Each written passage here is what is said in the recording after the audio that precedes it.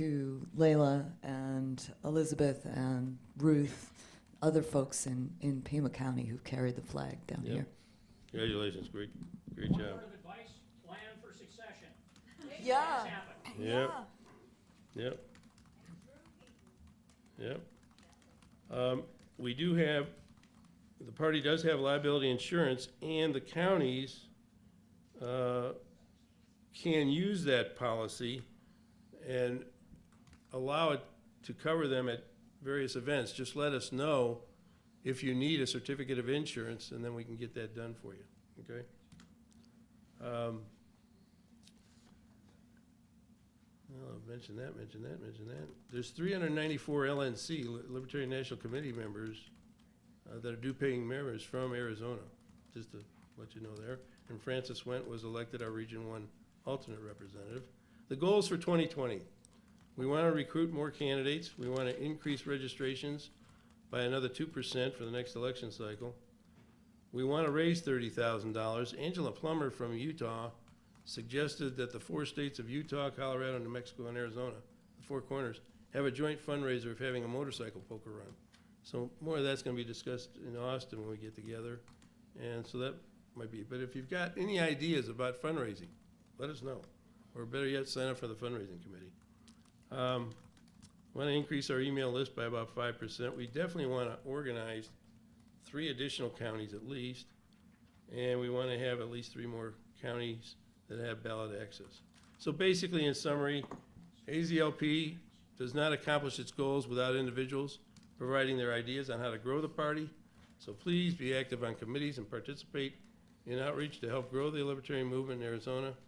That's my report. Now we'll hear from Richard Longstreth, our Region 1 representative to the LNC. Richard?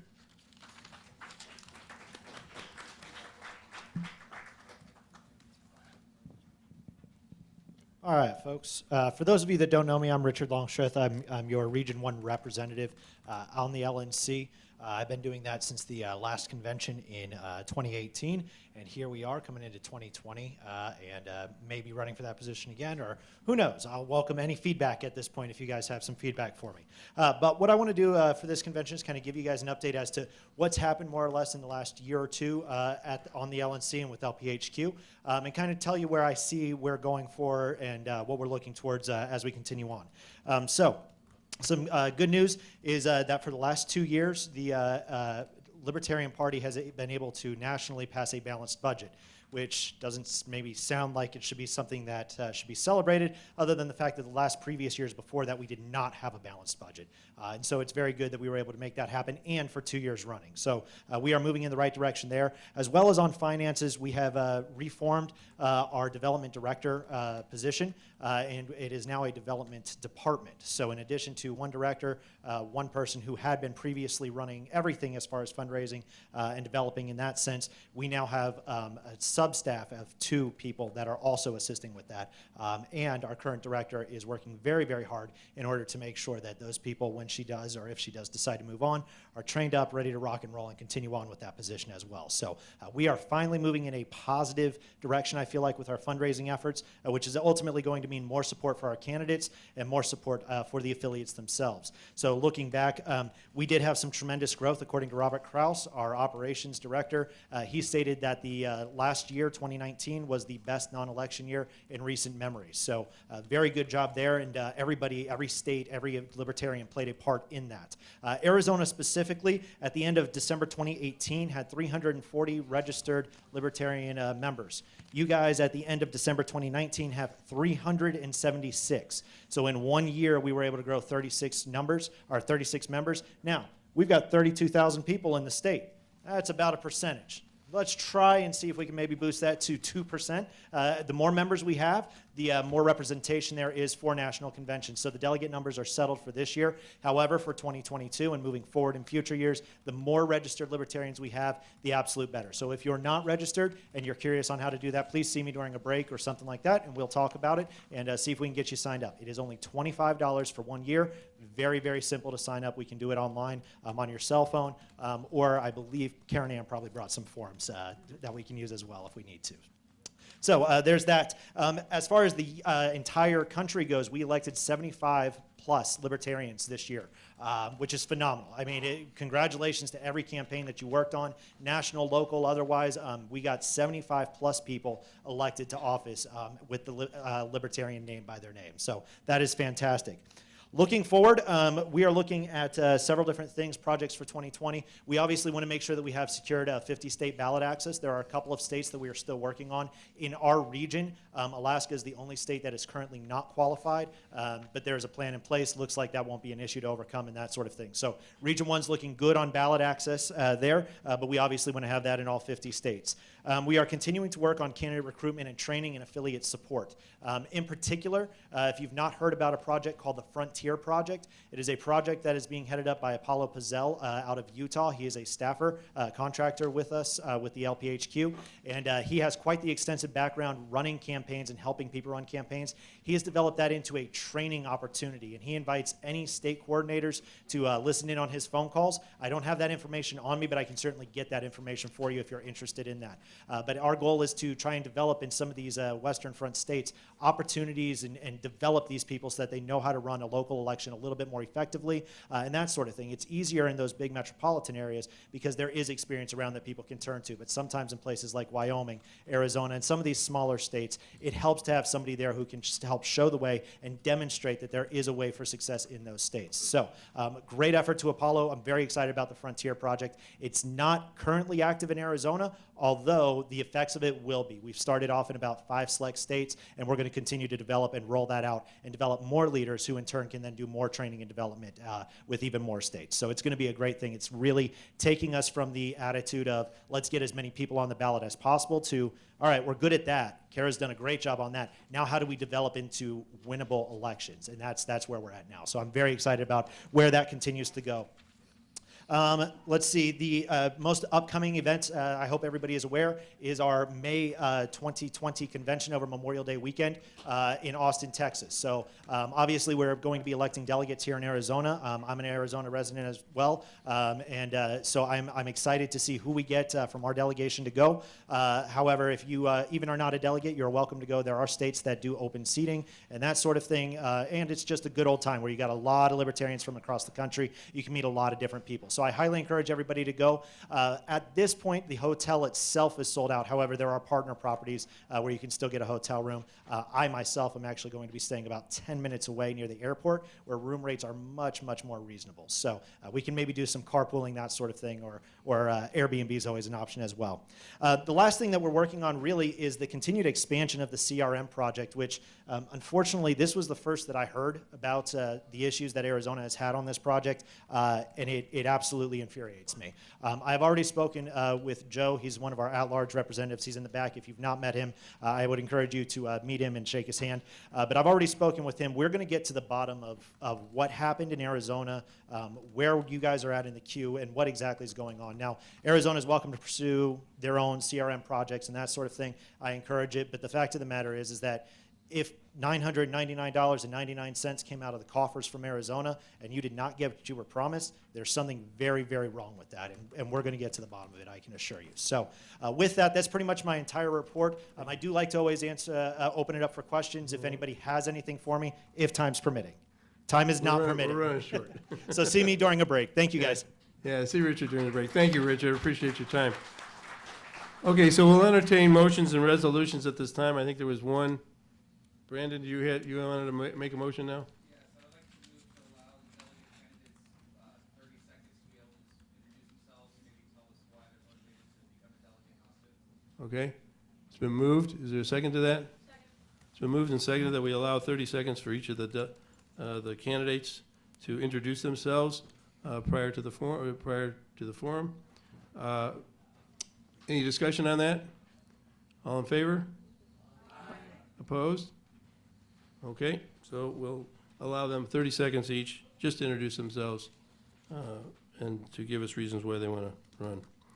Any other motions or resolutions?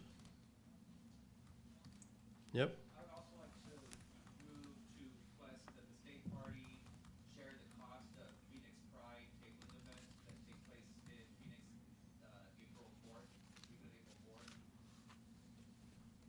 Okay, how much is it? That's gonna be tough to approve if we don't know how much money we're talking about. You get, you may have to send that separately to the, okay? Anything else?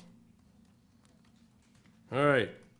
The state committee business meeting is now adjourned, and we will reconvene for the speakers at 10:35. Okay? At what point do the delegates have a chance to speak then? The candidates for delegates? So we just have to vote to allow them to speak, at what point does that happen? The candidates for delegates, I think, their little bio, isn't it in your packet there? The, Just have a motion that they have 30 seconds, you're not the delegates, it's the candidates. candidates for delegates. Yeah, no, the candidate, that was, you were talking about the candidates, not the delegates. No, candidates he for was delegate. talking about the delegates. He was talking about the delegates. Okay. Well, then, we'll, all right, I was under the impression that the motion was for the candidates to say that. We'll have to do that. How about if we do that, because you guys are gonna vote during the convention. So I would say, all right, let's do it right before the speakers then. We're gonna do it right after the break. Okay? Serious? We'll do it right after the break. That's gonna be. And you're only gonna allow 30 seconds. Okay? I'm gonna be a very big stickler on this. I'm gonna tell you to be quiet after 30 seconds. Just another real quick announcement. I've been told that the restroom in the back is actually out of order, so you'll have to travel through and across, and on the other side of the courtyard, there's a restroom over there. Always something. Yes. Yeah, all right.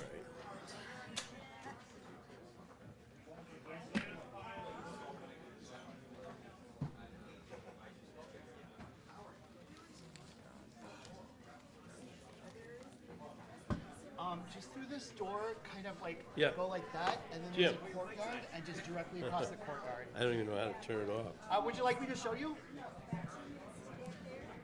Oh, not even that. Yeah.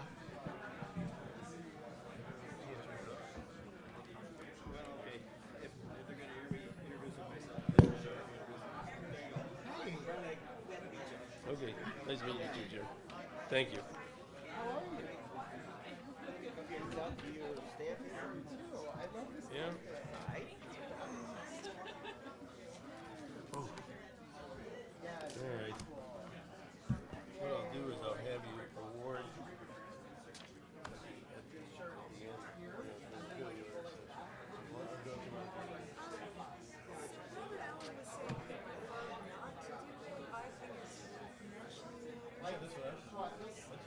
If something happens.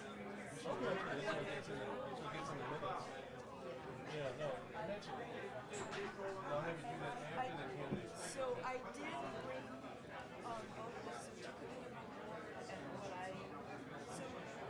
what I bought as the award itself was a very workshop about 2 years ago. And there's a rationale behind that is that Powell had a vocation to sustain the botanical garden teaches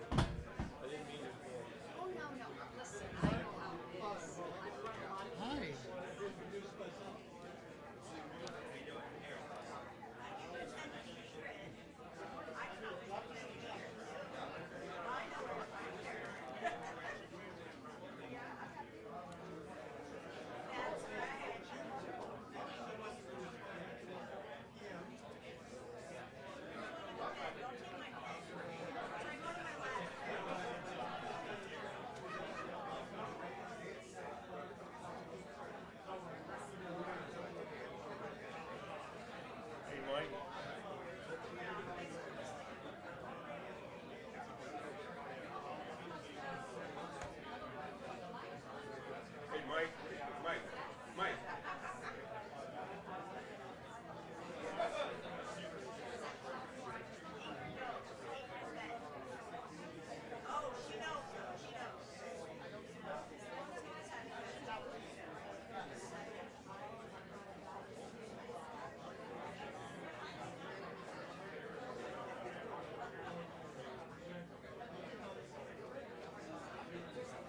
Okay, time these guys for 30 seconds. I'm gonna sit up here and I'm gonna tell them to stop when that red light goes on. So I would say. I'll just do 10. That's what I was gonna suggest. All right, and you need me to switch these out now, right? Let's go ahead and put the speakers up here, yeah.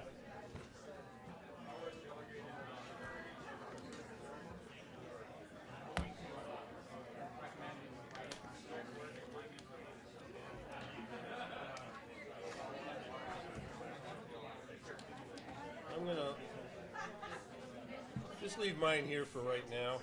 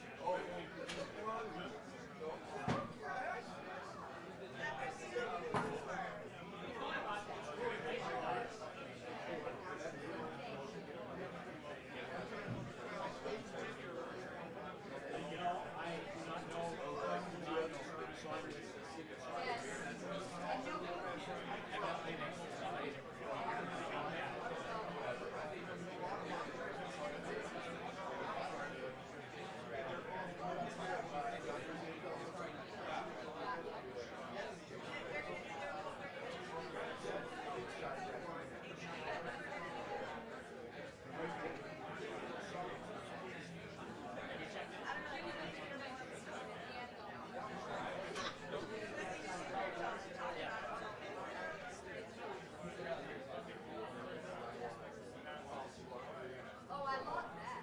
It's the travel. No, I love it. That's why I love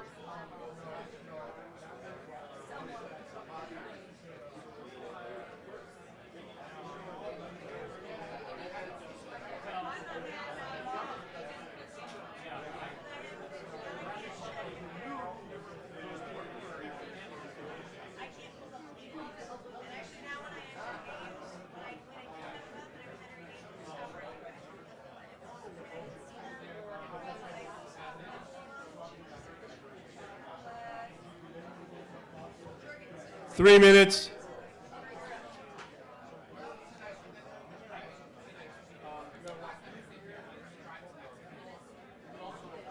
Jeff, how do you want to make sure that we got all the Class A members and have a...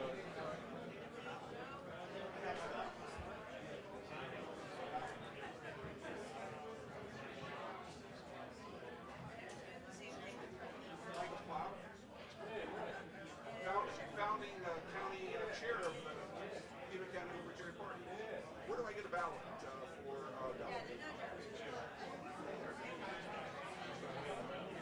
Oh, thanks for your email response.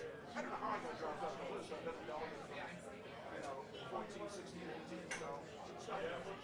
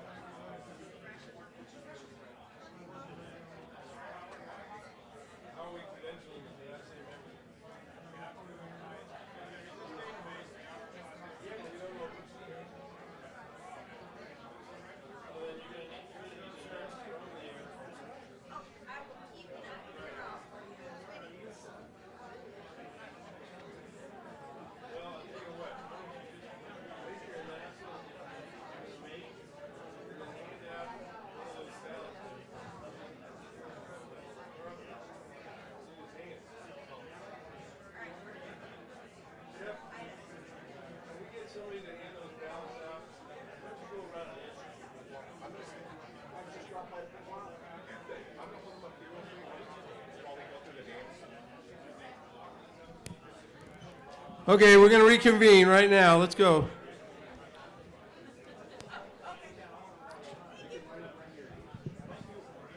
Robert Peppiton's got the names of the delegates. He's going to read them off. Please come up here to the front and stand in line. And we're going to give each of you 30 seconds to tell us who you are.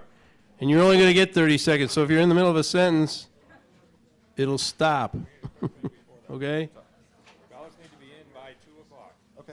It has to be the official Nah. card stock. The one that This is the part about being a libertarian. You got to be a dictator at the same time.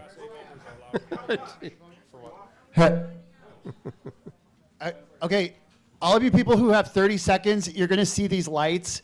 Green means you've got 20 seconds left. Yellow means you have 10 seconds left. Red means stop. That's right. All right. So the ballots are up here in the front. If you're a Class A member, you need to have a ballot in order to submit them. They need to be submitted by 2 o'clock, and they need to be on the official card stock. If they're not submitted by 2 o'clock, they won't be counted. If you're not a Class A member, if you're not a Class A member, you are not allowed to vote. We don't want the ballot box stuffed. And how many votes do you get? It's 1 vote per person. You can vote up to 14 times on your ballot. Okay, so this is for people who are on this delegate card to be a delegate. It's not for candidates or anything else like that, just so we're aware.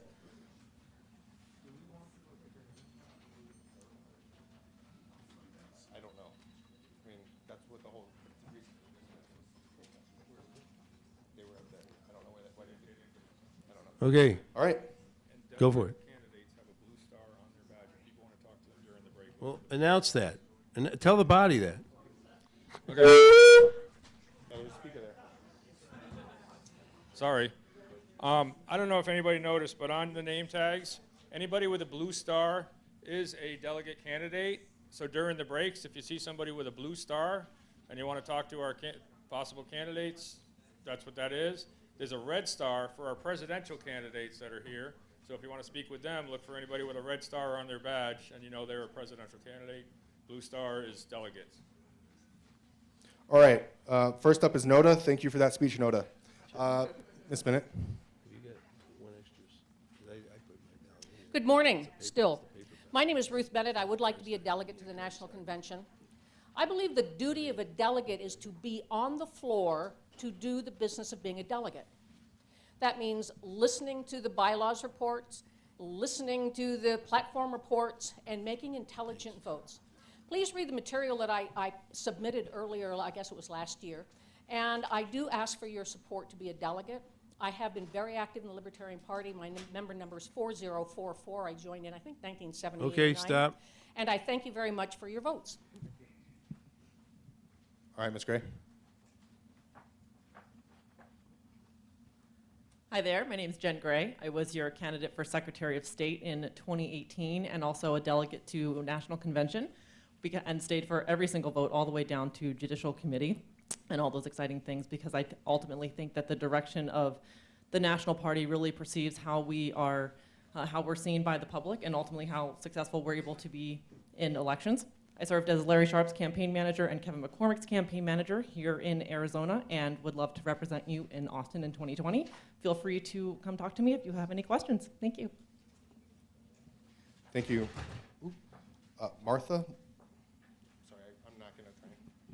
Good morning. My name is Martha DeForest. I've been a registered libertarian since the 80s. Started a campus group. I have 2 daughters, a husband. I've worked on a successful tax repeal in Santa Cruz County, California. Thank you. I've worked on national level projects, worked on a lawsuit for medical freedom, and basically been extremely involved throughout the years. And I would really appreciate your vote, Martha DeForest. Thank you so much. All right, Keith. Hello, my name is Keith Gallardo Blakesley. I'm retired out of the Army. I was in the Army for 13 years. I deployed to Iraq once, Afghanistan twice. I am very anti-war. I'd like to be a delegate to push that, and that's about it.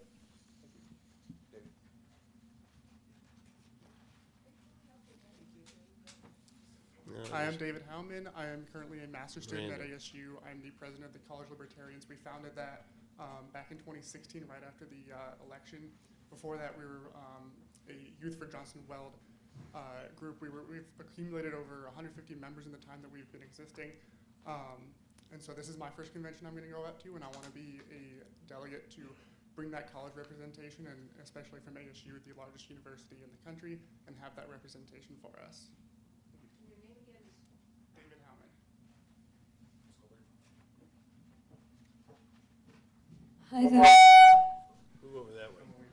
Okay. I apologize for that. And I apologize also for my voice. I'm getting over a cold. I'm Emily Goldberg. I'm the Assistant Secretary of the Arizona Libertarian Party. I'm the Secretary of the Maricopa County Libertarian Party.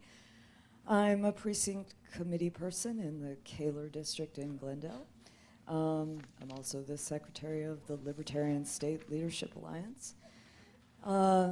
In the past, I've been the Secretary of the State Party for 10 years, I think. Also mentored the Libertarian Student Association at Hamilton High School in Chandler. 90% of life is showing up. Going to convention is to show up. Okay. Let's go. Stop.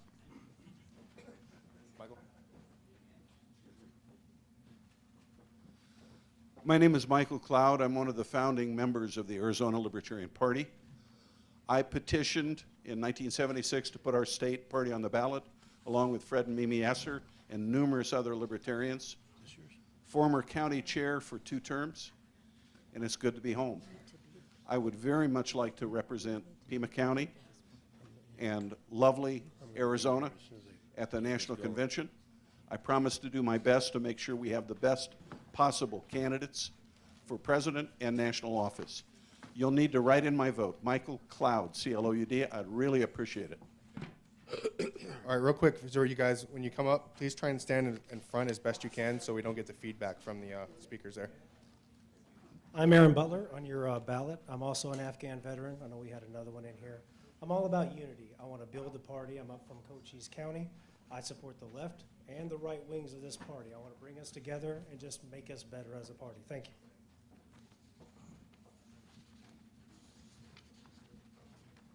Hi, I'm Jake Campbell. I was a delegate for Colorado in New Orleans, whenever that was. Super nervous. I will be going. I already have my tickets and everything, and I hope to represent my new home state. Yeah. All right, thank you. Hi, I'm John Lookabaugh. That's L-O-O-K, Look for Liberty. 50 years old, freelance IT consultant, self-employed for 25 years. I currently live in Scottsdale with my partner who's an attorney. We run a small 501c3 that helps other charities with fundraising events. I volunteered for Gary Johnson 2018 Senate run, also for Nick Sarwark in his 2018 mayoral campaign. When it comes down to it, I want what's best for all Arizonans and Americans. I hope to meet more of you and get more involved with local causes, and let's look for liberty. Thank you. I'm Thomas from Apache County. I'm a carpenter, and I'm here to just throw my support behind Hornberger.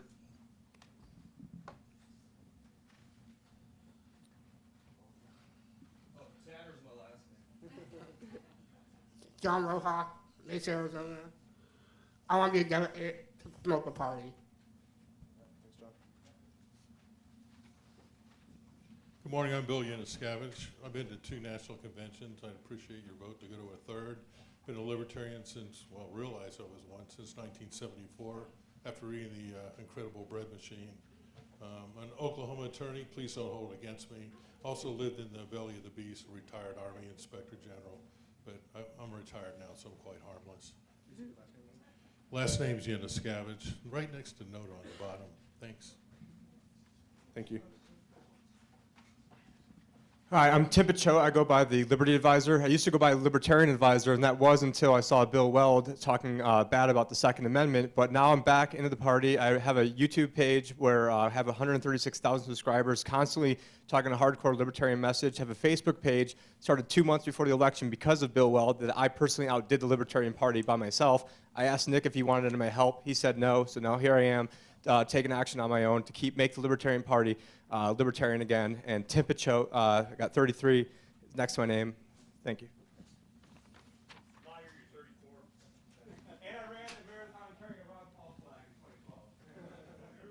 Hello, I'm Elizabeth Nolan. I've been a long-time libertarian. Hello, I'm Elizabeth Nolan. I've been a long-time libertarian, been to many conventions, and I plan to be on the floor for all the business sessions.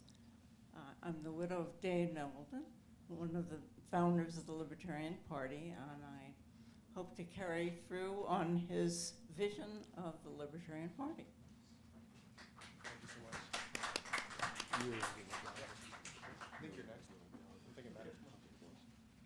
Good morning, everyone. My name is Ross Lavater. I'm a 64-year-old retired physician. I've been in Arizona since the late 80s, although I've only recently become active in the party again. I was the Arizona coordinator for the Clark for President campaign in 1980 when we got over 2% of the vote. I wrote Clark's white paper on First Amendment issues In 1978, I was on the National Platform Committee. I was, along with Tom Palmer, the first intern for CADA, and I'm eager to represent you. Thank you for your consideration.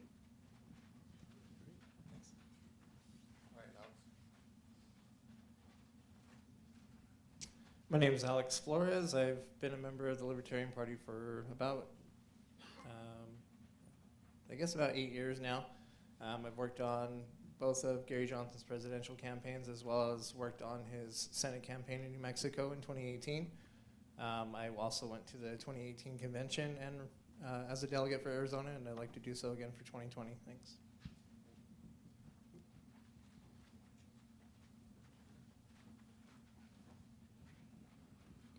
Good morning, Libertarians. My name is Michael Kilsky, longtime state chair of the Arizona Libertarian Party, repeated delegate to the convention, several times was the leader of the Arizona delegation. I'm an attorney. I defend the innocent from the unjust accusations of the government, and I know all my clients are innocent.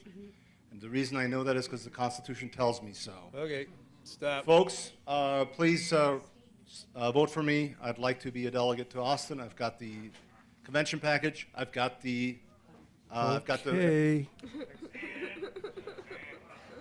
This is why you don't hand libertarian I know you're a microphones. former chair and you're my mentor, but you still only get 30 seconds.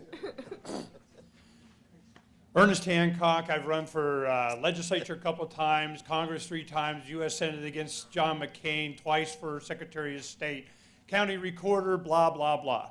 I'm an activist. I was county chairman in the 90s, and my wife and I, we are liquidating everything. We hit the road in May, stopping off first in Austin at the National Libertarian Convention on the Love Bus Tour for a year promoting freedom. And then we're going to build land here. You know, build land. That'll be All right. a challenge. Okay, thanks. Is Norman present? No. Judge Buttrick? No. Jim Cantrell? Sue Savak? Who else? Kevin McCormick? Sean Michael Patty? I don't know. Maybe it's French. I don't know. Kim Ruff? Virginia Stanek? David Stoner? Sorry, David Stone? Sorry, not Stoner. This is a libertarian, meeting. I know where your mind is. Scott, I'm not going to try that one. Okay, I think we're it. Okay, good. Did you have a couple other announcements? Sorry. Mike Shipley. Hi, I'm Mike Shipley. I'm running for delegate as well. I'm a former state party secretary, current vice chair. I've chaired referendum campaigns. I've chaired or founded numerous caucuses, affinity groups, grassroots projects over the years. You probably already know me, so you probably already know whether you want to vote for me or not, but I would really humbly appreciate your support for delegates so that I can get to Austin. I already have my reservations all made, so I'll be there either way, but I would love to vote. Be a delegate. Thank you. Okay, that's it. Very good. All right, thank you all. All right, once again, ballots need to be submitted in the brown box over there by 2 o'clock. You get 1 vote per person, up to 14 votes. Anything more than that, the ballot's going to be discarded because it's invalid. So to be clear, you can vote for each person once, you get 14 votes. You can vote for 14 people. So it's like ranked choice voting, because that's how many open seats we have. There's 14 open seats. All right. Okay. Anything else? Okay. I'll turn control of the convention over to Robert, who's going to monitor the speakers here and give you information about them and introduce them, okay? Robert, go ahead. And All right, thank you. All right, briefly. Marge, you and I have to leave. Briefly, there's 3x5 cards up here on this table. They're to write questions on for presidential candidates later for our presidential candidate forum. You need to write specifically which candidate that question is for. It doesn't go to all single of them, so you need to write which candidate you want them to go to. It's mentioned in the folder there. It should be mentioned which candidates are here.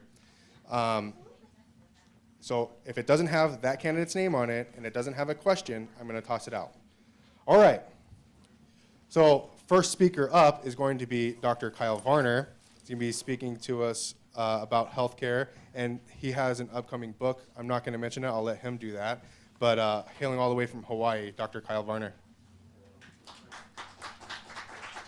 Just so the speakers know, you will see the green light at 20 minutes. Oh, you do?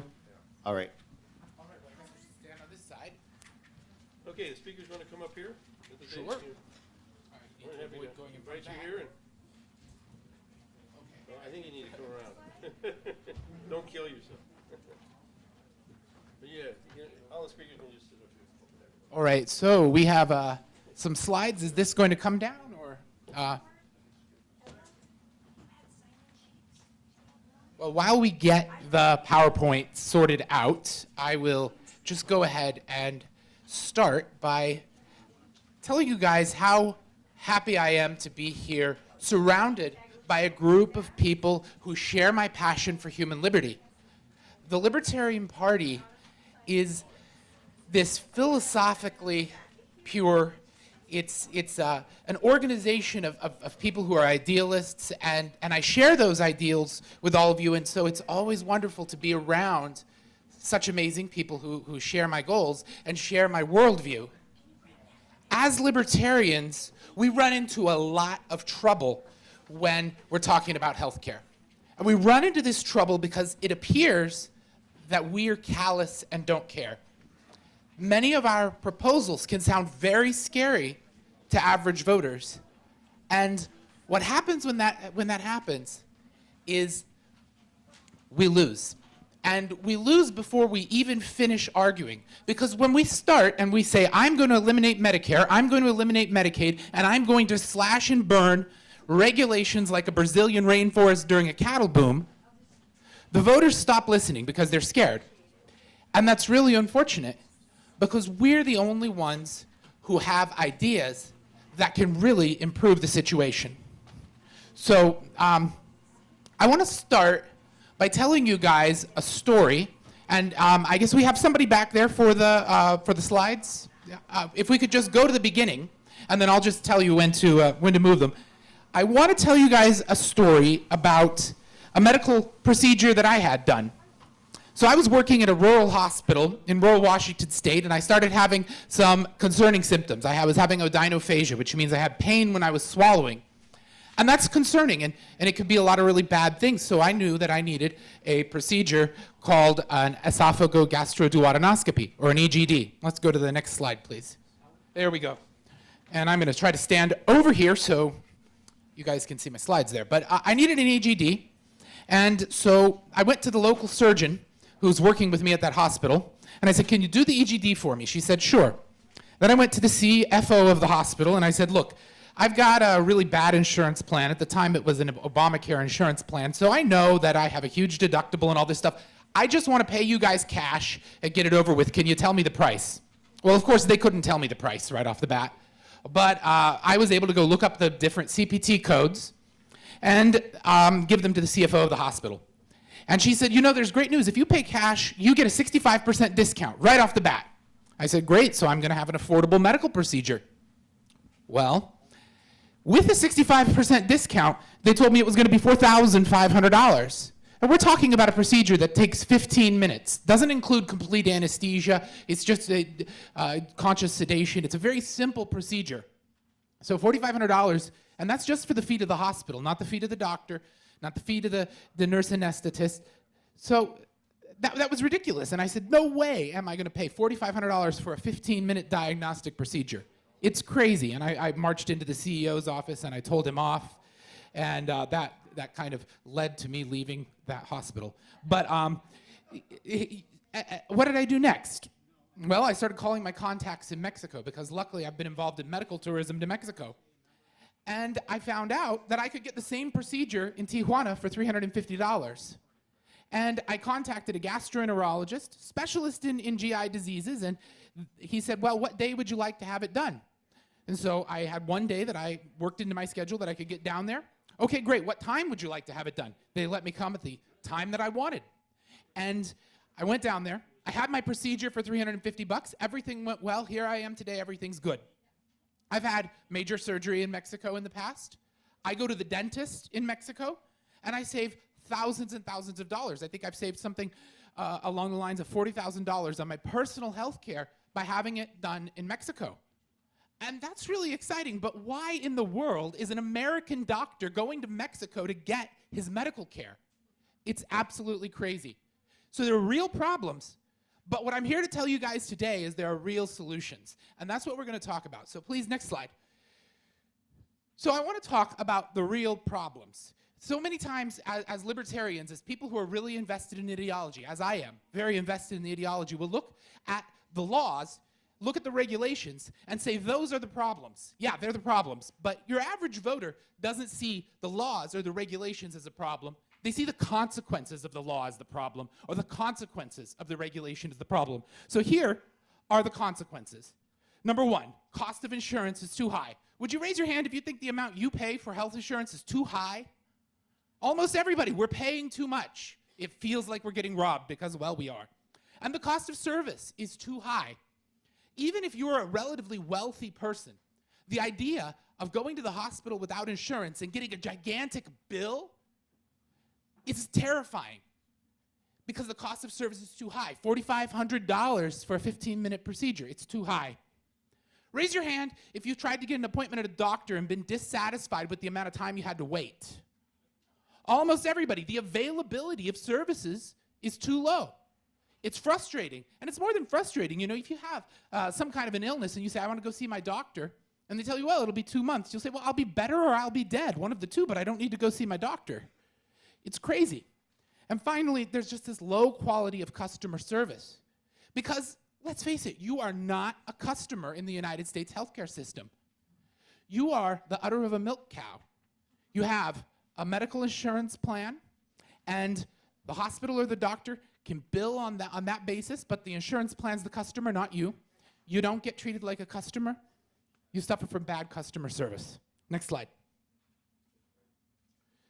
So I want to go over the numbers that are really shaking America's political foundations. Because we'll talk about this more, but I really believe healthcare is shaking the foundations of the United States because it's such a pain point. It's causing so much pain and anxiety and suffering among our people. People are crying out for solutions. And if we don't start to provide those solutions, we're going to see some major political problems as a result. So in 2018, that's the latest year that I have good data for, we spent $10,586 per person on healthcare in the United States. That's more than double any other country. We're not getting better outcomes than other countries, but we're spending a ridiculous amount of money.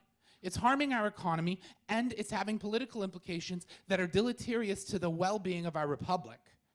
58.5% of bankruptcies in the United States are caused by medical expenses. It's crazy. You work hard, you pay your bills, you do everything right the way you're supposed to, and then you end up bankrupt, not because of irresponsibility, but because you had a heart attack. We're supposed to be protected by the insurance plans we buy, but we know that's not the case. People get huge bills in the mail, and it destroys them, and it destroys the American dream. This 58% of bankruptcies, do you think these people are going to be very amenable to the idea of less government and more freedom?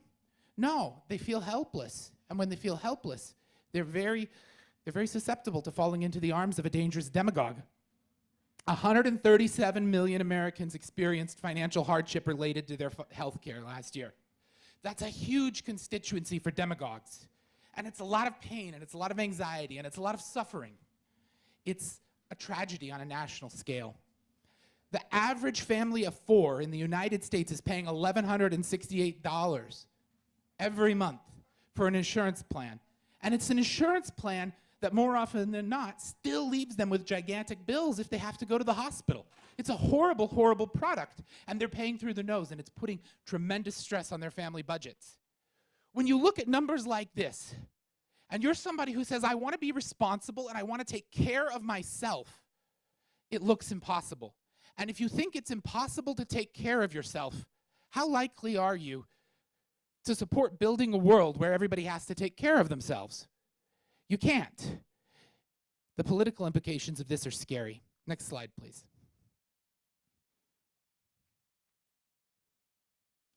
So I like to talk about two different political discourses, the way we look at the world. And I think this is so important because these two discourses are both true for different types of people at different times, or at least feel true, and they inform what political arguments people buy, what politicians they support, and the direction societies head.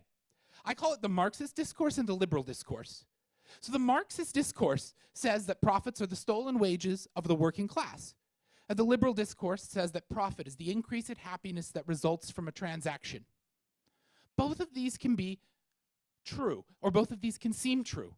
If you are working under slave-like conditions where you can't quit or you'll be thrown in jail or any number of things, it can really feel like your boss is pocketing what should be yours. But under a really genuinely free system, profit is exactly as we describe it. Under a system where you live in a town with only one employer, that may not be the case. We hear, who do we hear this from? China's robbing us and Nike is exploiting their workers. We hear it from both sides of the political divide. We hear it from Trump, we hear it from the left, and we hear on the liberal side that free trade makes everyone wealthy. Inequality is growing. We hear that all the time in the United States, in all over the world, really. But the liberal discourse says that the world is getting wealthier. And we hear from Bernie Sanders and AOC that the rich don't pay their fair share. But on the liberal side, we hear the most wealthy people are rich because they produce tremendous value. People love to say Uber is exploiting their independent contractors. But liberals know that the sharing economy is opening up more opportunity for more people and providing better service at a lower cost. You can see the world in one of two ways, and what side of this discourse you are on is going to determine what politicians you support, what the side that a society takes in this discourse in a majority way is going to determine the direction of the society.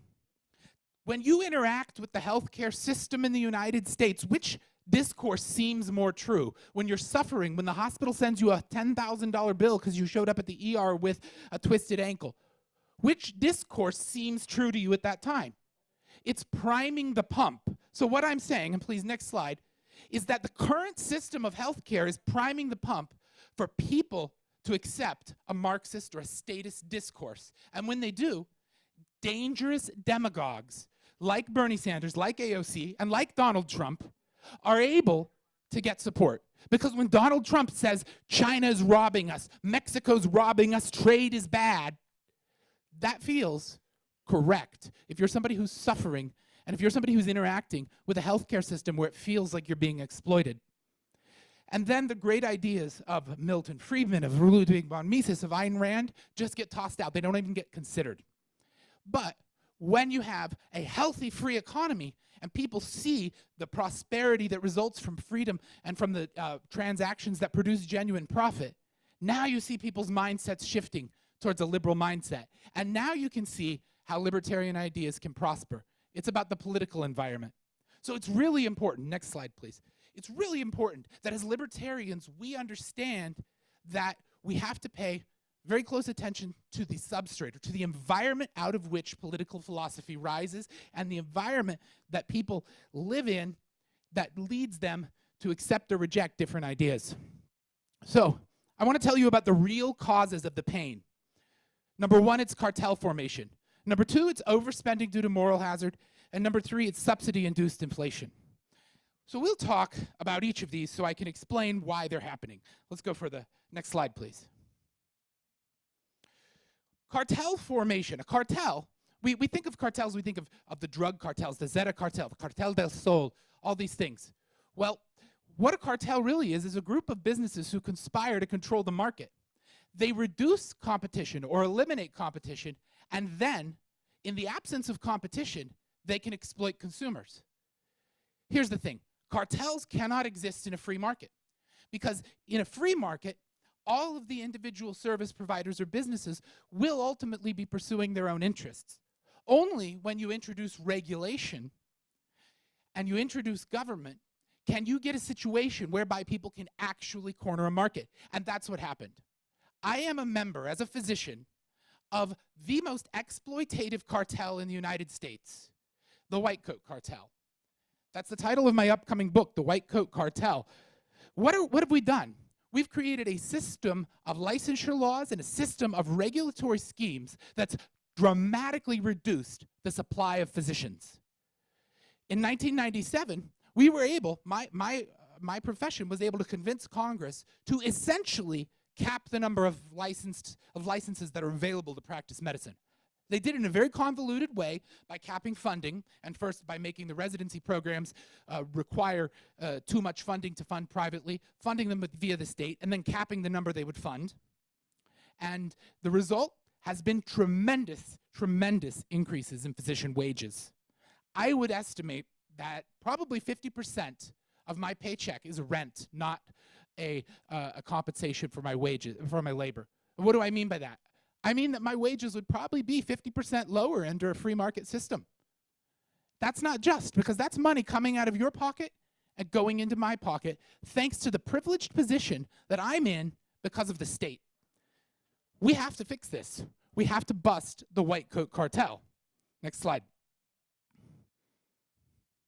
So, if you look at the excess wages paid to physicians in the United States and compare them to the wages paid to physicians in other developed countries, what you'll find is that every person in the United States is paying $700 a year as a tax to the white coat cartel because of the licensure regimes, because of the regulatory apparatus.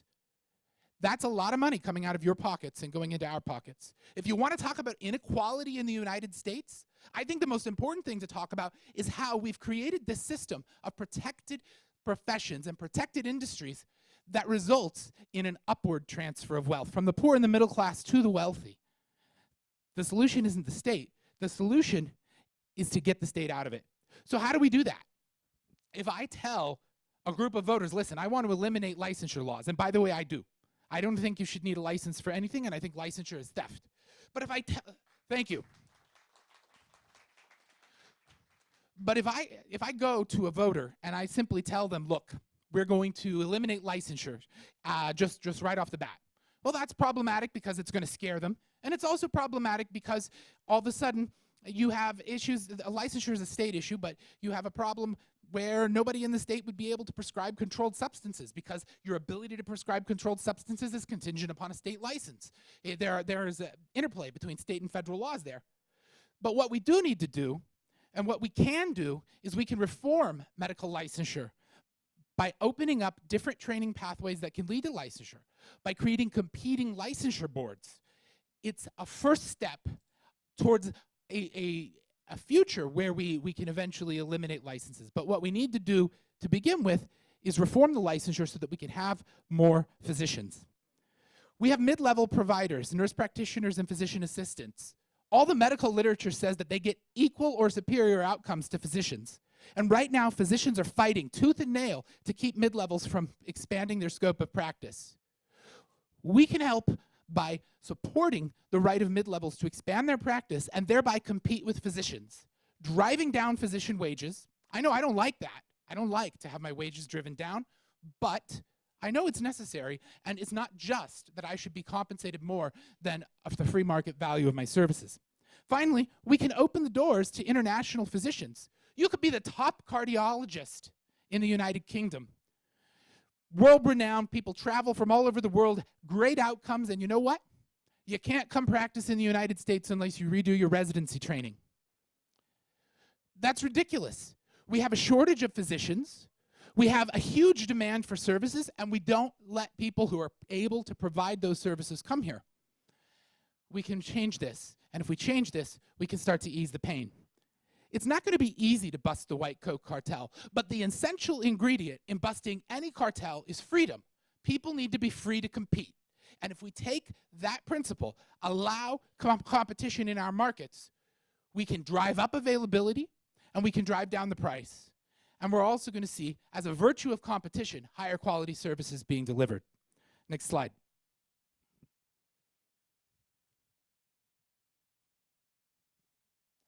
So we also have pharmaceutical cartels. I want to tell you a story about a drug you've probably all heard of, Daraprim. Daraprim's an antiparasitic drug that's most commonly used in HIV patients with a disease called toxoplasmosis. And it's a drug that's not very commonly used in the United States because thankfully we've made so many advances in HIV care. However, it's a generic drug. It's been around since the 1950s or 1960s, so nobody has a patent on it. So we're not talking about intellectual property here. We're just talking about a generic drug that's manufactured, and it was selling for $13.50 a pill, which in my book is crazy. But then another company purchased the rights to manufacture that drug, and they raised the pill to $750 a pill. You probably heard about this, a guy named Martin Shkreli, who's right now in prison for pharmaceutical fraud. And everybody was on the news saying, oh my God, look at capitalism and exploitation. See what these capitalists do? But there's nothing capitalistic about this. He bought a government-granted monopoly. And you might say, well, why doesn't some other generic company produce the drug? Well, unfortunately, it costs about $100 million to bring a new generic drug to market in the United States. That we're not talking about intellectual property or patents. We're just talking about regulatory hoops that a manufacturer has to jump through.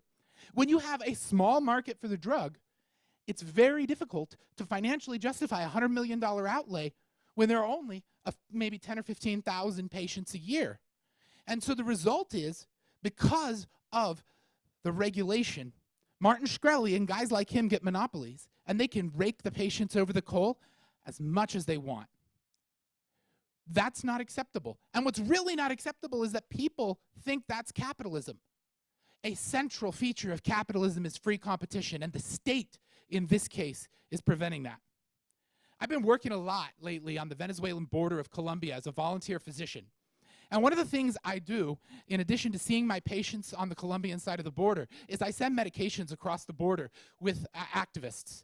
And there are some people in this room who've contributed to help me buy medications to send into Venezuela where there's a huge shortage, and I want to thank you guys for that. But one of the big problems there now is a lack of insulin. And if you're a type 1 diabetic, you know, this is life or death. So I've been buying a lot of insulin in Colombia. A month's supply of insulin in the US for a type 1 diabetic might cost about $300 to $500, sometimes even more depending on the amount of insulin you need, because different people need different amounts. But I'm able to buy that equivalent amount of insulin for about 25 bucks in Colombia. It's made by the same companies that make the insulin in the United States. These, again, are not patented drugs. We're talking about 10 to 20 times higher prices for insulin. There are stories published in the news about Americans dying. Americans who can't afford their insulin, so they start rationing it. They go into diabetic ketoacidosis. They end up in the hospital and they're dead. And I can't accept that.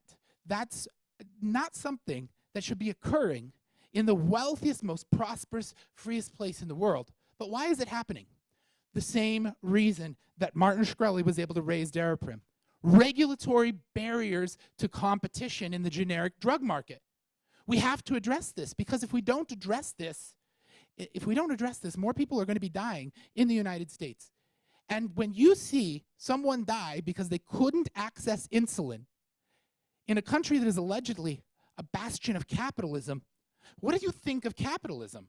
What does the average voter think when we see these horrible things happening? We have to fix this problem. Now, there have been efforts to engage in price fixing, but we all know what price fixing will do, right? It'll create shortages. No, what we need to do is open the market to competition. And we also, next slide please, need to legalize the importation of medications from abroad. If I can get a month's supply of insulin in Colombia for 25 bucks, why should some guy here in the US have to pay 500 for the same medication that's not even subject to a patent? It's ridiculous. And as libertarians who defend free trade, we can lead on this issue. Let people buy their medications where it's cheap so they can afford to take care of themselves. It doesn't even sound that radical. And polls show that this is a very popular proposal. Give people the freedom to buy affordable drugs. That's not a difficult proposal. We also need to reduce the regulatory burden for generic drug manufacturing in the United States. Let me be clear about something. I want to eliminate the idea of regulations. That's not going to happen next week. But I think we have a really strong case for reducing dramatically the regulatory burden, because we can show how the regulatory burden is harming people. And so what we need to argue for is moving towards a more market-based regulatory system. When I say market-based regulations, what I mean is consumers need to use their power to decide what kind of certification they want in the products they buy. underwriters laboratory, and things like that. We need to start working on building mechanisms like this so that people will feel comfortable with us rolling back the state. We also need to reduce the regulatory burden on new drug development. My friend Dr. Mary Ruert has a great book called Death by Regulation, because in addition to driving up prices, the FDA and the regulatory burdens in developing new drugs are slowing dramatically the development of new drugs, which means that new cures stay in the laboratory and stay out of clinical practice for a longer period of time. And we would actually have a lot of opposition from pharmaceutical companies to that reform right now, because they view that tremendous regulatory hurdle as a way to prevent competition, to preserve a cartel. So what can we do? It's quite simple. We say to the pharmaceutical companies, look, we want to reduce your regulatory burden, and in exchange, we want to reduce your patent duration. And what do I mean by this? So right now, you're going to have somewhere around 20 years. So to build, what I'm suggesting is to build public support for reducing FDA regulation, we tie the FDA, that reduction in FDA regulation, to a reduction in the duration of patents. It means more drugs going generic sooner, and it also means more drugs getting on the market. So the pharmaceutical companies will be able to put more drugs on the market, they'll be able to innovate faster, but they won't be able to reap monopoly profits for as long. It's not an ideal libertarian radical solution, but it's something that can make things a lot better by lowering prices and also by bringing more new therapies to the market quicker. Next slide, please. We also have a really big problem in the United States with moral hazard. What moral hazard is the idea that if I bear the cost for your actions, you're going to act more recklessly than if you bear the cost of your actions. You know, you can't insure a car for more than it's worth, because then you would have the financial incentive to wreck the car. That's moral hazard. And we have moral hazard in healthcare right now because the vast, vast majority, over 90% of healthcare spending in the United States, is by third parties. Your insurance company's on the hook. Yeah, you may have to wait to see a doctor. You may not get to see the doctor of your choice. You may have to go through prior authorizations. But at the end of the day, it's a buffet. You pay once in your insurance premium, and then you can consume more or less without limit. And so we see tremendous overconsumption of low-value services. That would never happen if people were spending their own money. But we're in this kind of catch-22. Next slide, please. Because people feel like they can't afford to spend their own money on healthcare because the prices of services are so high. And so we need to figure out common sense ways to reduce the moral hazard burden. And this is really going to start getting into the financial weeds and the regulatory weeds of how to do this. But what we have right now is a system where the tax code incentivizes these plans. Because if your employer gives you an all-encompassing health care plan that induces moral hazard, that's purchased tax-free. But if you want to pay your own health care, those are with post-tax dollars. There are a lot of proposals to address this problem.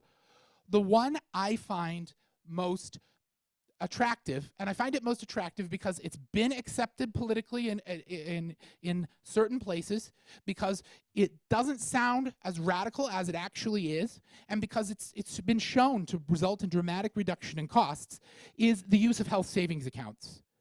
Right now, what we have is everybody is eating at the buffet. And what we want to do is have people play the role of consumer, where they're shopping for value and where they're spending their own money. We want to have them have skin in the game. So what's a healthcare savings account? Well, it's a triple tax advantaged account. It means that you put money in it pre-tax, it grows in your investments without taxes, and then if you spend it on healthcare, you don't pay taxes either. So it's a way to be able to build up a sum of money that you can use to help take care of yourself. It has to be right now, in order to be eligible for one of these, it has to be paired with a high deductible healthcare plan. So what this means is that you may have a healthcare plan with a $2,000 deductible, and then you have a health savings account that may have $2,000 or more dollars in it. And the idea is that when you are seeking medical care, since the first $2,000 come out of your health savings account, you're going to go shopping.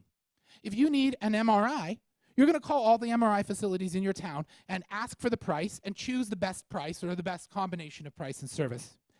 Next slide, please. So why is consumer behavior important? Why do we want people to be... 1 minute left. Okay, so why is consumer behavior important? It's important because the more consumer behavior you have, the lower prices go due to competition, due to the fact that consumers are spending. So you see that cosmetic surgery is dramatically cheaper, it has dramatically lower inflation than, for example, physician services or medical care in general, which is paid by insurance plans. So it's very important that we look to implementing reforms such as health savings accounts as a way of creating consumer behavior. When we talk about healthcare reform, we need to talk about common sense ways to bring down the price and bring up the quality of service. And we can do that by cutting regulations and by changing the tax code to empower consumers. Once we do that, I think we're starting to get on the road to more freedom. It's not something where we can just cut the Gordian knot. It's too scary to voters. But what we can do is get ourselves on the road to more freedom. We can change the way people see the world because we are going to be able to reduce their prices and create a situation where they feel like they can take care of themselves. When people feel like they can take care of themselves, when they're participating as consumers, we're going to create political demand for more free market reforms. The end of the road is complete absence of government involvement in healthcare. It's not going to happen overnight, but if we take these steps to get us moving in that direction, I'm absolutely convinced that we can have a major positive impact in the United States. So thank you guys so very much for your time. Thank you so much. I'm sorry. I wish we had more time, man.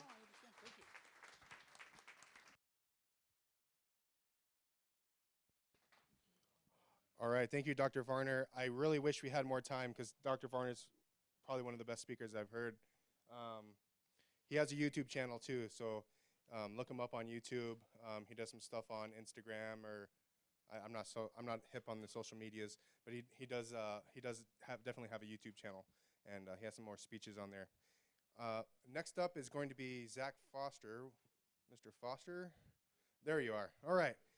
He is currently the chair of the Mises Institute in Cuba. Thank you. And currently resides in California. So let's give a hand for Mr. Zach Foster.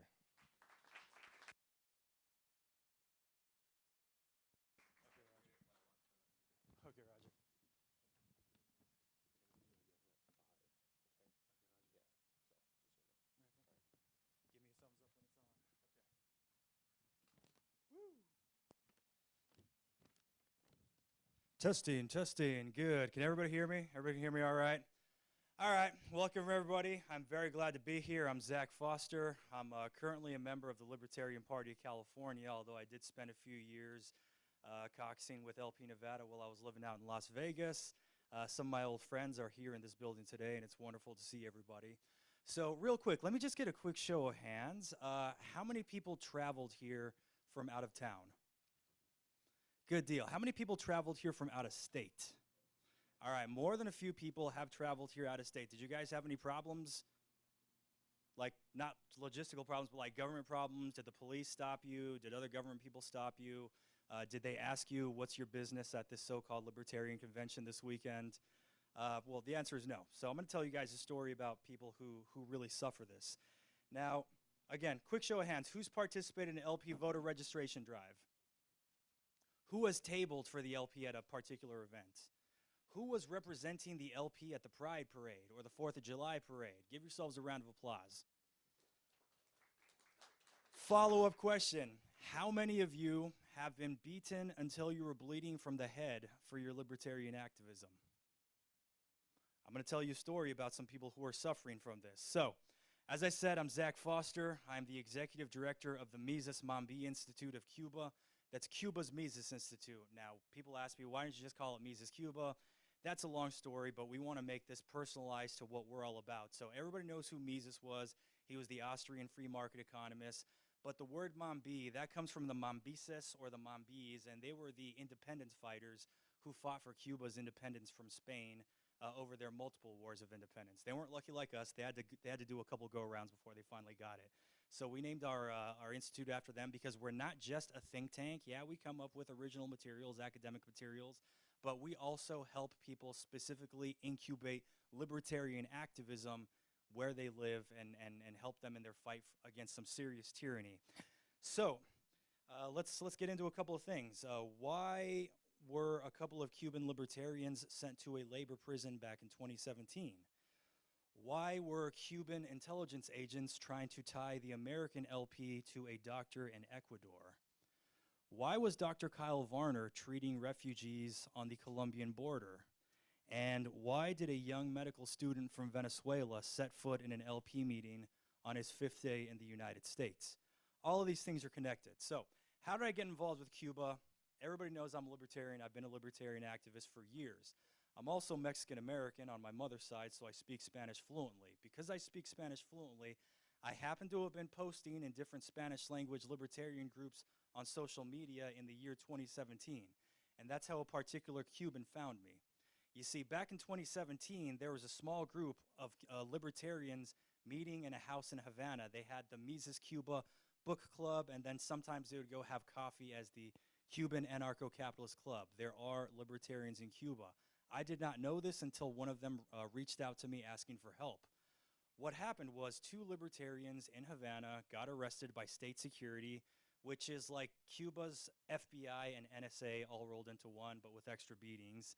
They got arrested by these plainclothes state security agents who demanded, first of all, they approached them on private property, so they knocked on a door where these guys were at. There's a small house in a small neighborhood in Havana where different opposition activists have their meetings and they plan for their events. And these guys were showing up to a book club meeting at that house. I could be mistaken, but if I'm not, I believe they got arrested over some Spanish language translations of Murray Rothbard's Ethics of Liberty. It was either Ethics of Liberty or Toward a New Liberty, but literally they got sent to a labor prison over having the wrong book. One of these gentlemen was named Manuel Velasquez. He got sentenced to a year, whereas the main instigator, who had already been arrested before, his name was Ubaldo Herrera, and he got sentenced to 7 years in a labor prison on the falsified charge of attempted assault of a police officer, which that's cool because number one, he never raised a hand against anybody, and number two, they never identified themselves as police. They were approached by people in civilian clothes who demanded to see their ID, and when they wouldn't turn over ID, these guys came back a couple hours later with the actual uniformed police, and that's how a couple of libertarians in Cuba ended up in the gulag. So there was a small group of libertarians that have been meeting there since 2015. One of the founders is a very brave man named Nelson Rodriguez Chartrand. Some of you guys may have heard of him. And there was another co-founder of that network. I'm going to withhold that gentleman's name because he had a nervous breakdown after he got to the United States, and because of the severe beatings that he's received from the Cuban government. And I'm talking about, I've seen these photographs. He has been beaten with nightsticks so severely that you could see the bone in his head, you could see his skull, you could see streams of blood running down his face. This is just for having different ideas. And I'm not trying to bash against people who like Castro. I'm not trying to bash against Marxists. I'm specifically trying to bash governments who would use force to oppress people who commit the high crimes of disagreeing with them. Well, Nelson was in contact with another co-founder of his organization. We'll just call him Mr. G. Mr. G had recently arrived in Miami as a refugee. He fled Cuba because state security was telling him, if you keep doing this freedom libertarian crap, we're going to kill you. We are going to make you disappear. And that is a very credible threat because there have been other activists who literally have been murdered by the police in Cuba in recent years. Right now, there's a guy who's still in prison. Nobody's heard of him. Jose Daniel Ferrer. His family has no idea if he's still alive. The international community has no idea if he's still alive. There was another report that we got from the family of a gentleman in Placetas province who had been beaten to death in police custody. I saw the photographs of his corpse. He had bruises all over his body, backs of his legs, stomach, back, shoulders, broken open head. The Cuban police killed this man. They murdered him. So when they were threatening this libertarian to kill him, yeah, it was a credible threat. So he got the hell out of there. He went to Miami. And then that's when he found out his friends Ubaldo and Manuel got arrested. So from Miami, this guy was on the internet looking desperately for any American libertarian who could speak Spanish and just try to get the word out. That's what he was specifically requesting. It wasn't like a Nigerian prince scheme. He never asked me for a penny. He specifically said, we want this denounced in the news. Please help this make the news. They have arrested this man. They have wronged these men. It is absolutely horrible. Well, I got involved with these guys because they brought their horror and their suffering and they dropped it in my lap. And the way that I was raised, when people have that type of a desperate need, when it's that type of a desperate situation, you don't just tell them to go pound sand. This is part of what makes humanity redeemable in the end, is what I believe, when people decide to help other people who are truly in need. So I didn't know what the hell to do. I had no idea what the hell to do. So I contacted my friend back there, Alex DiBenedetto, in the purple shirt. Everybody, he's waving hello. And I asked him, Alex, what the hell do I do about this situation? These guys are asking for help. They're asking for libertarians to help them. What do we do? And he said, well, I guess we could get the XCOM of LP Nevada to publish a resolution in which we're denouncing the arrest and demanding his freedom. So they did. And about a week after these guys ended up getting sentenced into labor prison, LP Nevada published the first resolution condemning the Cuban government's arrest of these libertarians. And then next thing we know, LP Oklahoma was hitting me up, and then LP Arizona, and before I knew it, at least 10 different states' libertarian parties plus LP Chicago had all published similar proclamations. One of the people in this room who I definitely want to recognize because of her help in the early days when it really mattered was pink hair over there, Karen Ann Harlos. She actually brought this resolution to the LNC and had to argue with them when they didn't want to pass a resolution like that, because there were folks who were of the opinion that even saying something about something happening in another country is interventionism. Well, no, that's not interventionism. Interventionism is when we pull off a coup with the CIA, or when we send the 82nd Airborne Division to go in and overthrow a government, but saying, hey, what those people over there are doing is wrong. That's not interventionism. That is telling the truth. So I would like to thank Karen Ann very sincerely from the bottom of my heart for the wonderful work she did. Had it not been for her and then folks like Starchild and Arvin Vora really agitating to get this to the table, it might not have gotten any steam, and luckily it did. And then shortly after, the American LP made a resolution in favor of these Cuban libertarians and against the Cuban government. Unfortunately, the Cuban government stepped up their level of repression. Then they started going after other libertarians because Ubaldo's story was popular around Cuba. You know, a new organization was forming. It was spreading like wildfire. So on May 7th of 2017, in a small house in Havana, the Cuban Libertarian Party was formally formed. They're not legalized by the Cuban government because the only legal political party is the Communist Party of Cuba. They have a couple of fake parties that they have in the national assemblies, but if you're not specifically signed off on by the regime, you're just not going to do politics, period. But these guys got it done, and then they started growing. When this started, it was a small group of people meeting in one house in Havana. By the end of 2018, we had capital L and small L libertarians in 6 provinces across Cuba. 6 provinces in a totalitarian communist country. And it is totalitarian. They really are watching you. It is an Orwellian country. Here's the deal. When Orwell wrote 1984, he had cameras and microphones all over the place watching everything you do. Well, this is a very poor country. They can't afford to put cameras on every street corner watching everybody. So they'll just put a guy on every street corner. Sometimes it'll just be a police car from the National Revolutionary Police. He'll be parked, and he'll be making sure that people don't get to whatever house, or if somebody's a known activist, he'll make sure that they don't leave the house. As a matter of fact, the leaders of the Cuban LP, they get those special guys, those trolls, posted in front of their house all the time whenever there's a holiday, for example, King's Day in Cuba, or July 26th, which was the big anniversary of when Castro started his guerrilla war. Every day that there's a parade, there will be police officers literally standing on the sidewalk outside their house, making sure nobody comes or goes. And that's how they keep a lot of people from participating in politics. But the party is growing, and they've recruited some very valiant people. People like Raul Ramirez, who's heading the party in, gosh, what province is it? The name escaped me. It's one of the very rural, Pinar del Rio, there you go. He's in Pinar del Rio province. That's special for 2 reasons. Number one, that province is where they had most of their gulags after their civil war. So a lot of people have heard against the guerrilla war against Batista, but they don't know about the actual civil war that Cuban had after the revolution. And this is where the different revolutionary factions were fighting against the Castro regime, because it was very plain to see within the first year of 1959 and Batista's overthrow, Castro was obviously taking over the government for himself and his friends. And he himself was not a dedicated Marxist-Leninist at the very beginning, but he was all about loyalty.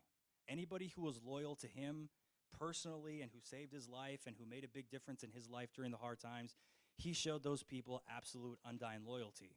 Well, at the top of those lists were his brother, Raul, who was a dedicated tankie and still is, and then Che Guevara. Everybody knows him from the posters. I'm not going to get into Mr. Guevara. I will simply comment that I personally think it is a heinous betrayal of the principles of the Cuban Revolution that so many people who fought in Castro's army ended up either in prison or in front of a firing squad because they dared to voice opposition. Again, I'm not trying to bash on commies here. That does not interest me. As a matter of fact, if you guys want to counterbalance, Murray Rothbard was writing about the correct kind of commies back in the 1990s. A lot of people don't remember guerrilla war that started in Mexico in 1994, but the Zapatista National Liberation Army, which was a Marxist guerrilla army, started a guerrilla war against the Mexican government. And Murray Rothbard was ecstatic. Murray Rothbard said, this is fantastic. And he gave the reasons. They're probably Marxists for this reason and that reason and that reason, but their libertarian struggle is the most important thing to focus on, and it is absolutely a libertarian struggle. So I don't care what somebody's personal philosophy is.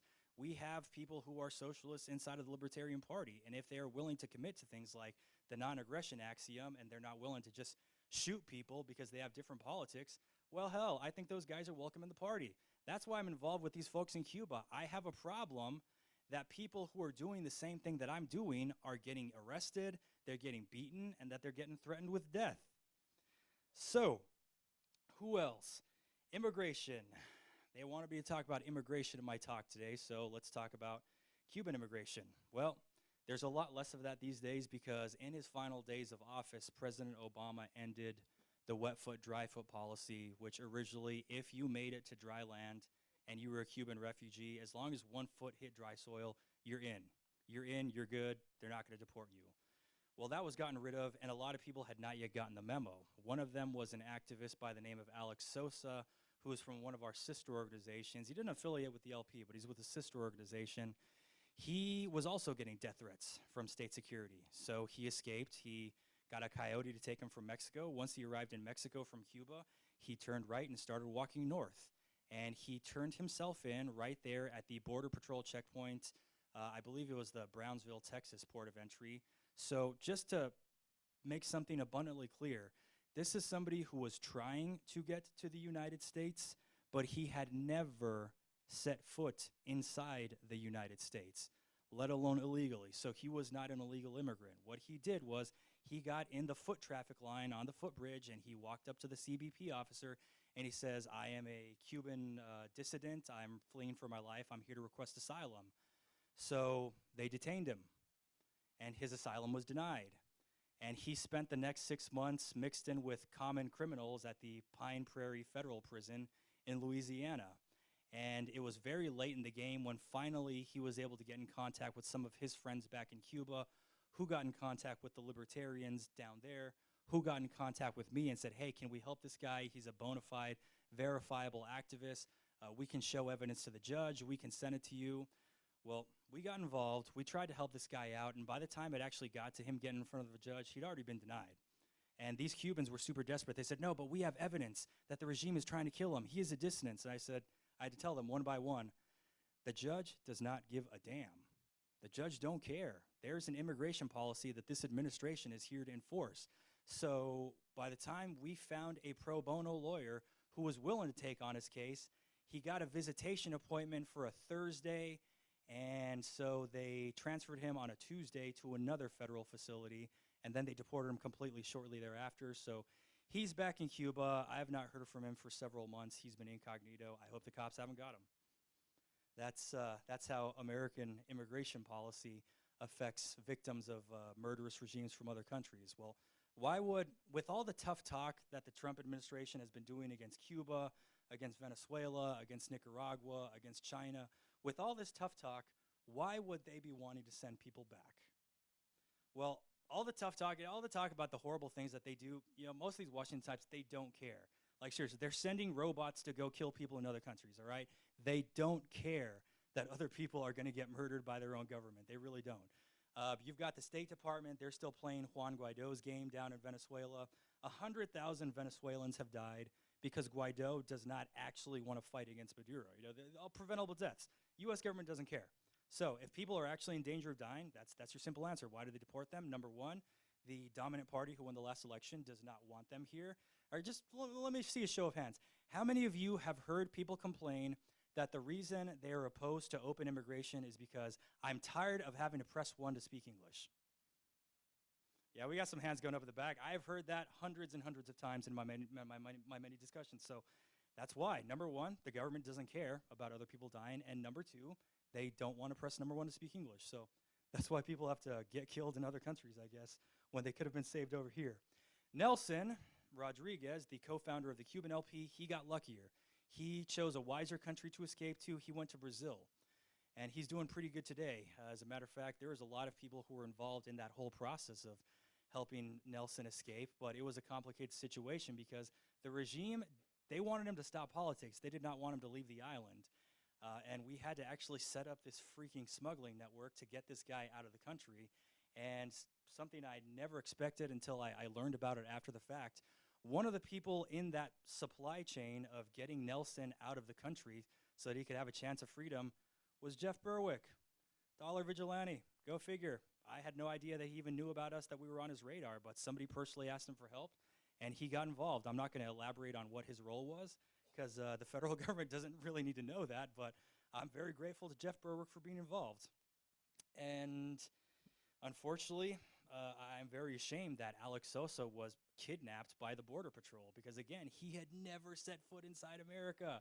If they had just told him, hey, your application for asylum is not going to be granted, he would have just turned around and went somewhere else in Mexico. That's what he would have done, but they kidnapped him, and that's because of our immigration policy. It's sad. But I'm going to move on. So you guys already know I'm not a fan of the Castro regime. They've been wreaking havoc abroad, all right? Let me make something abundantly clear.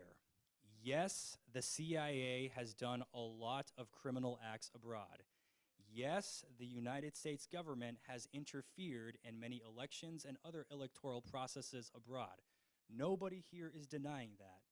That said, the U.S. government is not automatically the boogeyman when something is happening in another country. You have to remember, we are living in a Game of Thrones world where there are multiple corrupt kingdoms trying to conquer each other. So some of those right now are Russia and China and Cuba. This is not me banging the American nationalist war drum. I'm a libertarian through and through. And as a matter of fact, I probably have more in common with libertarians in Cuba and Venezuela than I do with my next door neighbor who is absolutely in love with Donald Trump, because I obviously have very different values from him, but not from these libertarians in other countries. What I'm saying is this is a Game of Thrones world, and the Cuban government right now is building itself a little empire in Latin America. The same way the United States has an empire, we have troops in over 100 countries across the world. Well, the Cubans are getting there. They've got troops in Venezuela. They've got troops in Nicaragua. They had troops in Bolivia until the Bolivians kicked them out recently.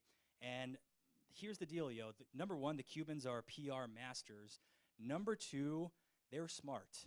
They learn from our PR disasters in Iraq and Afghanistan. There are so many photographs of just dudes in American military uniforms, walking around these villages and in these towns in these countries that are obviously not theirs.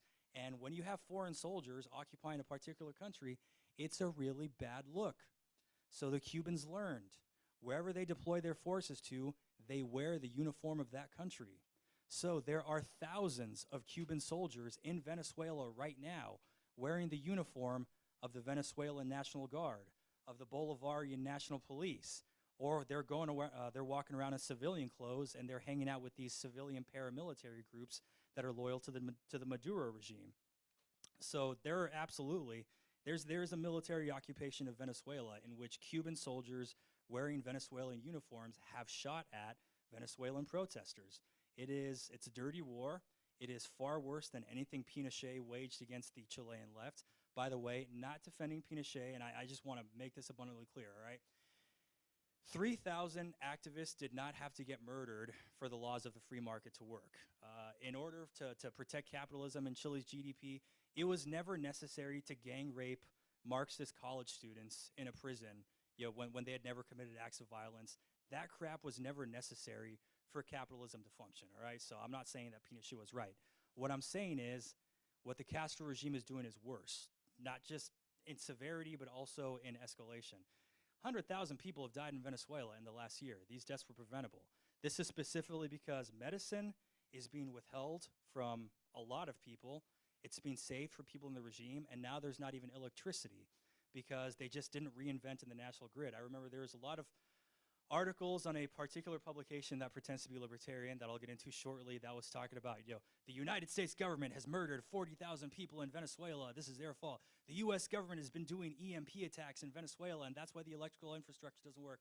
No, that is absolute phony baloney. That's ignoring the facts on the ground. The actual director of Corpoelec, which is Venezuela's national electrical monopoly, went on TV and he said, listen, the reason why half the country is experiencing blackouts right now is because the regime has not invested in our electrical infrastructure.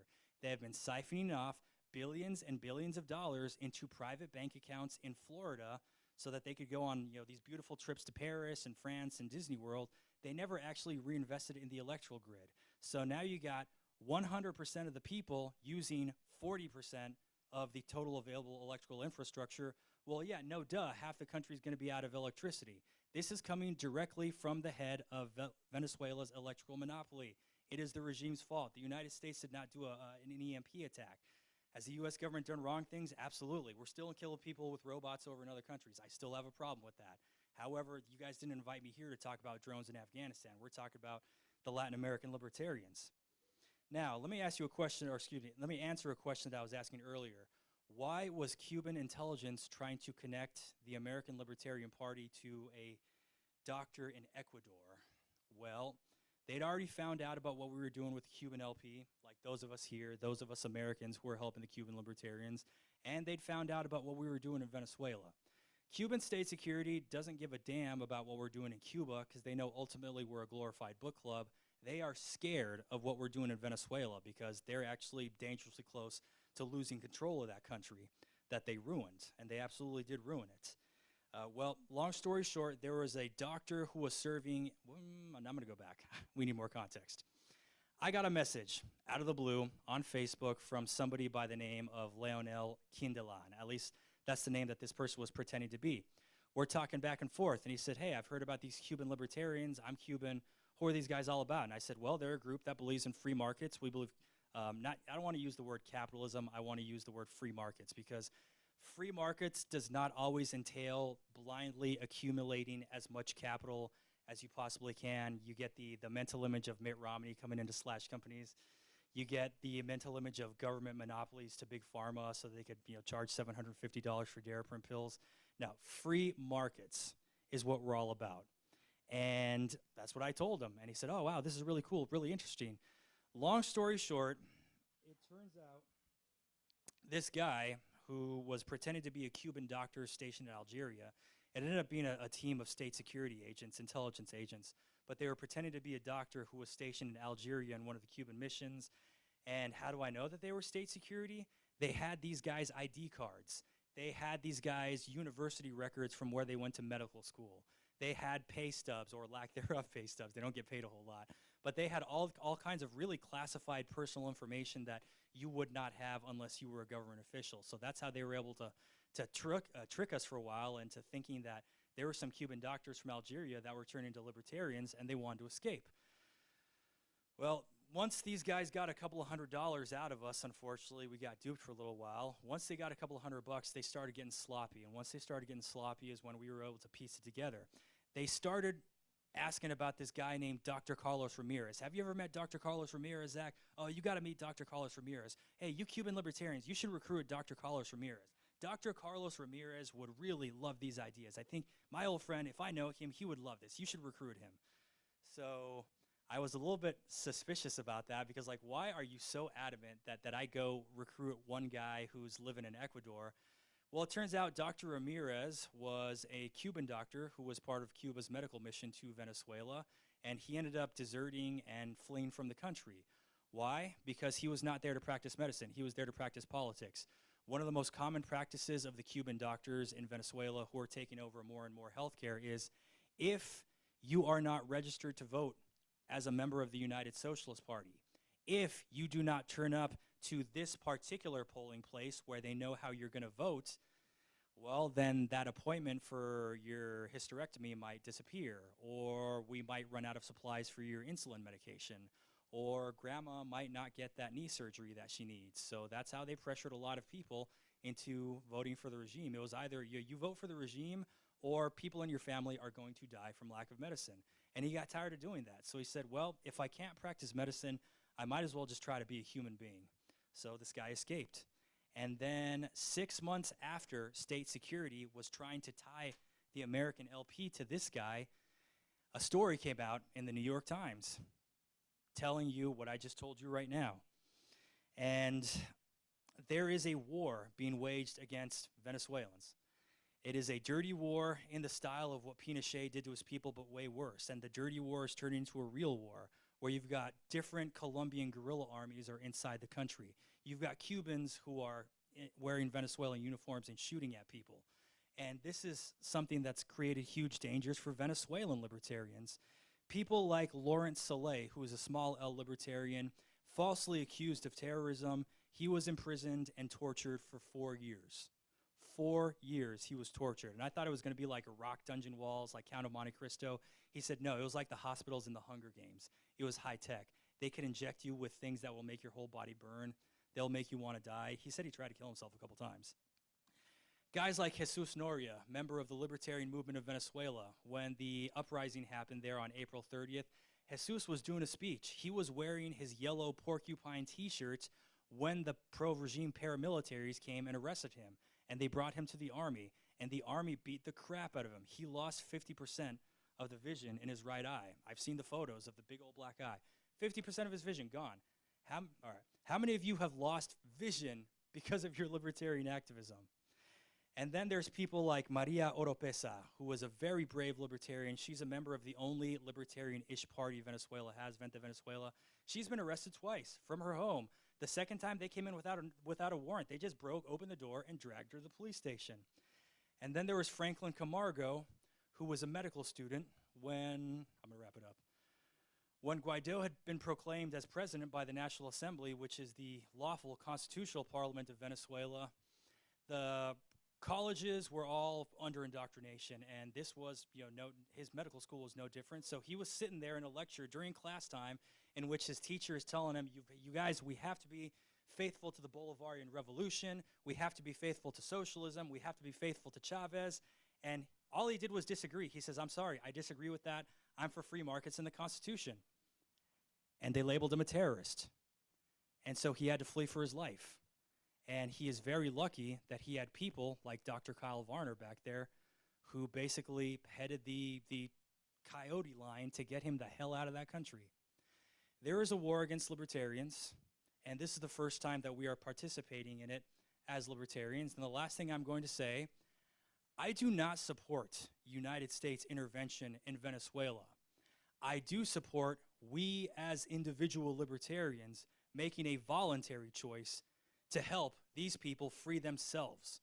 We don't need American troops in Venezuela. I already recruited multiple private military companies that are willing to train Venezuelan exiles over there in Colombia. There are still 7,000 Venezuelan soldiers sitting in Colombia who want to go and free their country. Let's let them do it. We don't need the American intervention. Let's let Venezuelans free Venezuela. Thank you.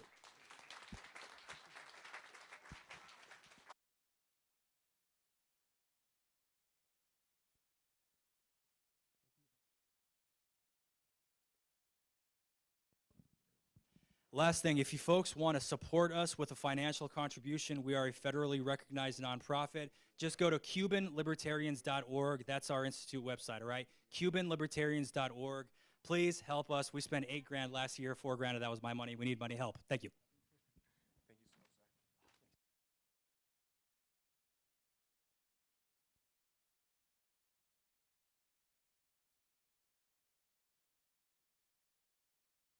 All right, real quick, couple quick announcements. Getting ready for lunch after our next speaker. There's sandwiches over there. They're labeled. There's salads over there. Please, if you're not vegetarian or vegan, because we've prepared for that. If you're vegetarian or vegan, please get the salads first. If you're not, please let those people get those salads first. The other thing is presidential candidate questions. I have had exactly 0 so far submitted. So if you have any questions, they need to go in that clear bin over there, and there's some 3x5 cards that you need to write the presidential candidate's name and the question, all right? All right, so our next speaker is attorney Mark Victor. He's at the Attorneys for Freedom law firm in Chandler, Phoenix area. He's worked, he primarily focuses on basically protecting people from the state and the feds. He's even debated Maricopa County Attorney Bill Montgomery on drug policy. So we're really honored to have him. He's going to talk about libertarian professionalism. Thank you. Let's see. It's almost noon, so I'm going to assume I get to about 12:30. I've only got about an hour and a half of material to condense into 30 minutes here. First, I want to say happy Saturday to everybody. It's true, my name is Mark Victor, and I am the owner of the Attorneys for Freedom law firm. We are a hardcore group of pro-freedom attorneys at our firm. It's the only way you get to work for me at the firm as an attorney. You got to sign a pledge that I wrote called the Freedom Pledge.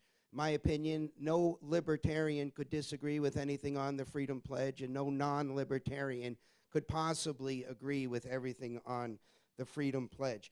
I also want to say I am damn proud to be a libertarian. Really proud to be. I hope you are too.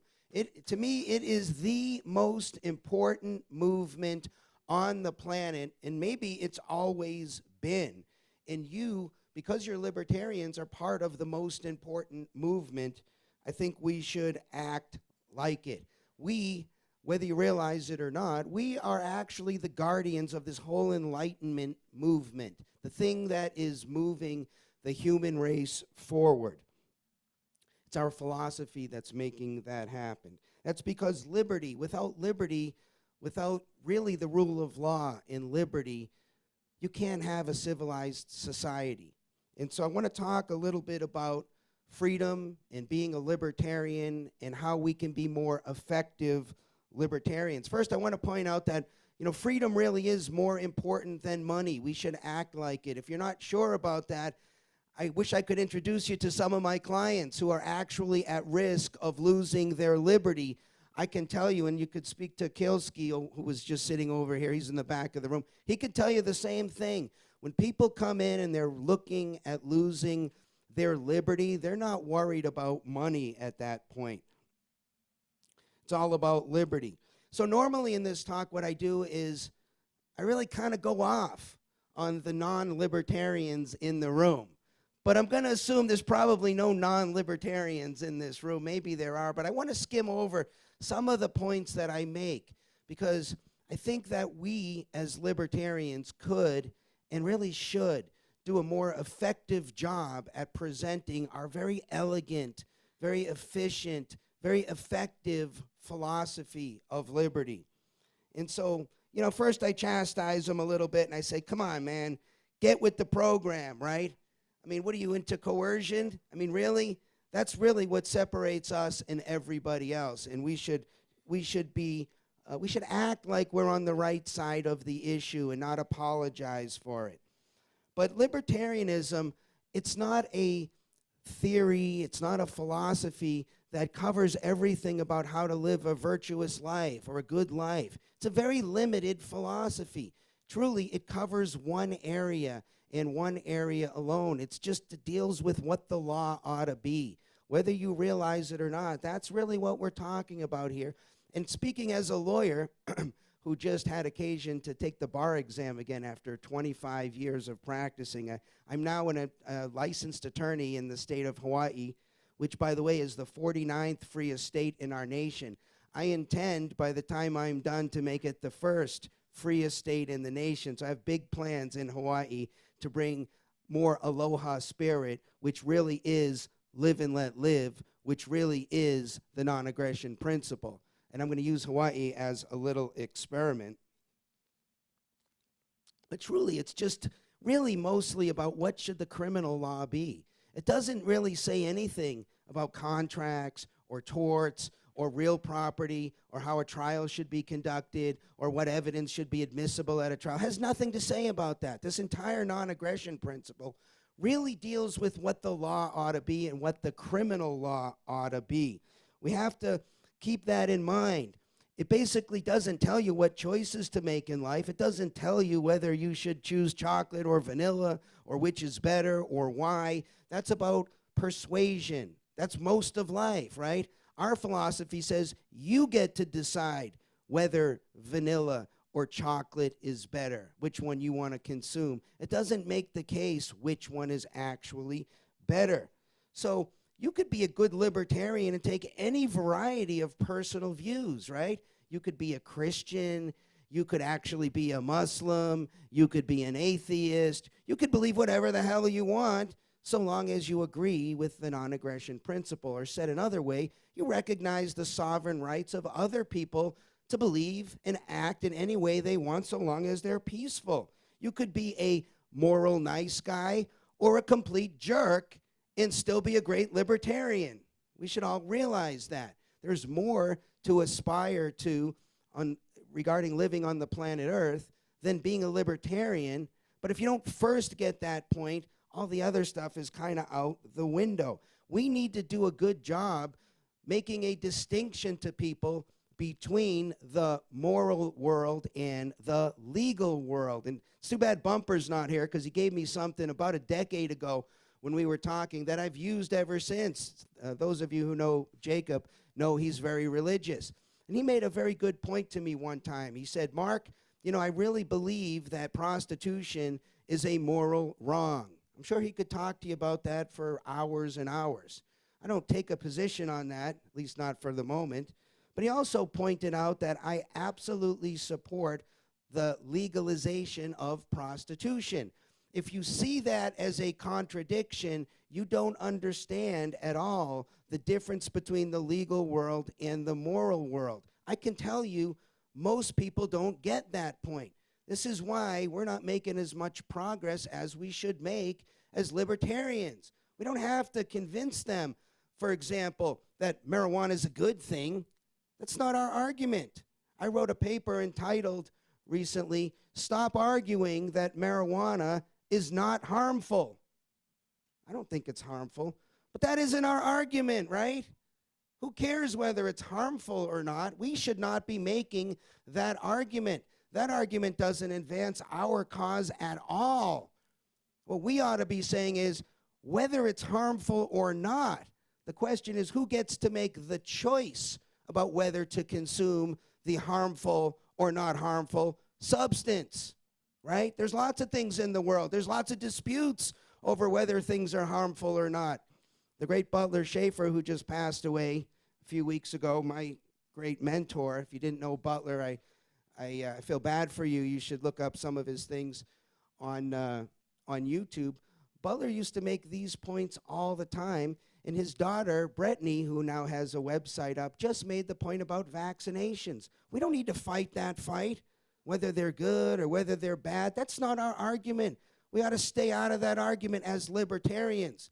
The only thing we have to say about it is, if you're a competent adult or you're in charge of somebody who's not, you get to make that decision about that body. That's our argument, and that's as far as it goes. What binds us together as libertarians is one thing, and only one thing. That's our belief, our acceptance in this non-aggression principle thing. That's it. That's the only thing that binds us together. It's a critically important thing, but it's the only thing. We should focus on that. That's the definition of what ties us together as libertarians. It's a commitment to the non-aggression principle. It's really simple. If it violates the non-aggression principle, it's illegal. If it doesn't, it's not illegal. Whether it's good, whether it's bad, whether it's moral or immoral, whether you should do it or I should do it, or we try to persuade our neighbors, has nothing to do with libertarianism. We should present it just like that. We should also make it clear, we should be arrogant about this. I am. There's only two groups of people out there in the political world. Those who want to boss people around and those who don't. There ain't no in-between position here, right? There's our position, which is one thing. We subscribe to the non-aggression principle. We don't. Everybody else does. And they get into different arguments and disputes about in what areas should you be bossed around. One crowd wants to tell you what you can put in your body. Another crowd wants to tell you how your money should be spent, what charities you should fund, what things should be important to you. Screw all of them. We shouldn't even divide that group. I don't care about their subdivided arguments about in what areas you should be bossed around or not. That ain't our discussion. Our point is you shouldn't be bossed around. Should be left alone. I make those points to the non-libertarians. How can you disagree? If you disagree with that, you're a thug. Either you don't understand what I'm talking about, and if you don't, that's fine. We should talk some more about it. Or you do, and you should accept the title thug, because that's what you are. You're a thug. Some people say, okay, fine. If you say fine, I'm a thug, and that's I'm happy with the title. I say fantastic. I'm glad we got that figured out. No, you're not invited to my house. No, we're not going to be friends. I don't hang out with thugs. And I'm going to turn around, watch my wallet, and walk away. There are people like that on the planet, and we should just accept them. They're thugs. For the ones who aren't thugs, we should explain to them what that means to not be a thug, right?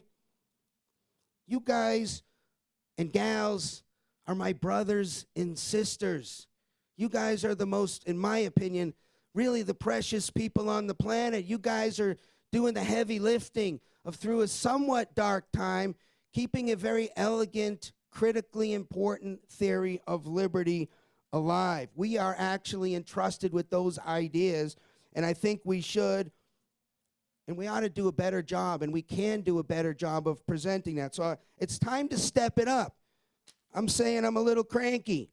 I'm 51, and I want to see freedom in my lifetime. And I'm not sure I'm happy with the progress at the moment. Not entirely disappointed, by the way. I think things are going pretty well. But we could do a heck of a lot better. And there are some ways for us to do better. And I got 7 suggestions for you, my fellow brothers and sisters, which I very, very humbly suggest. First off, we're not utopians. We don't have to defend our philosophy and lead it to utopia. We're not pitching utopia to anybody. I don't know how you feel about the afterlife, but that's the place to talk about utopia. It ain't here and now. We're not pitching utopia. We're pitching a political philosophy that's a hell of a lot better than any other political philosophy.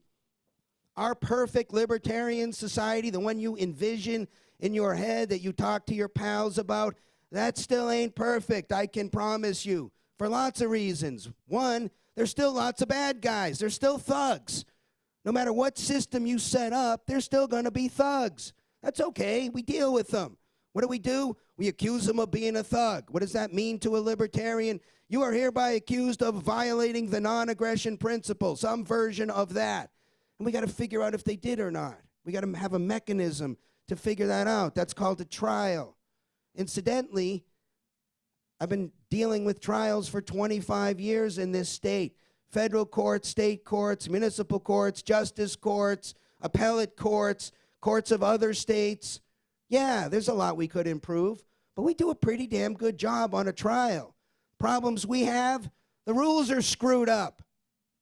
We're going to have a trial on whether or not you possessed marijuana. I don't care how fair your trial is. It's screwed up, right? Because the rules are screwed up. Doesn't matter, right? Who cares? The non-aggression principle isn't 100% perfect. We're still going to have bitter disputes among libertarians on lots of things, and it doesn't cover everything. I'm here to tell you there are still a very thin area of things where the right thing to do is to violate the non-aggression principle. That's okay. That's what jury nullification is actually for. It's still so much better than what we have now, and that's our argument. If somebody points out little problems here and there, okay, fine. Tell me it's not better than what we got right now. The second thing, we got to really get this point. We're having problems with each other. We are fighting about stuff we should not be fighting about. I want to tell you there are two different discussions, and we love to have both of them, and both of them are fine, but what we shouldn't do is confuse them. One discussion is, what's the ideal libertarian society look like? How would we get this? How would we get that? How would we accomplish these goals in society? That's an excellent discussion. What are you for? Are you actually for what we conceive as the perfect, ideal libertarian discussion? Then there's a different discussion that we have all the time too. I would title it like this. Given that we live in a police state, given that we want to move towards a free society, what types of things can we do to get the bus rolling in that direction? Because if I came up here today and the first thing I said is I support a 10% reduction in taxes. I'm for 10% reducing the tax burden in the United States. And then I said, raise your hand if you think I'm a libertarian. Very few people would raise their hand. You don't know if I'm a libertarian at this point. I might be, and I might not be. But is there anything wrong with me saying, yeah, we know taxes are robbery because they accompanies the threat of force, right? Taxes technically aren't theft. We've been saying that for years. They're actually robbery. I can say that. I can say I oppose all taxation in all forms. It's coercion. It's all wrong. The proper level of taxation should be 0. But can't I also say, I wish the thief would steal less money from me next year than he does right now? Am I not a libertarian because I take that position? We need to stop beating each other up over different discussions. We have lots of disagreement on how to move towards a free society. And you know what? I don't know what the best way is, and neither do you. We need to be more tolerant. I say clarify what you're discussing and be tough. Don't be a wimp. We shouldn't be wimps on bestowing our coveted libertarian title to someone. If they don't get the non-aggression principle, they're not libertarians, period. Sorry.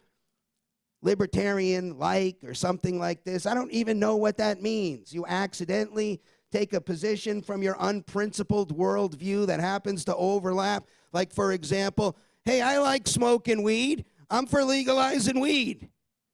That guy's not a libertarian, right? That's just a guy who likes smoking weed, who has an issue that happens to overlap with our very principled stance. Let's be tough. I mean, that guy we should convert into a libertarian, right? We should be talking to that guy about legalizing meth. That's what I do. I say, yeah, legalize weed. How do you feel about cocaine and methamphetamine? And I can tell you 90% of the guys in the legalized weed world fall off their chair. There's always a few libertarians kicking around who know exactly what I'm talking about. Let's be tough on that. But do we need to be tough on the other discussion? Like what types of things we think should be acceptable for libertarians to support to try to move us from a police state to something less of a police state? I don't think we should attack our fellow libertarians on that point, so long as they're real libertarians. And number 3, we got to be totally tolerant of different approaches. Now, I can tell you, I got a lot of friends in this crowd who have known me a long time. Some of them are ready to stand up and say, I remember the Mark Victor Spitfire of 25 years ago who never would have supported anybody running for office. That's legitimizing the system, right? I don't take that position anymore. If Kokesh wants to run for president of the United States, I support the guy. I don't vote for him. It ain't my thing. But I still support the guy. I might give him some money. I also support Bumper. I'm not going to vote for either one of them. I support people who vote. I support people who don't vote. I support people who run as libertarians. I support people who run as Republicans. I support people who run as Democrats. I support people who tell people not to vote, as long as they're real libertarians. We need to stop fighting with each other over what we think is the best way to achieve freedom. There ain't no central plan to achieve freedom. We're arrogant if we think that. Some libertarians like Trump. There are some good reasons. I got friends here who like Trump. There are some good reasons for a libertarian to like Trump. There are also some good reasons for a libertarian to not like Trump. Both can come to different conclusions and still be good libertarians. It's about moving the bus. We need to not be tearing each other up on that stuff. Let's be more open-minded on how we actually advocate for freedom, because we need to be more of a big tent. We need to have a better, more effective movement. Number 4, this is a big one too. Yeah, we all agree on the non-aggression principle, and that's great. And we don't have to talk about it really any further than that. But I got to tell you, those of you here who are lawyers and those of you here who have thought about this stuff for a long time recognize that applying the non-aggression principle is very different than accepting the non-aggression principle. There are lots of different ways to apply the non-aggression principle.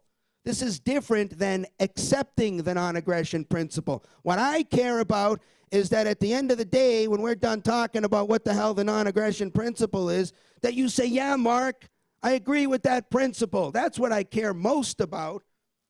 There are many issues that are gray, that we don't agree. Some people might think, well, for example, there are some that aren't gray, right? Like, for example, the drug war or the prostitution question. I don't see how somebody who accepts the non-aggression principle comes out differently than we all come out on those issues. But there are many other issues that are not black or white, that are very gray. Does the non-aggression principle apply to other apes besides us? Does it apply to the chimpanzee? Does he have any rights at all if we just chop his head off? I find that as a hard question. How does it apply to minors? What is a minor, by the way? Is it 18, 16, 14? That matters, right? Because you can have consensual sex with someone who's not a minor, but a 12-year-old can't consent, right? Maybe can a 16-year-old consent? I don't know. You want to talk about self-defense? You got to use the word reasonable. Every lawyer in this room will tell you there's a lot of discussion about what's reasonable in a lot of differences state by state. The libertarians in this room will not all agree on what aspects of self-defense ought to apply and which ones shouldn't. There are many tough questions. We should be a lot more tolerant on different ways to interpret, in good faith ways to interpret and apply the non-aggression principle. It doesn't have to be the same. Can't different communities come out different? I can promise you right now, if everybody became a libertarian and we all broke off and Tucson had its own libertarian ideas and Phoenix did and Chandler did, we'd have lots of different rules. And that's okay, right? We want that. We want a competition among little groups and communities to see who has the best rule.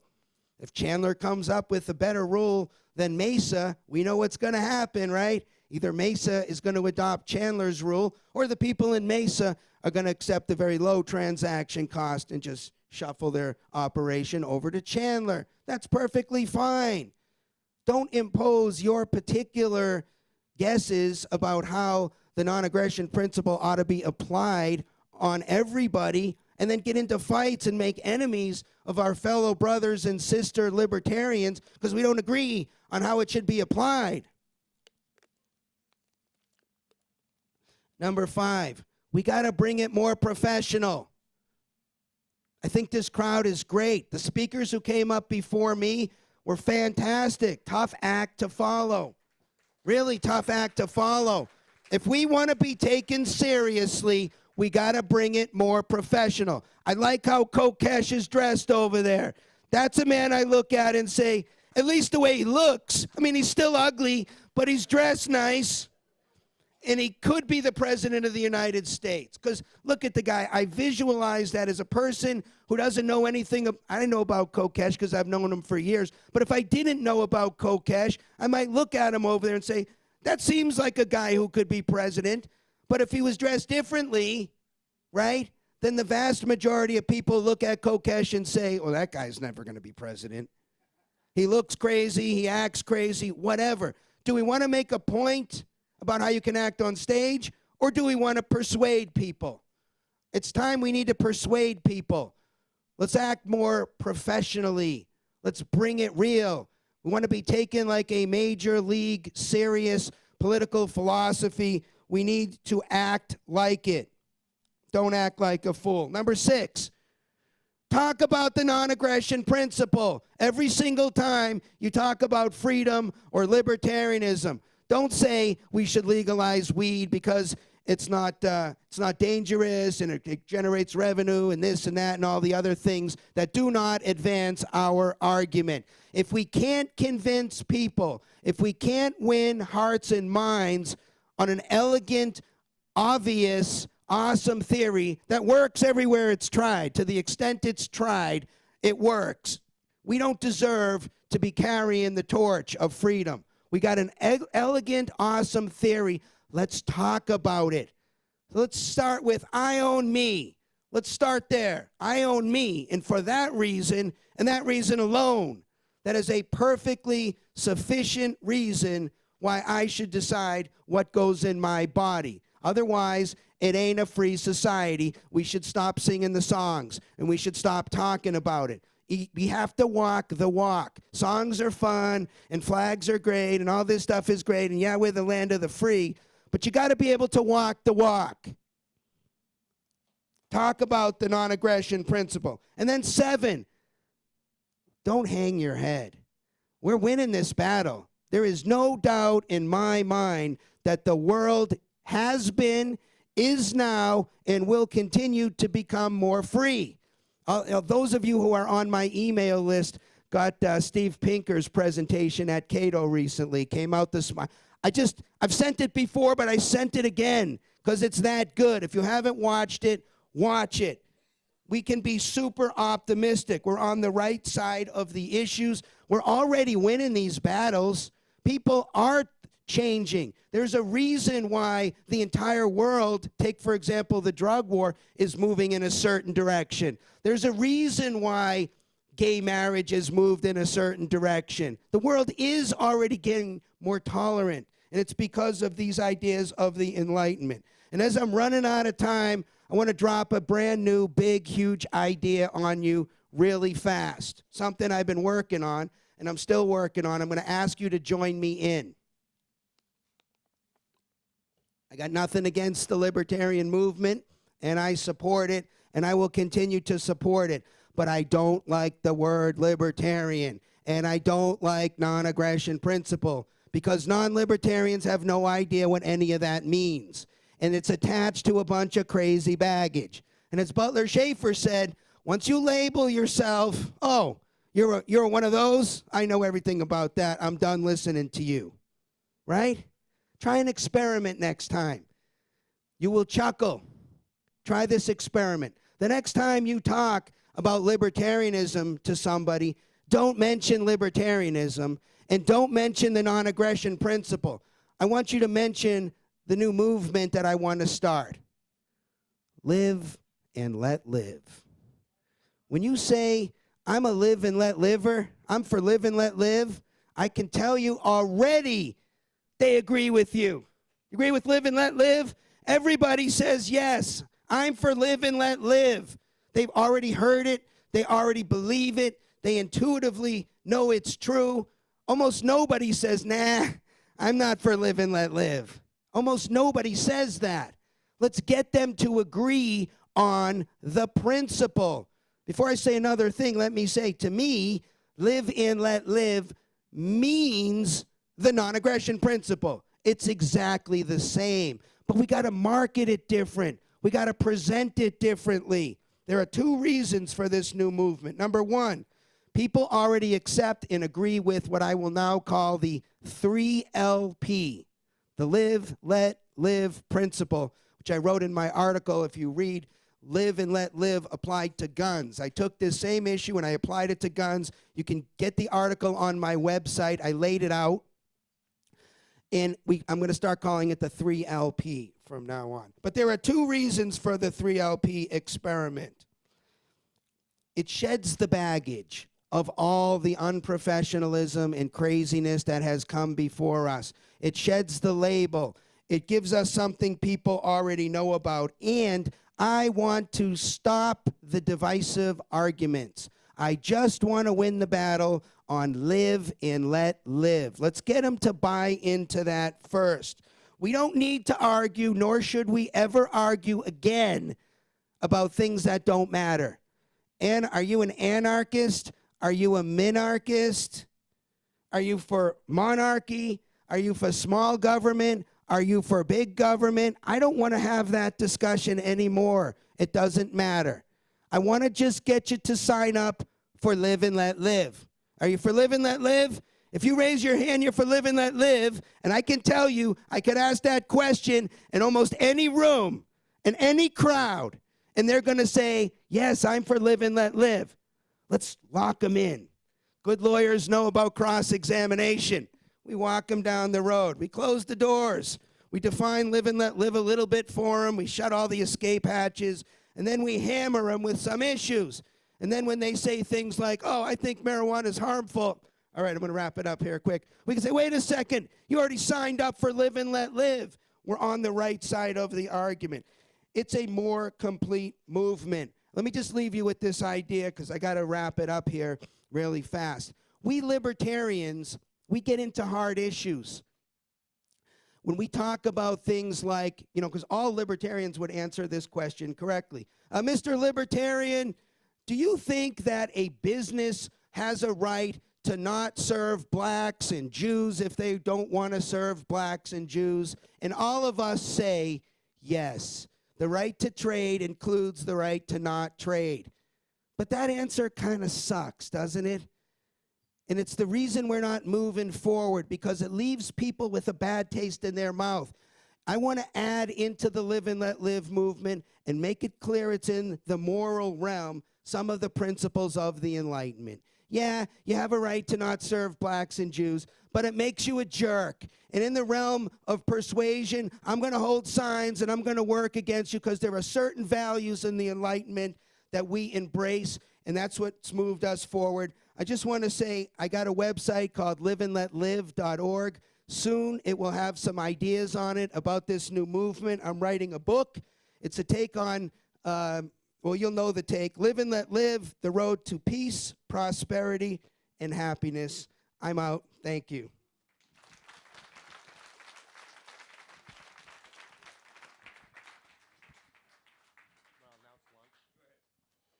All right, everybody, we're going to break for 30 minutes for lunch. There's boxes of sandwiches here.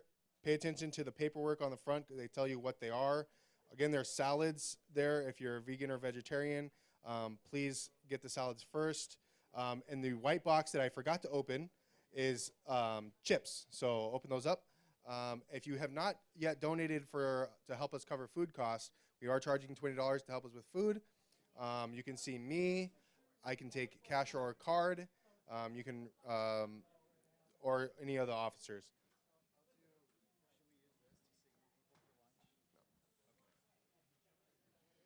We are going to be doing a couple announcements during lunch hour, so please keep your ears open. Don't forget to get your ballots in. Don't forget to get your questions in. Robert, I'm going to make these announcements. No, here, I'll get them. Go ahead and put the candidates up, okay?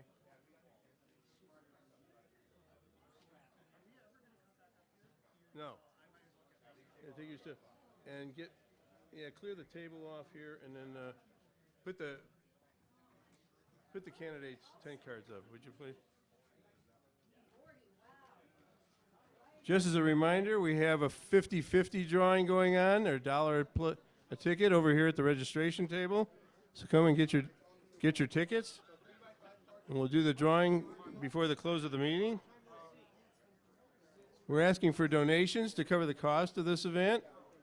So we've got a couple of donation cylinders here at the registration table as well. And don't forget to get your ballots in. There's a ballot box on the opposite side of the room from where the food is. Make sure you deposit your ballots in there because we'll be doing the counting around 2 o'clock. So get your ballots in by 2 o'clock.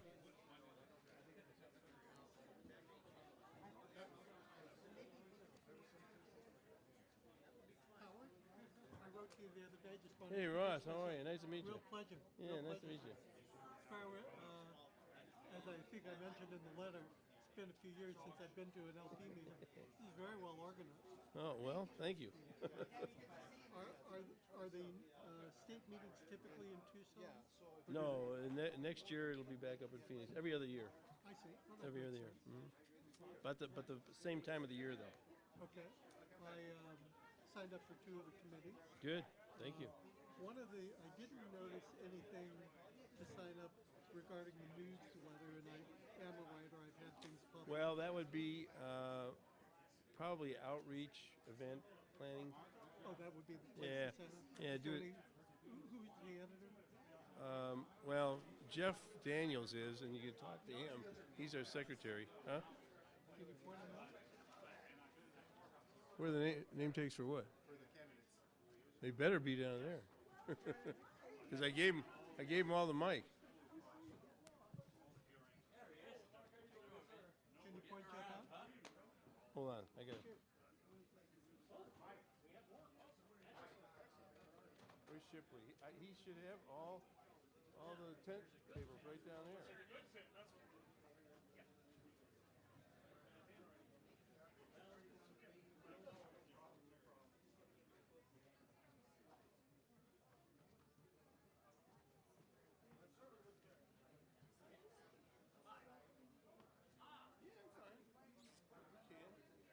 Did you want to do that now?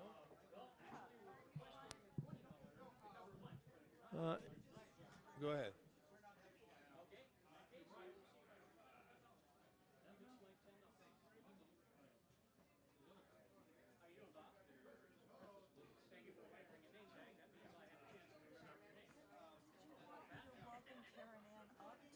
Not yet. I'm gonna do Karen Ann at the end. Okay. And what about the Powell Gamble report? At the end as well. Okay. All right. So Yep. I'm just going to mention that Dave is Yeah.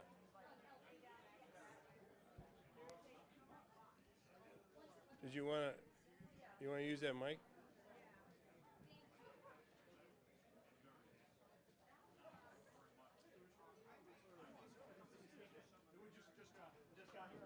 He's got a mic right down there now. Good job, Howard. Great. Good job. Look at all these people. I know. You see? No? Folks, I'd like to just acknowledge all of the guests who've traveled longer and shorter distances to be with us today. And I'd also like to point out a couple of real luminaries in the liberty movement who we enjoy the leadership of here in Arizona. One of those is Ruth Bennett, who has served on the LNC, I think, 3 terms and been chair of 2 states. Another is our current chair, Howard Blitz, who has run the Freedom Library for 40 years down in Yuma. And then I'd like to welcome attorney Dave Hardy, who is another of our local treasures and luminaries. He's over here at this table on my right-hand side of the room. Dave is a lawyer who's admitted to practice in front of the United States Supreme Court, the 2nd, the 6th, and 9th Circuits. He's handled a successful murder and death penalty appeal in the Arizona Supreme Court.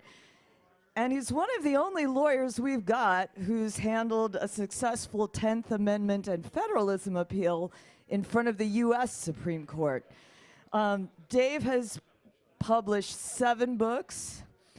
One of them was a New York Times bestseller, and 27 law review articles. His articles have been cited twice by the United States Supreme Court and by 10 of the United States appeals courts.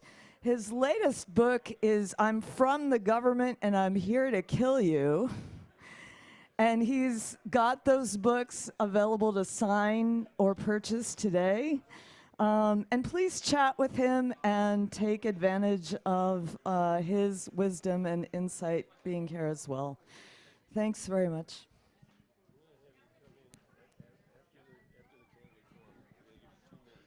Okay, after when?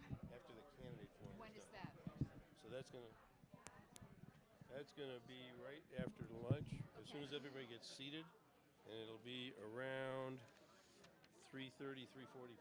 Okay. Is that okay? Can I ask you one favor? Yeah. Richard Longstreth is going to announce he's running for vice chair. Okay. Is there any way he could have a minute to do that right after me? Sure. Okay, I'll let him know. Thank you. 1 minute. 1 minute, that's it. I mean, we are really, Oh, no, I know. you know. I'm sure we could do it in 30 seconds. If Well, he need. Well, tell him 30 seconds. Robert, there's something.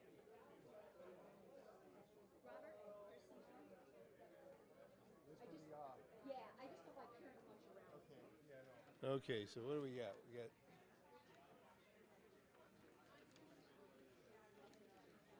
So I thought we only had 7. 1, 2, 3, 4, 5, 6, 7. Perfect. We're good to go?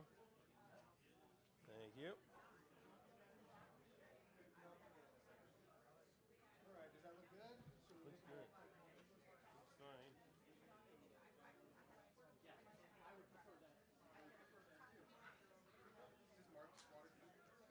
I don't know, probably.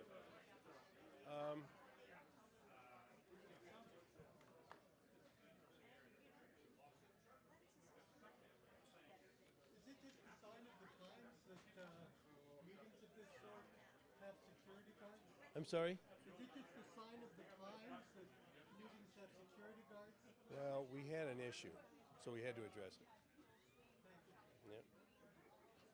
But it's no longer an issue, so we're good. I'm glad to hear that. But we wanted to make sure we took.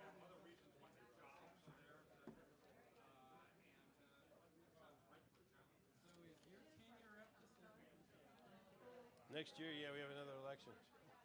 So I'll be. How long have you been doing this? This will be my 3rd year. After What's 2020. a 2-year term? It's a 2-year term, but my first year was a carry out of an unexpired term. Okay. So I was doing it for the unexpired term, and then I got elected. Ernie and Barry tell me, I show up at the meeting. He said, we're going to nominate you for chair. I said, you're going to do what? I told Alicia and Bart, I said, Howard Blitz is LP, but they said, what? We didn't even know you were interested in the LP or politics or anything. Oh, yeah. It was amazing. Well, I'm the county chair and you left. I didn't know. I just had no idea. Oh, So yeah. it's like, Howard Blitz is the state party chairman. I'm more of an educator than I am a political official. But you know something? This is fun. I enjoy it. This is awesome. This is awesome. We got over 80 people here. Was there that many? Yeah, I counted. How did I count? Because you said it was going to be less than 50. Yeah, 85. I counted 85. Well, and you got twice the number of people running for delegates, don't you? Yeah, we got 4, whatever is on that list. Yeah, there's probably about 24, 25, 14 positions. So. Yeah, that's amazing. Because the same thing happened in Tennessee. They had 50 people running for 28 slots. Yeah. But we get 50 alternates, and you know how that's going to flow. Some people won't be able to make it and all that stuff. So we'll be fine when we get there. Oh, this is fantastic. What happened to Buckley? He told me he was coming. Buttrick? John Buckley? I mean, Buttrick, yeah. Yeah, I saw him. Oh, there he is, right here. Yeah. Oh, let me go say hello. Yeah, absolutely.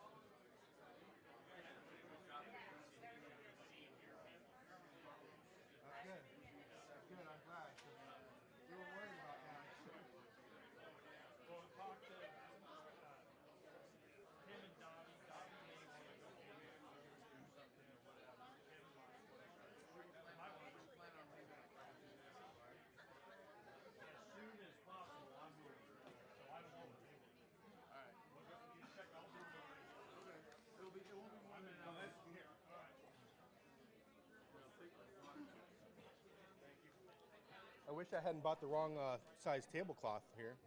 I thought I bought two 8-cloths, two 8-footers. I bought an 8-foot and a 6-foot.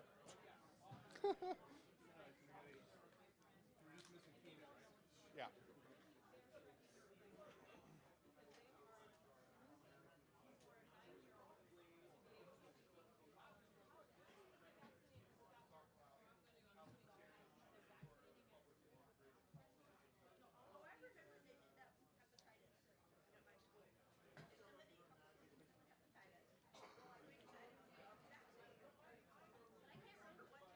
Are the candidates all okay? Well, you know what, you gotta explain it. I already did. Yeah, but Only, yeah, I will. just to repeat it. I need to meet up with, I gotta meet up with Mr. Armstrong in a second to Okay. explain it to him. All right. And I'll just call everybody back to order, and then I'll turn it over to you, and Alrighty. you can run with it.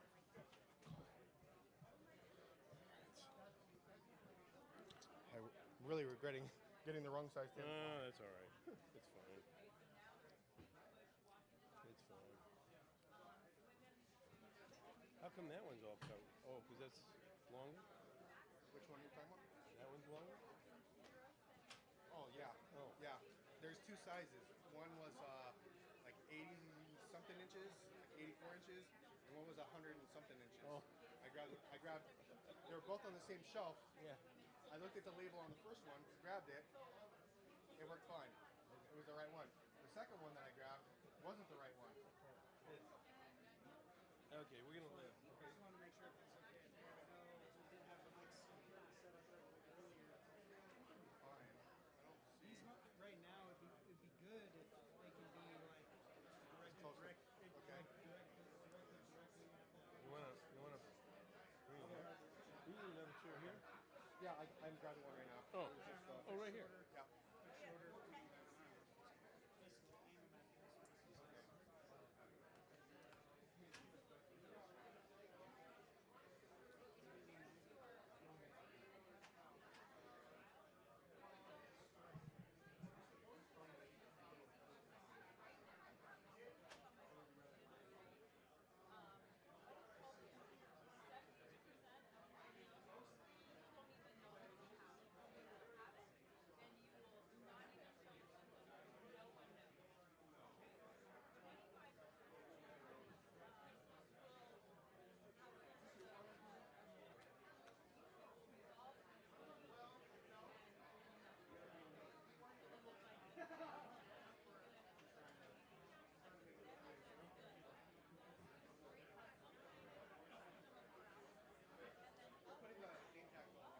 Yeah.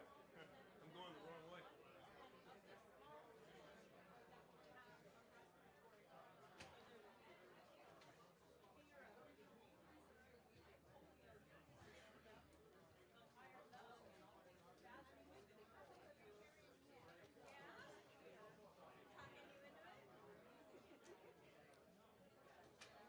All right.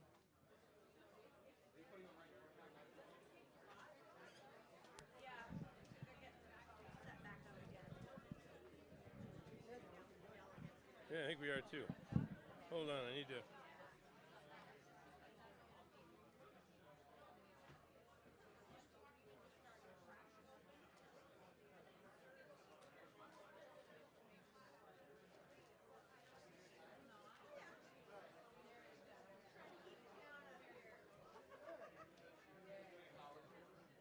Sorry? The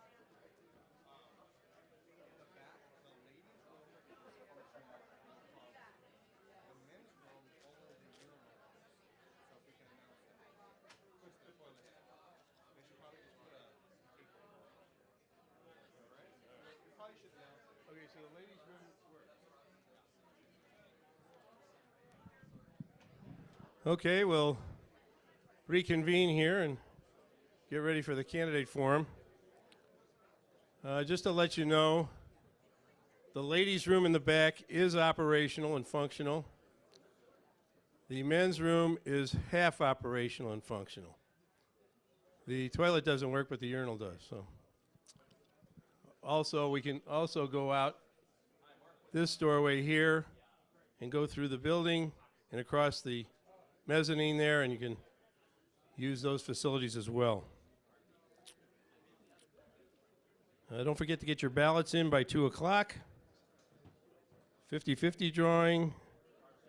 Donations, you'll have time to do that because we're gonna have a break here between the candidate forum. So at this time where is Robert? Robert?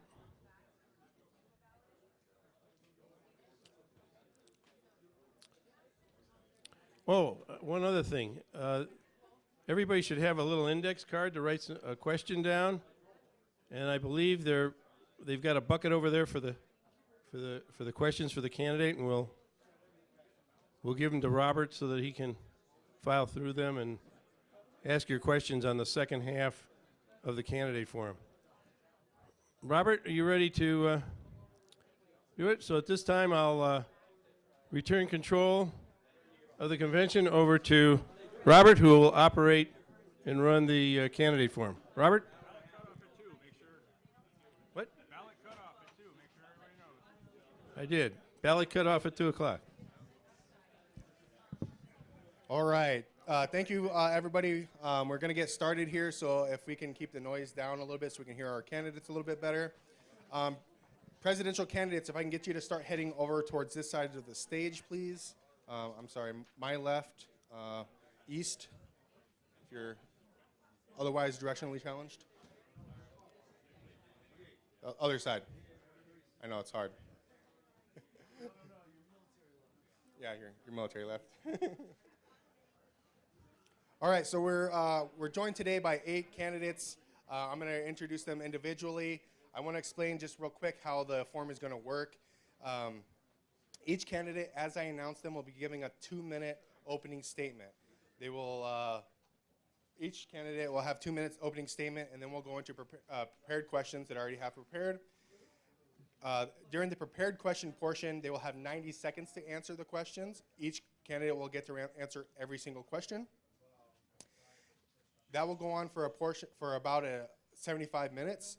We will then take a 15-minute break so that the candidates can get some water and stretch their legs a little bit, because unfortunately, with having 8 candidates, it's packed like an airplane up here, so it's really tight for them. Once we come back from that break, I will be taking those questions that are in that bin over there, and those will be the questions that are getting answered by the candidates.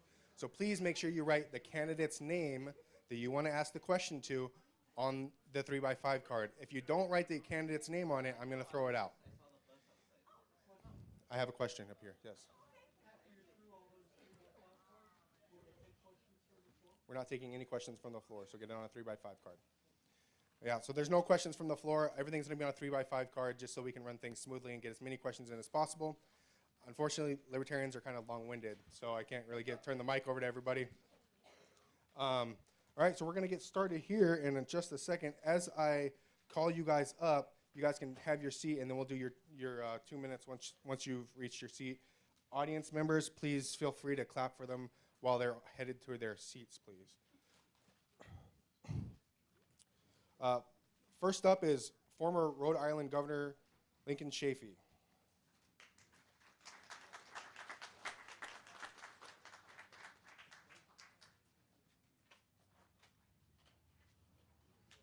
Yep, that's you.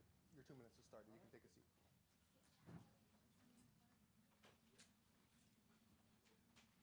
Well, it's a great pleasure to be here.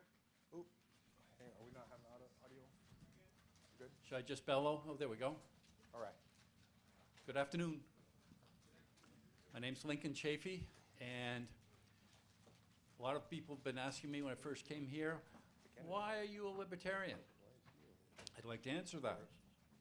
I've been to other parties, and I've been disappointed by the other parties. I've been an independent. I've even been elected as an independent, the only one ever elected governor of Rhode Island as an independent. But I wanted a home. And when I went to the Statement of Principles and looked at the Libertarian Statement of Principles, I started checking off one after another. Against foreign entanglements, yes. Against deficits, yes. Against the death penalty, yes. Against torture, yes. For Civil liberties. Snowden's a hero. Yes. On and on it went. Gay rights. Yes. I'm pro-choice. Keep government out of women's decision. Yes. On and on it went. Yes, yes, this is my party. Other people are asking, why run for president? The answer to that is I have 3 children. And I'm concerned about the direction of this country and my children's future under the two-party system. It's particularly on 3 issues. The war, and these all come together, these all work together.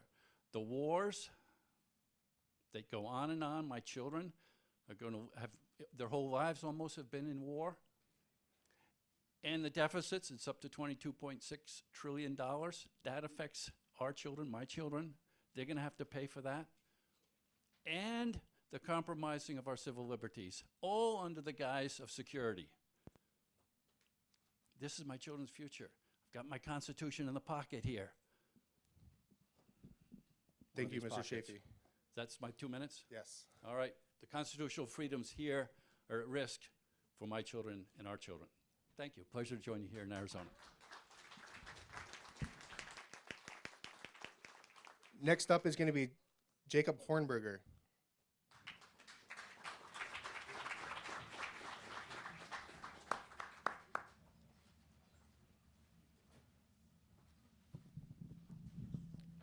Testing. Ever since the Libertarian Party got conceived in David Nolan's living room in 1971, our goal has been the achievement of a free society. The American people, I believe, at this point, are realizing that there is something fundamentally wrong in our country. They just don't know what it is yet. We libertarians know what it is. These Democrats and Republicans both have destroyed our freedom. And so if I were accorded the honor of your nomination, one of my aims would be to cause every single American across this country to be discussing and debating 2 questions. What does it really mean to be free? And what is the role of government in a free society? Because I figured that if we can get people to think at that higher level, we've got the greatest chance in the world in this presidential election to achieve our goal of a genuinely free society. Democrats and Republicans have the money, they have the power. Enough power to keep us off the ballots because they're scared of the competition. But we have something that they don't have. We have principles, we have ideals, and we have sound ideas on liberty. I'll put those up against their weapons any day of the week. These are our swords and these are our shields as we go into battle in this presidential race. We are libertarians. We are not Republican lights. We are not Democratic lights. We are not socially liberal and economically conservative. We are libertarians, and we need to fight as libertarians. We are the party of principle. And it is my conviction that if we go into this presidential race adhering to our principles, it will be this party that leads this country to the freest, most prosperous, harmonious society that mankind has ever seen. Thank you, Mr. Hornberger.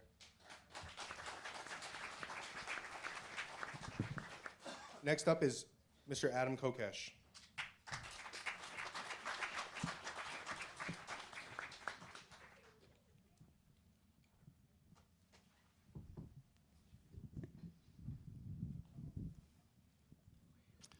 Hello, Arizona. It's great to be back in my home state by choice after having traveled this country a number of times and chosen to come home to Arizona because this is one of the freest states in the union. And it's thanks to the Libertarian Party of Arizona and people like you for making that possible. Thank you for making it awesome to come home to the free state of Arizona. Please give yourselves a round of applause for that. And to the Libertarian Party of Arizona, Howard Blitz, and all the state party officers who make events like this possible.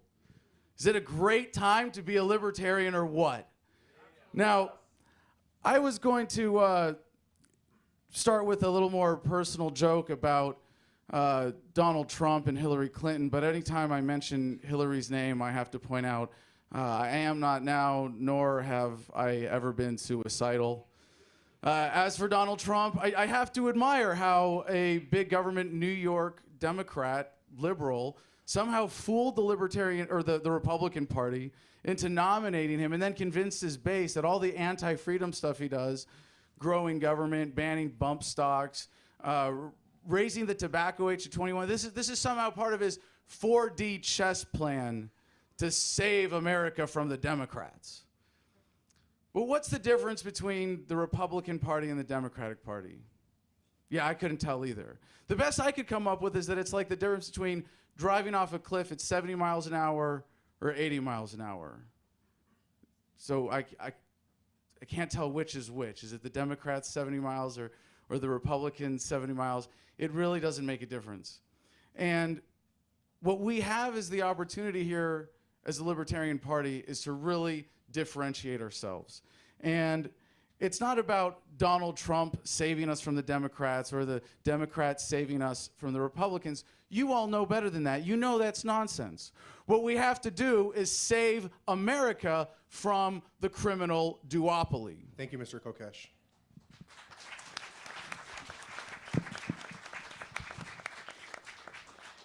Next up is Mr. Ken Armstrong.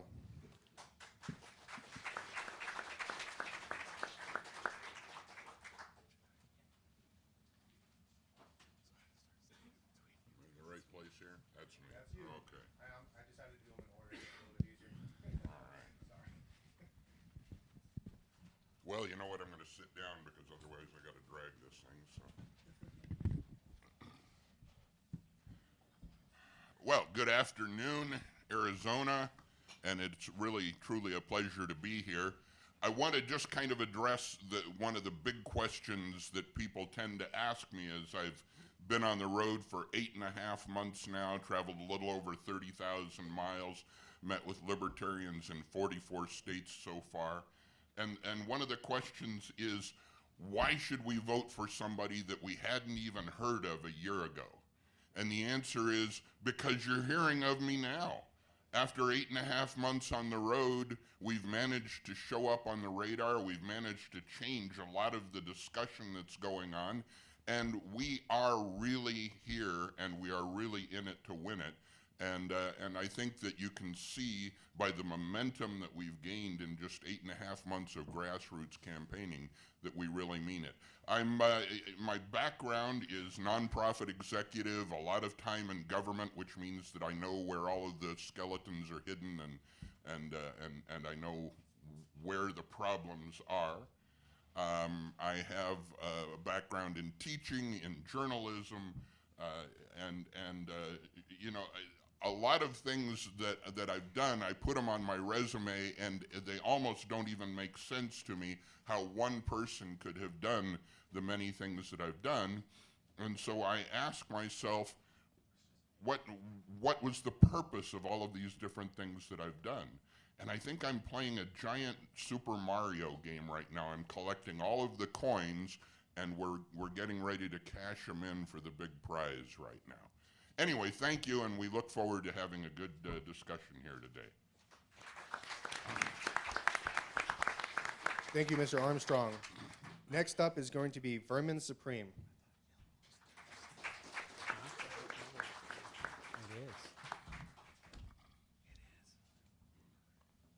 Thank you. February 16, 2019, I was here in Arizona. It is where I first made my announcement officially that I was seeking the Libertarian Party nomination. A lot of things have changed since then. I've attended over a dozen state conventions across the country.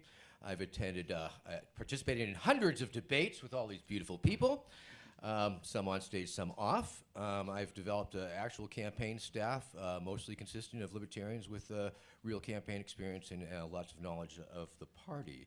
I have raised more money than I have ever spent on all my previous campaigns combined. I am feeling some momentum. I've received endorsements ranging from a volunteer fire department in the great state of New Hampshire, to the former executive director of the Republican Liberty Committee. Not an official endorsement on the committee's part, of course. I was the first candidate invited onto the Fox network as a candidate for the Libertarian nomination. And in the past weeks, I've interviewed with Spectator USA, Insider Magazine, Washington Post, and Teen Vogue. My social media is on the increase. In the past year, I've become a TikTok star with over 6 million hits on the hashtag Vermin and Vermin Supreme for President. And I have 90,000 followers. The kids are loving me. I've helped increase the New Hampshire Libertarian Party membership by 26% by sharing a table with them at a science convention, a sci-fi convention. And of course, last but not least, I won the New Hampshire Libertarian Party primary. I am the voice of a new generation. And I know that one of the things I like about the Libertarian Party is that many of their arguments and claims are very counterintuitive on first blush. And so I'm going to put out this here, and it may seem counterintuitive for the moment, but my name is Vermin Supreme, and I am the pragmatic candidate. Thank you, Mr. Supreme.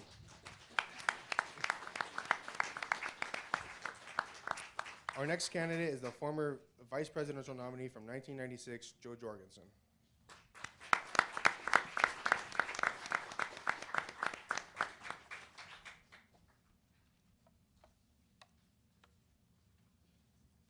I'm sorry, I would like to stand, so let me.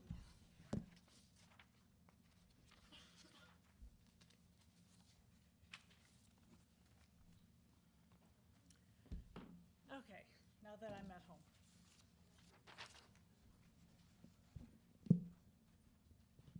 This does come out, right? It does. You might have to pull it towards you. Yeah, that's, there we go. Good afternoon. Our goal is nothing more nor less than a world set free in our lifetime. That's from the preamble of our party platform. A simple statement like that is enough for those of us who love liberty, which I believe is everybody here on stage and about to be on stage, and all of you in the audience. But it's not enough for most voters. My degree is in industrial organizational psychology. We deal with things like leadership and motivation. I understand that people need to see something believable. They need to believe that their goals can be achieved. Their goals of more affordable health care, better education, a cleaner environment, and helping those who need it. As candidates, we're the standard bearers of the Libertarian Party. We must always stick true to our principles, but that's not enough. We have to demonstrate that big government is not the answer. In fact, big government is the problem. As my running mate Harry Brown said, government doesn't work. So what does work is liberty. Dramatically cut government, and we'll see our nation prosper. Set healthcare free from mandates, and we'll see it become more affordable.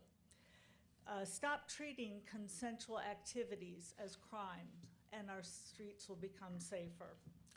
End all involvement in foreign wars, and we will be more secure. America needs to become one giant Switzerland, armed and neutral. And it's my job to present both a principled and practical solution that Americans can understand and vote for. Thank you. Thank you.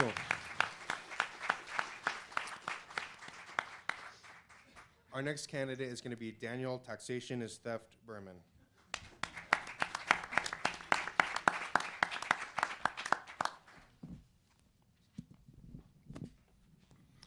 Hi, I'm Dan Taxation is Theft Berman.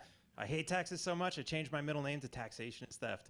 But I didn't do this the way that most people change their names. I didn't go to the courthouse and beg for permission to change my own name because free men don't ask for permission. So I changed it by declaration, and that's how it's filed with the FEC. So I wanna change the game tonight a little bit. I know everybody's here to see who's the most libertarian candidate up here. That's usually the game we play when we do these debates. But I want to change this to something that we all need to ask ourselves. Who is going to resonate? Because the people, sorry to say, the people in this room don't matter. What matters is when we select our nominee, who's going to bring in more libertarians from the left and from the right. I want to read you this email that I got with a $3 donation from Joseph. I don't have much money, but I'd just like to say Dan has so many that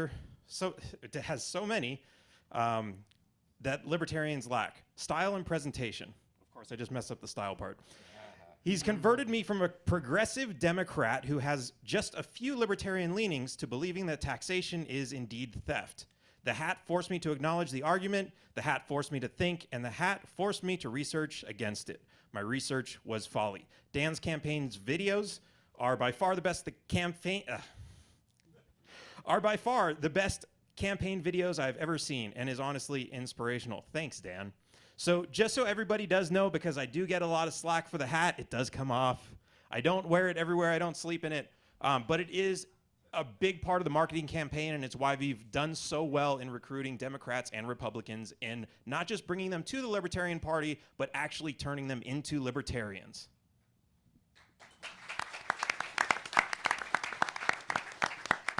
Thank you, Mr. Berman. And our last candidate on the forum is going to be Mr. Mark Whitney. Excuse me.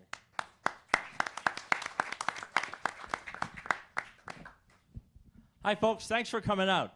If you can see and hear me, give a big round of applause to the tech crew. I think they've done a great job today. Also, we hear a lot about libertarians being a freak show. I just want to ask you see any freaks here on stage today? I think it's a pretty good lineup. Let's give them a round of applause, too. My name is Mark Whitney. It's an honor to be sharing the stage for the first time with the great Jacob Hornberger. I first saw Jacob speak in San Diego a few years back. He was there with Glenn Greenwald.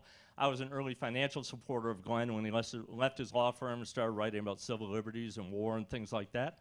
I'm the only candidate running for president, in fact, the only citizen who sued a president to end the participation of U.S. armed forces in a foreign civil war.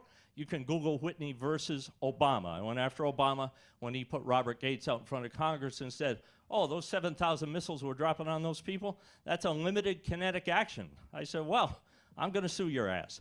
And we did that, and we were in court for about 10 months. John Turley also brought a suit on behalf of 2 Republicans and 2 Democratic congressmen. And what the judges in Washington did with those 2 lawsuits is they sat on them, they waited for Muammar Gaddafi to be killed, and they dismissed the suits as moot, which of course they were at that time. I am the president of the Law.net Corporation. 40,000 lawyers have paid me to be here today. Let's give her a big round of applause, the lawyers. God bless the lawyers. I have already taken on an entrenched duopoly, Westlaw and Lexis. For 20 years, I've been trusted by lawyers, and if you're meeting me for the first time, the reason you should not trust me is because I'm trusted by lawyers. I'm looking forward to a great afternoon, sharing some stories, sharing some laughs, and congratulations for being here.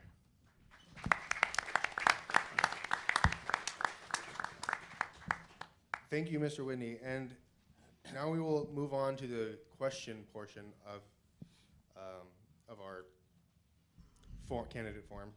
I have randomly selected how the order is going to be for this question. The way it's going to work is I will ask the first question, and then I will prompt, after that response, I will prompt the next candidate to answer the question. The first question, Mr. Armstrong, what would your approach be to immigration enforcement on the U.S.-Mexican border? Wow, I'm glad we got started with that question. We have a proposal that's going to take a lot more than a minute and a half to describe, but I propose an international free trade zone on the border with Mexico, completely voluntary, completely self-supporting by entrepreneurial efforts, and a zone where we have, as Larry Sharp suggested, 2 giant Ellis Island type immigration centers. But by creating a free trade zone on the border, we encourage commerce. And as Jefferson said in his first inaugural address, commerce is one of the keys to peace with all nations. Thank you. Mr. Vermin Supreme. Yes, I believe in a giant casino built across the border from sea to shining sea, in which we would be able to absorb potential migrants and teaching them valuable housekeeping skills.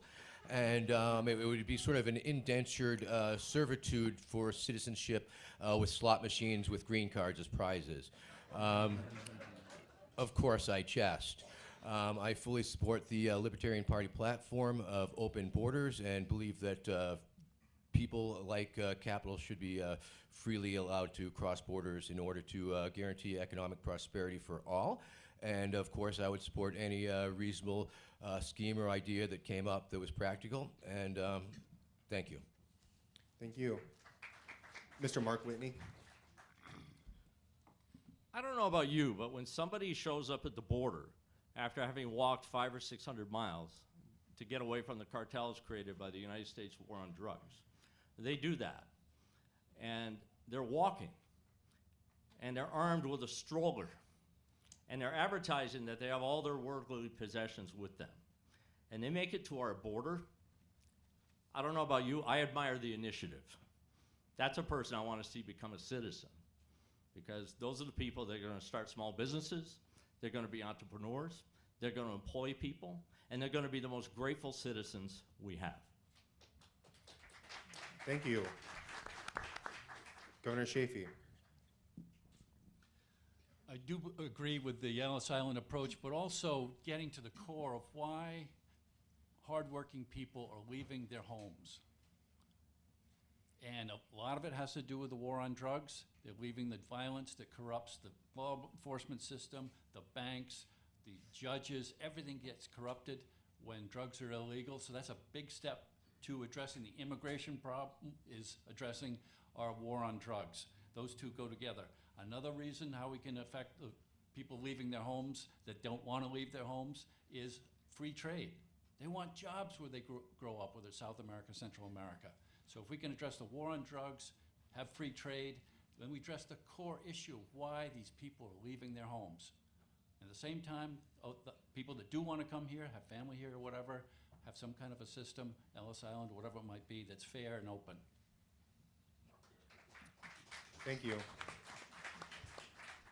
Mr. Hornberger. I grew up on a farm on the Rio Grande in South Texas. We hired illegal immigrants, and they were the hardest working people I've ever seen. And so I've seen this crisis up front my entire life. It has never gone away. And there's a simple reason for that. Immigration controls is a system of socialist central planning.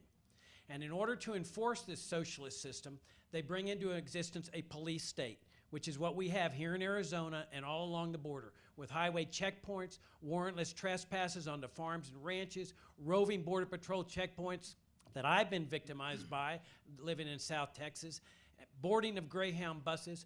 There is only one solution to this, and you know, you need to recognize that this is the only practical solution.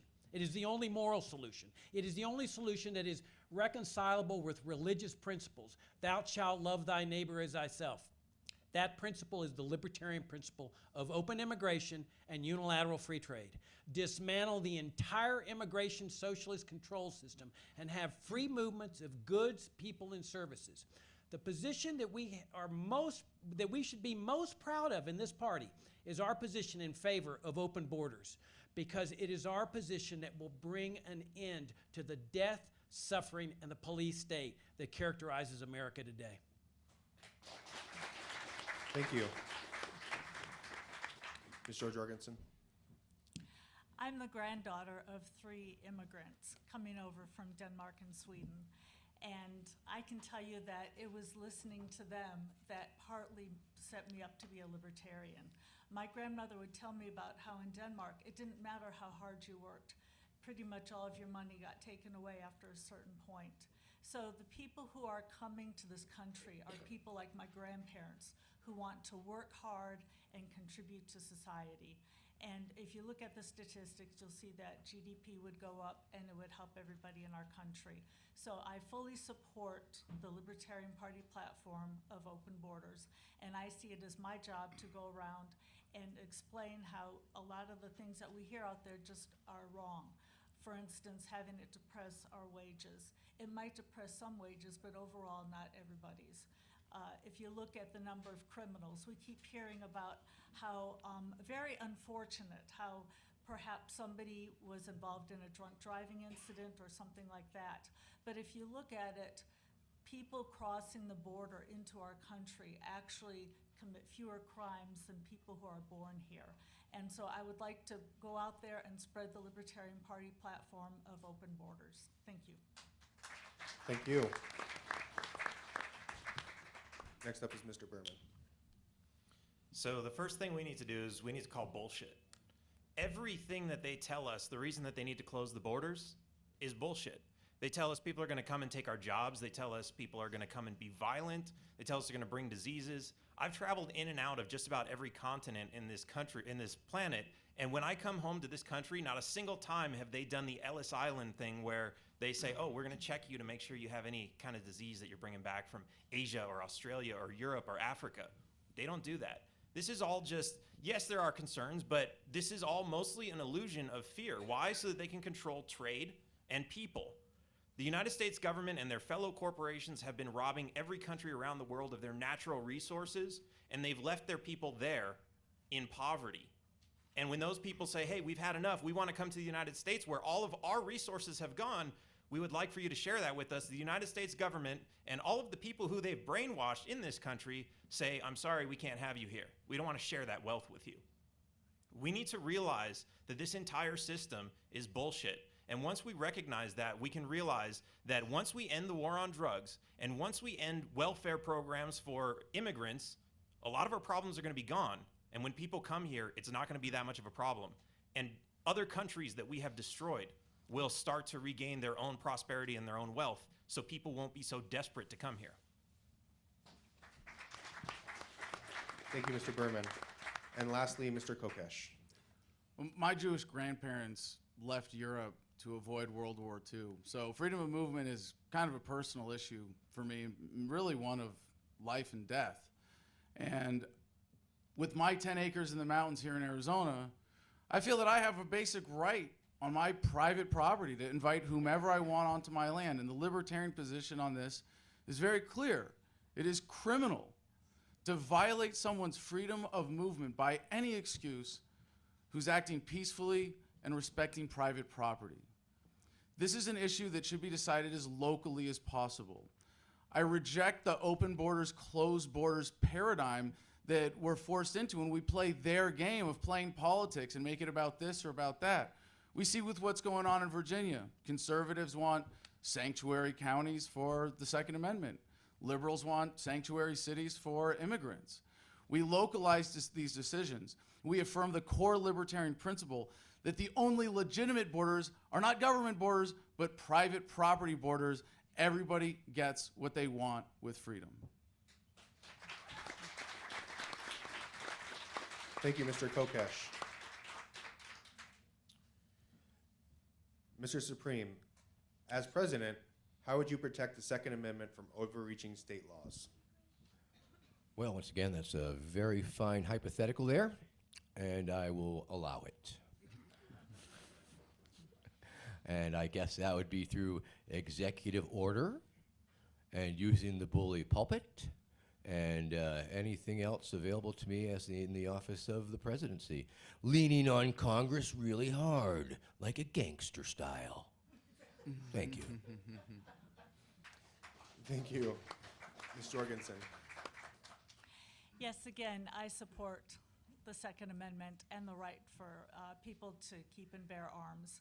And we need to set as an example. So anybody who has been, who's in a federal prison for nonviolent gun charges, I would immediately on the first day pardon them. So again, now using a gun in the commission of murder, of course, something like that, no. But for somebody who just owns a gun, for if anybody's in there because they're a felon and they own a gun. And I would try to lead by example and point out that, you know, there's only so much we can do with states. However, lead by example so that people will go to the states that give them the most freedom. Thank you. Mr. Berman.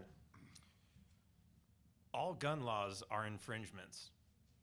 And we need to recognize this as a country, and we need leadership that's going to actually say this, not some leadership that's going to say, well, yeah, I like the Second Amendment, but no, we have to recognize that we have a right to keep and bear arms. And as soon as somebody says, well, you have the right to keep and bear and purchase and trade and exchange arms, but that's an infringement. As long as that's an infringement. In Mexico, you have the right to keep and bear arms. There's only one store that sells guns in Mexico, and it's operated by the Mexican government and the Mexican military. Is this what we want America to look like? Because nobody in Mexico has guns, even though they have an absolute right to. They don't even know they have a right to. Why? Because that right has been eroded so much that even though you can keep and bear arms, where do you get one? Do you need a license? Nobody knows. There's not somebody you can go ask. And if we continue to erode the Second Amendment, that's where it's going. So we need to nullify all gun laws.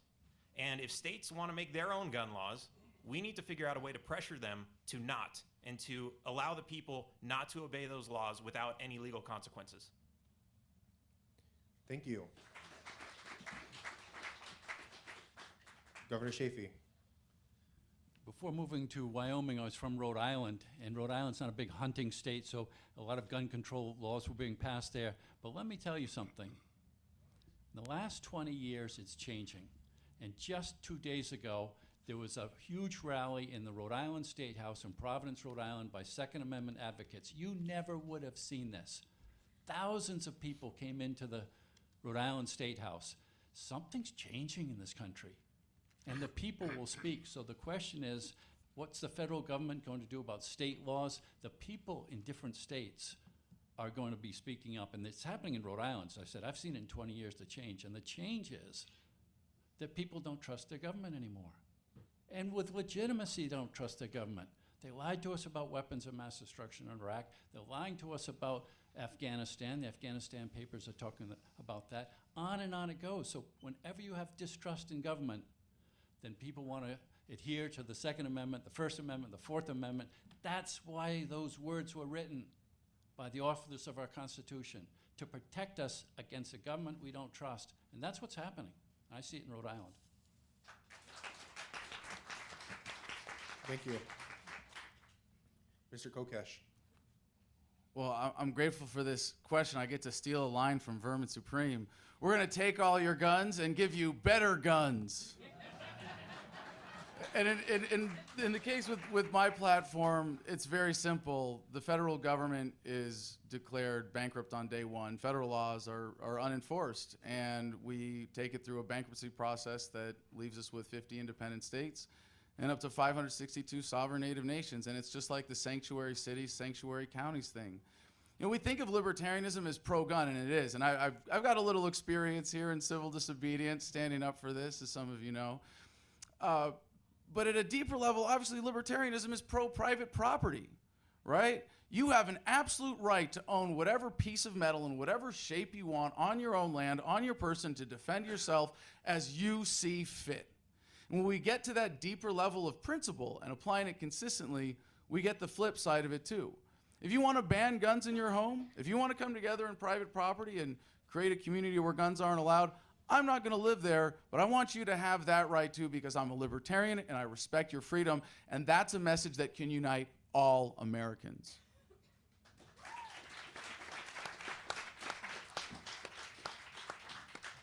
Mr. Hornberger. I join with Adam. I think people have a right to keep and bear arms. They have a right to own weapons, and that includes assault rifles. Because it's not, the Second Amendment and the right to keep and bear arms has nothing to do with hunting. It has everything to do to protect yourself from criminals and from tyrants. And when tyrants know that if people are well armed, they think twice about imposing that tyranny. If we ever let Democrats take away our guns, you will never make that mistake a second time, because they won't permit you to make it a second time. And I join with Joe about the power of the president to issue pardons. I would pardon any nonviolent gun offense, along with any nonviolent offense, period. I think also the president can induce the Justice Department to file amicus briefs at the state level, joining with people that are questioning state gun control laws on the basis of the 14th Amendment that incorporates in the Second Amendment. More fundamentally, I think we have to address the massive violence in American society, because that's the excuse that the gun controllers use. The drug war is a massive cause of violence in America.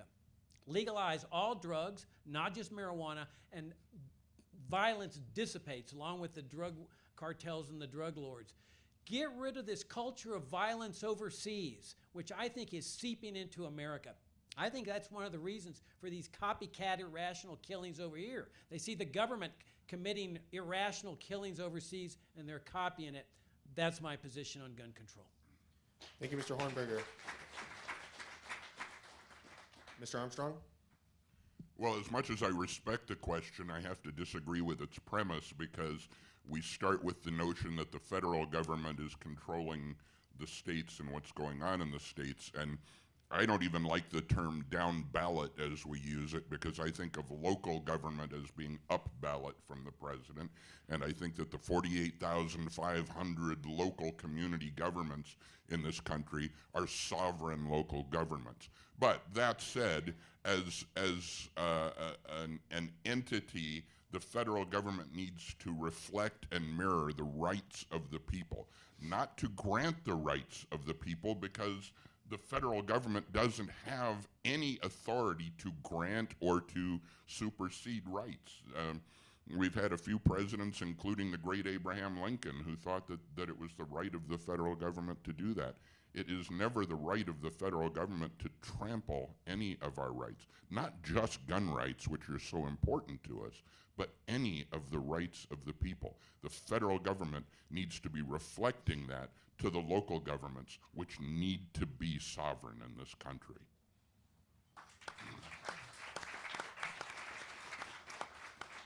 Thank you. And lastly, Mr. Berman. Oh, I'm sorry, Mr. Whitney. Thanks. This is not a question that is theoretical or philosophical for me. In 1988, I lived in Vermont. I grew up in Vermont. Ben and Jerry's, they went public. They franchised. I bought franchises. I borrowed a lot of money from banks. And one of the mistakes I made, Ben Cohen had a cowmobile, and he used to drive around and give away free ice cream. So like Ben, I wanted to have a cowmobile too. My cowmobile was a 1988 Mitsubishi van, and the administrative mistake I made was I registered that van in my name personally instead of the corporate name, and the feds charged me with bank fraud. So as a result, I sit here today with a 30-year-old felony representing the 25 million of your fellow citizens for whom a pistol is kryptonite. 18 U.S.C. 922G says that if I possess a firearm, the judge has to give me 5 years in prison. It doesn't only apply to me. It applies to my wife, Julie, who I've known since the 6th grade. She stuck by me through thick and thin. Julie can't have a weapon either. Legally, she can, but the principle of constructive possession means that if I have the power to control her weapon, the judge has to give me 5 years. So for me, this is applied libertarianism, and the right to own a firearm is about one thing. It's about reminding these assholes who's in charge. That's it.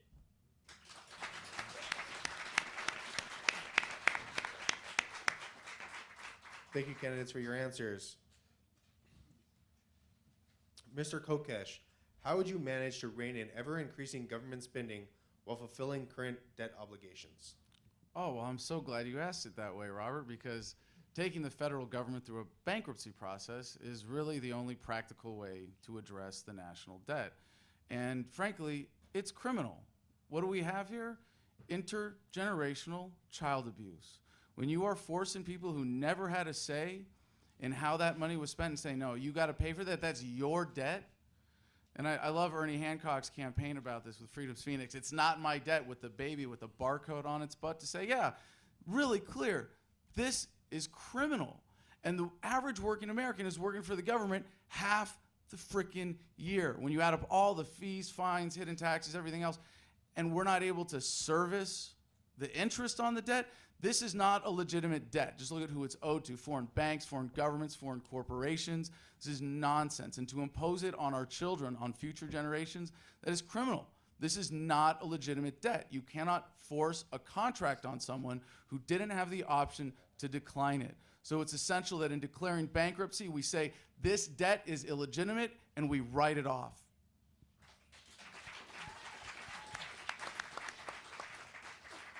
Thank you, Mr. Kokesh. Governor Chafee, please.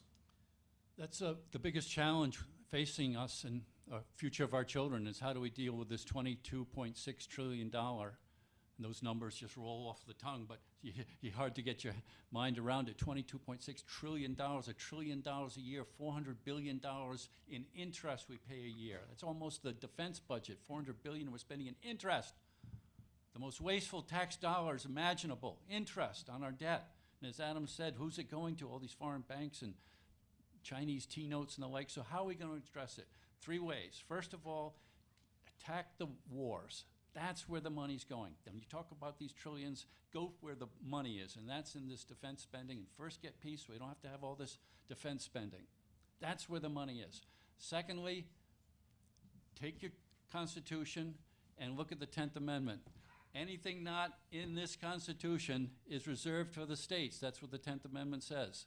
So we can go through the federal budget and go, nope, not in the Constitution. That goes to the states. Gone, gone. That's the National Security Agency and that Edward Snowden pointed out was so corrupt. And the third way is the war on drugs. It's not working. We can save money through these things. Chip away at that $22.6 trillion deficit. I've been an executive in public office, so I know how to do that, and I will do it.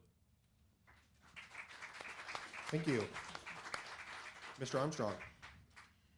Well, as Adam so rightly pointed out, we're not parties to the contract of the debt. I would submit to you that there's only one entity that is, and it is not the U.S. government. It is the Fed, which is a private corporation. And if the private corporation is bankrupt, we ought to acknowledge it and dissolve it and move on.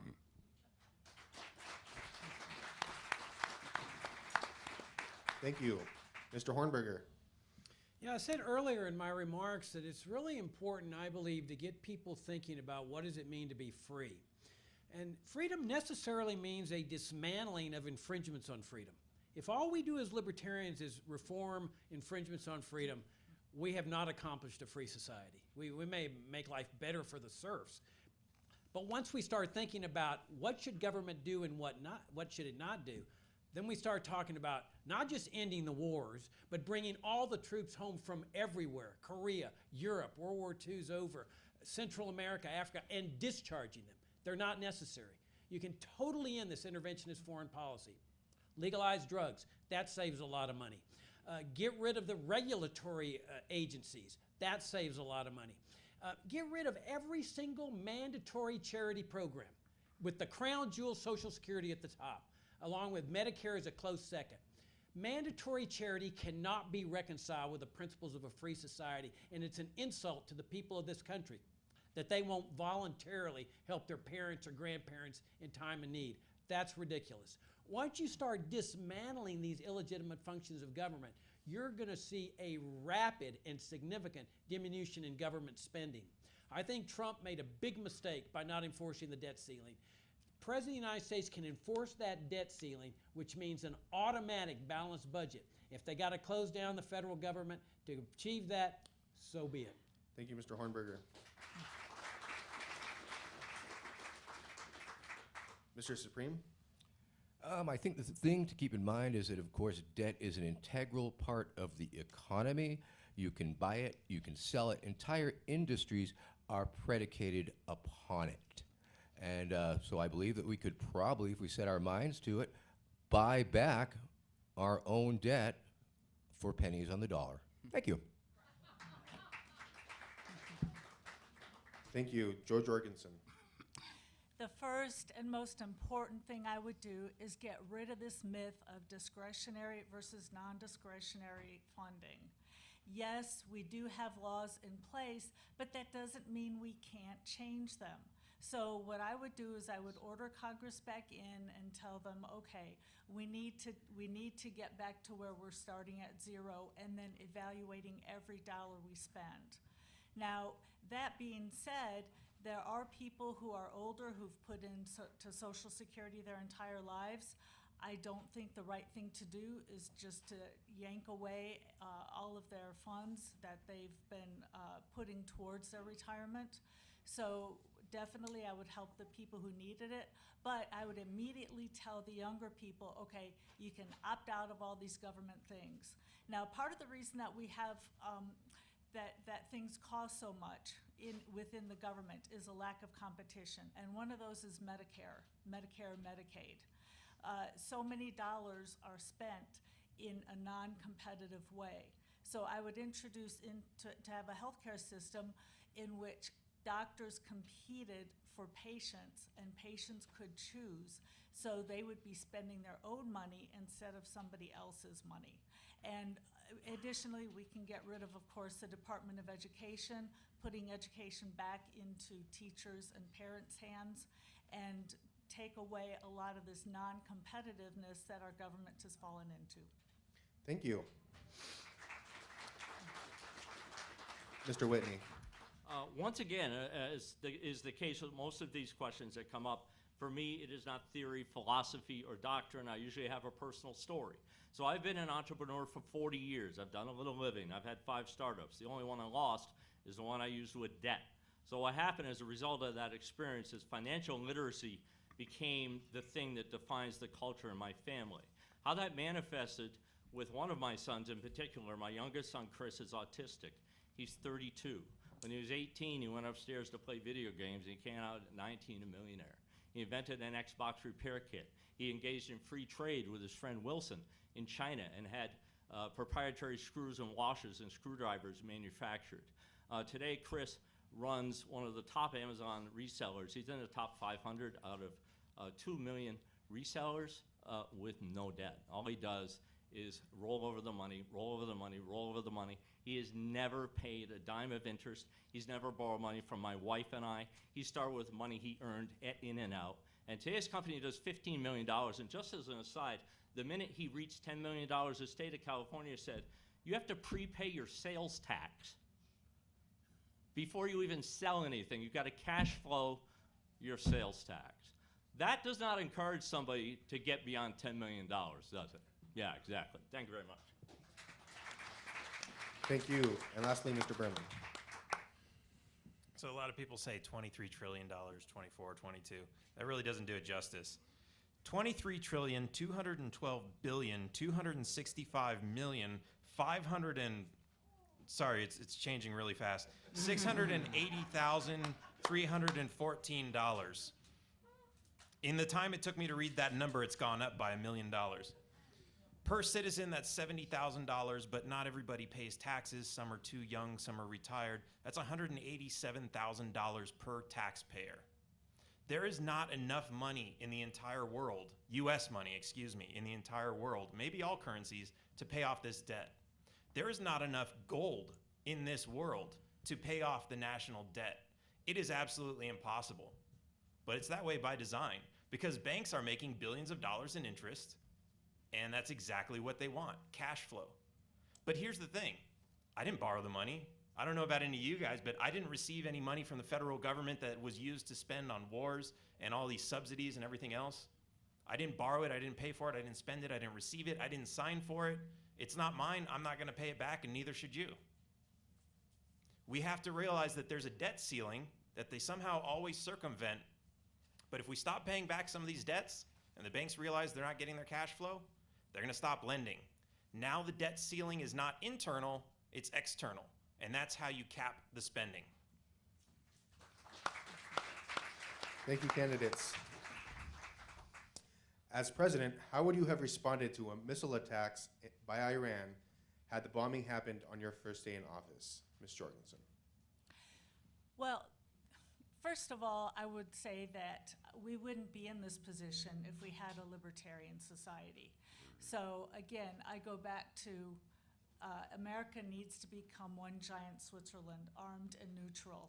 What got us into this problem is butting our noses into other people's business. And I think as Americans, a lot of times we don't even think about how we would feel if somebody did that, it came over to our country. So on my first day of office, I would hope that that wouldn't happen before 9 a.m. because maybe 9 a.m. I would bring the troops home, and then later on, you know, then they wouldn't have anything to bomb. So what we need to do is we need to have a free and open society when troops cross, or I'm sorry, when goods cross borders, troops don't. And let me mention one personal story. I had a Fiat Spider in the early 80s, and this very kind older gentleman came up and told me he was in World War II, and how could I ever drive an Italian car? He thought that that was horrible. And I didn't want to argue with him, especially after his service, but my thinking was, well, Italy's not going to bomb us if we're buying their Fiats. You know, Japan's not going to bomb us when we're buying Toyotas and Camrys. So we need to emphasize the free trade. Thank you. Thank you. I was handed a brief reminder to remind folks to turn in their ballots for the delegate selection, the elections. Again, the brown box on the table here to my left. Make sure you get your ballots in by 2 p.m. That gives you about 8 minutes. Mr. Kokesh, do you need the question repeated? Well, this is kind of a personal question for me. Are there any veterans or active duty military in the room? Don't worry, I'm not going to make you stand up and blow smoke up your butts. But to say, sorry for your servitude, welcome home, and thank you for continuing your service along with everybody else in this room by being the anti-war party.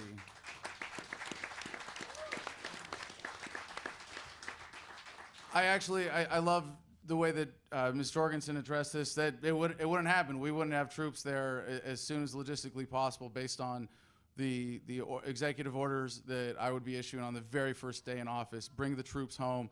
The idea that we still have troops there after, you know, I watched fellow Marines die in Fallujah in 2004, and to see the lies behind it, and I'm grateful to have former Governor Chafee's experience in this and calling out the lies of the war machine from his direct experience on the inside. So I don't want to have to play the veterans card, but I will when I have to. So hey, Robert, how many veterans does it take to screw in a light bulb? You wouldn't know. You weren't there, man. Takes an awful lot of Marines, Thanks. I'll tell you that.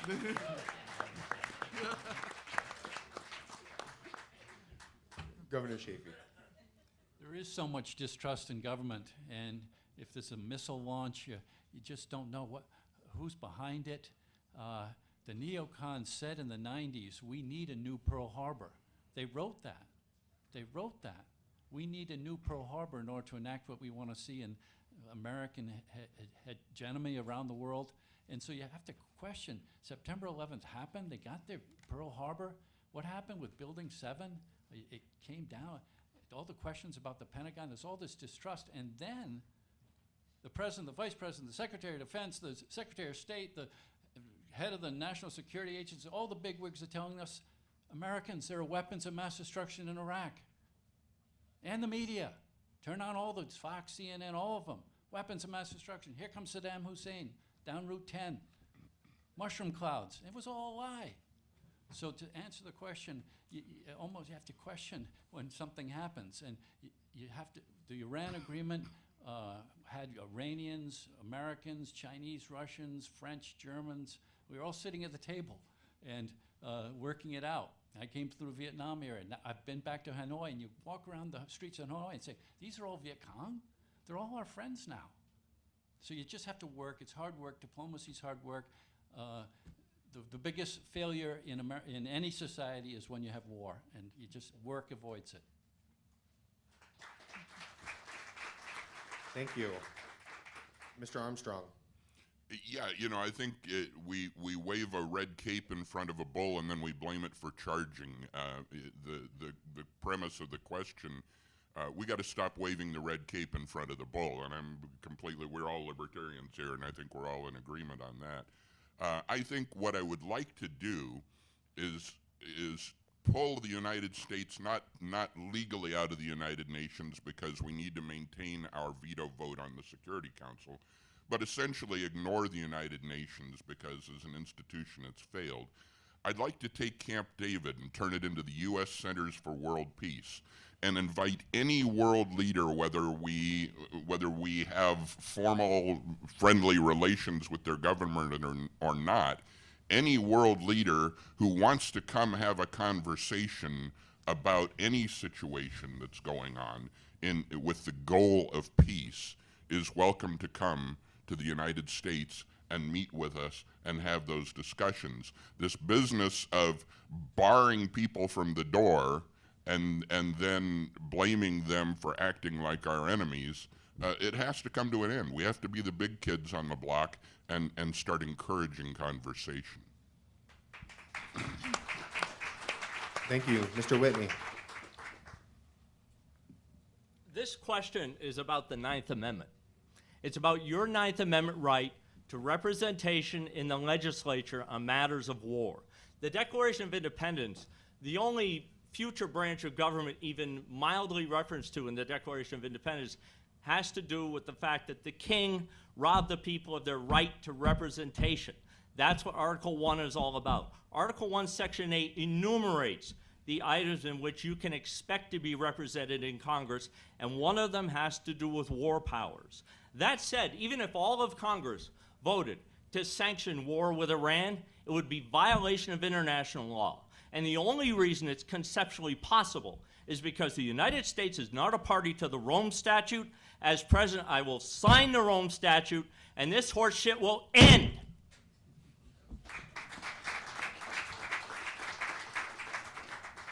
Thank you. Mr. Supreme.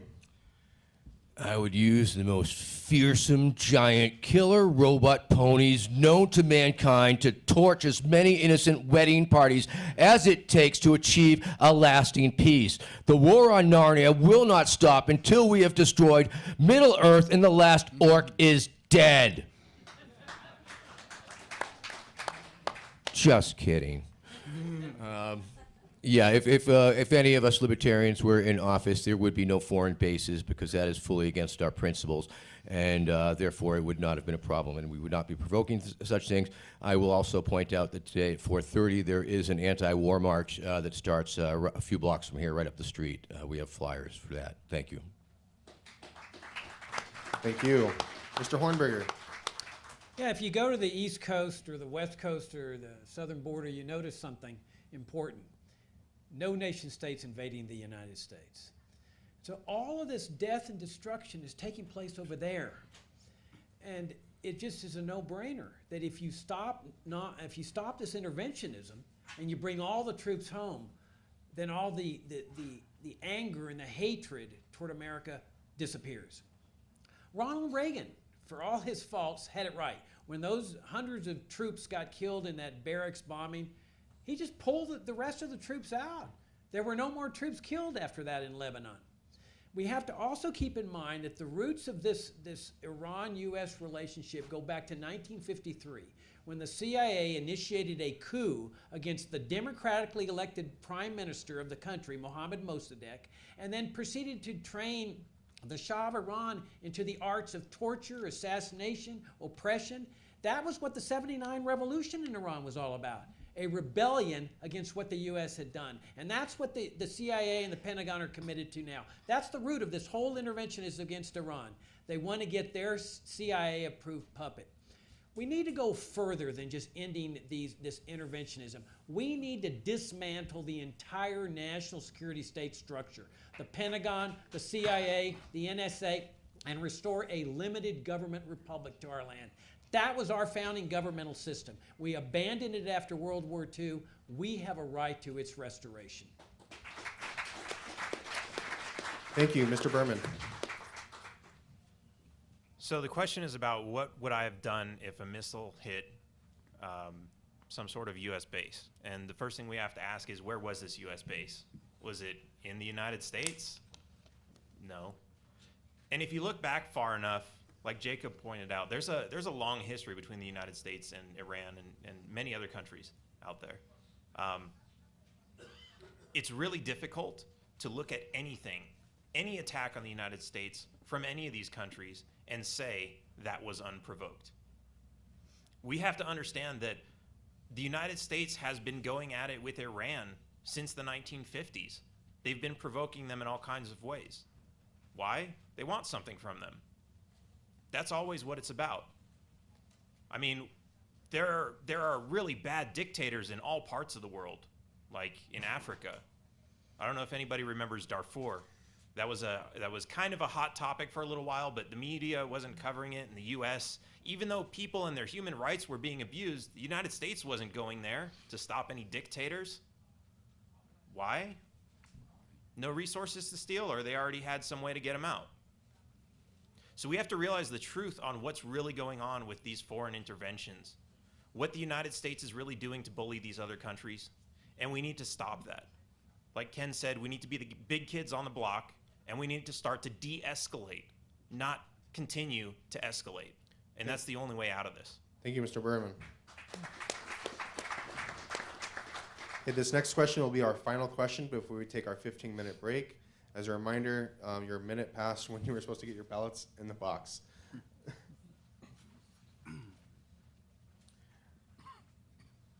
Democratic presidential candidates are split on the issue of legalizing sex work. Where do you stand, Mr. Berman? I don't know if legalizing is the right word or decriminalizing. A lot of people fight over what's the best word to use. It's a human right. It's your body.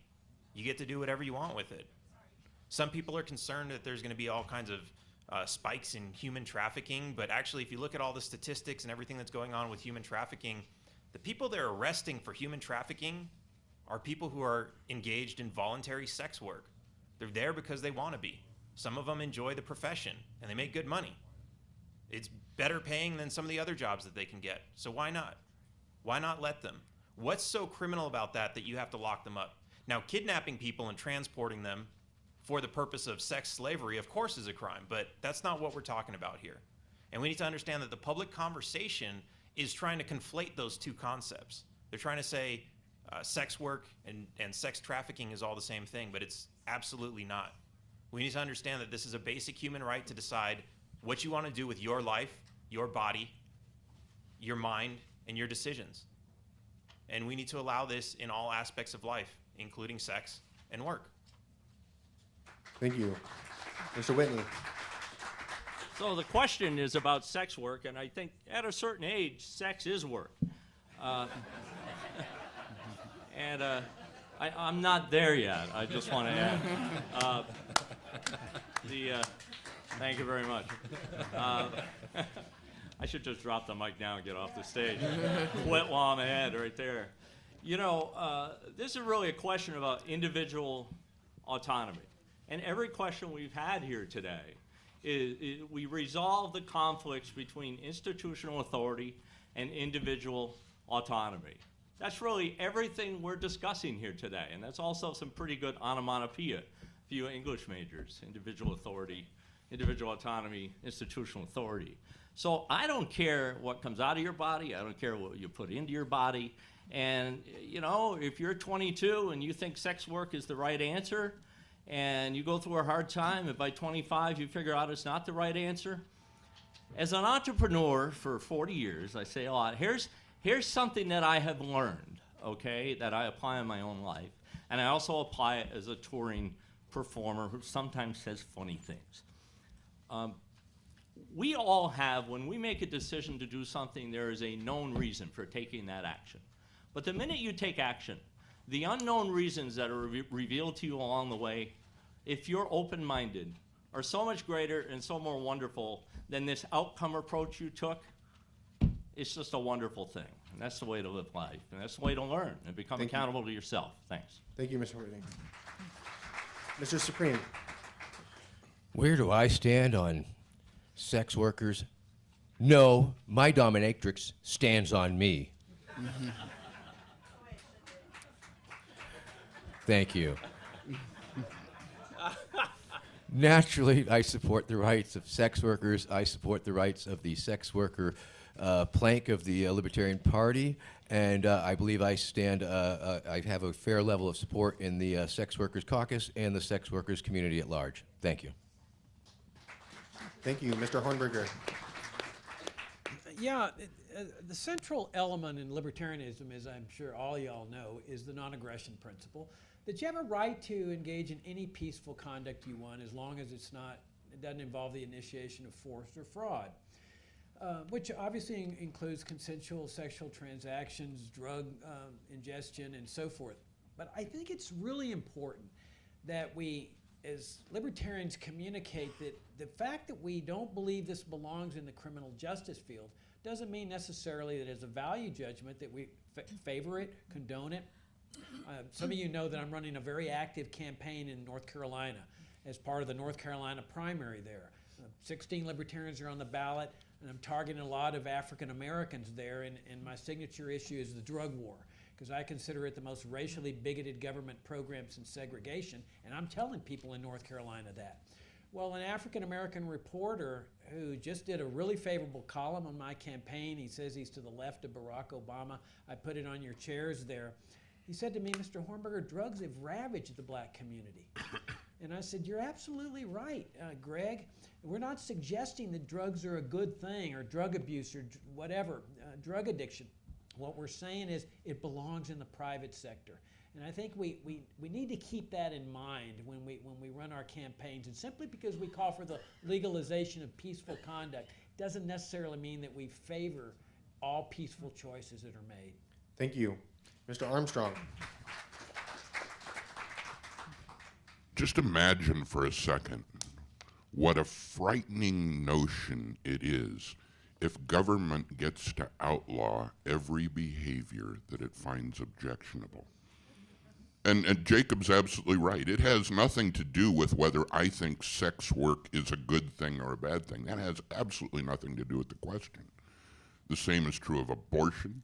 The same is true of any intervention of the government, federal, state, or local, on private choice. And when we start even allowing ourselves to have a conversation about letting the government intervene in those private choices, we've really headed for the slippery slope. Thank you. Ms. Jorgensen. My experience has been that libertarians are not split on the issue. I haven't spoken with any who are. Perhaps what people are talking about is trafficking, which is completely different from what most people would call constitution. And like the joke goes, prostitution involves consensual sex and capitalism. Which of the two are you against? As libertarians, we do believe that we have the right to our bodies and we have the right to choose to do what we want. And I think that, pretty much, I would think everybody up here on stage believes that. If there is no victim, there is no crime. So I don't think we should have any type of what we call victimless crimes, because they are not crimes. So as long as people are free to choose to engage, then the government has no business in interrupting, and neither do any of us. Thank you. Thank you. Mr. Kokesh.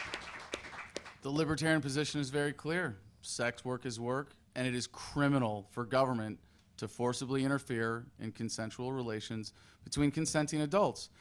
And when you get to the point, I guess, Mark, where all sex is work, you might be doing it wrong.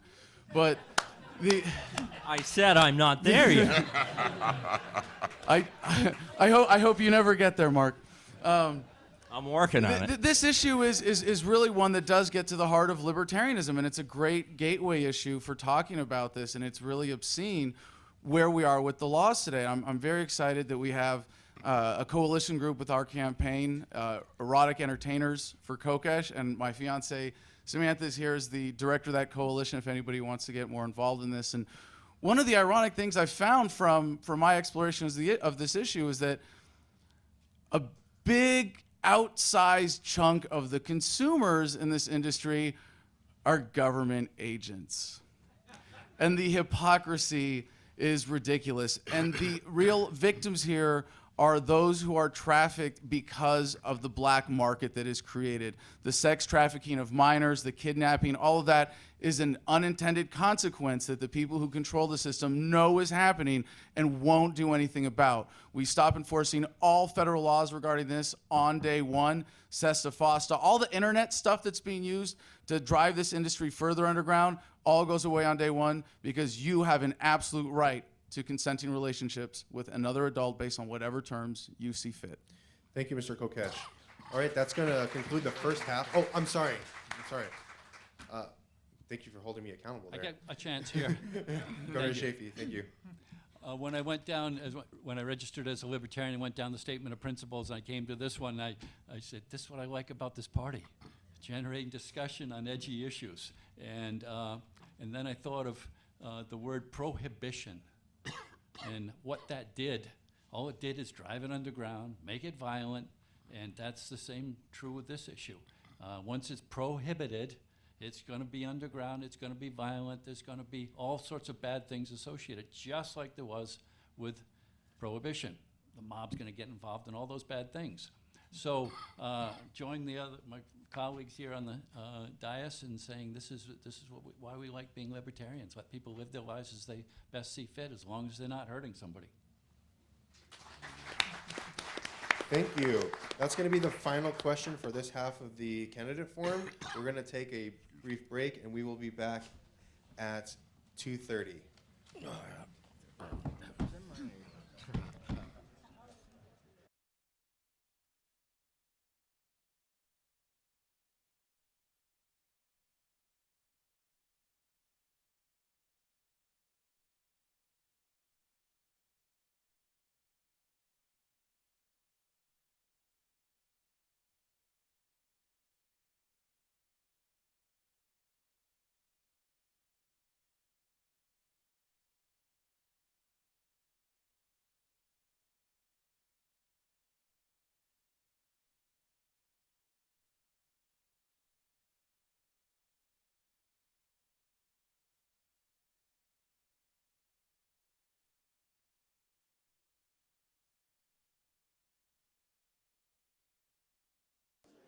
We still got 50-50 tickets. They're $1 a piece.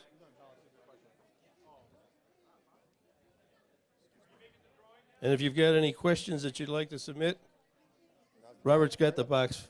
You better hurry up because Robert's got the box.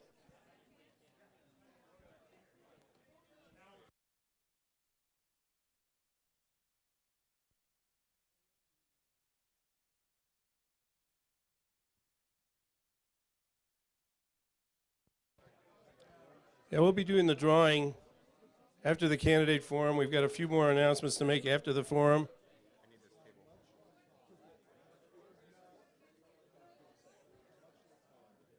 And we'll also announce the delegates.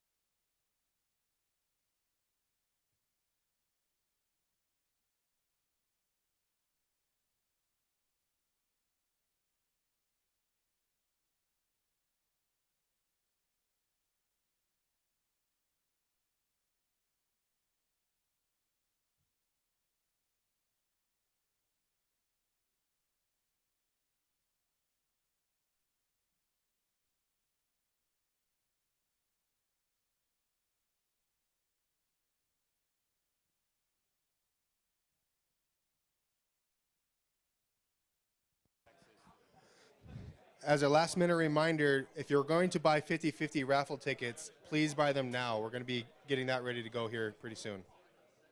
Last reminder.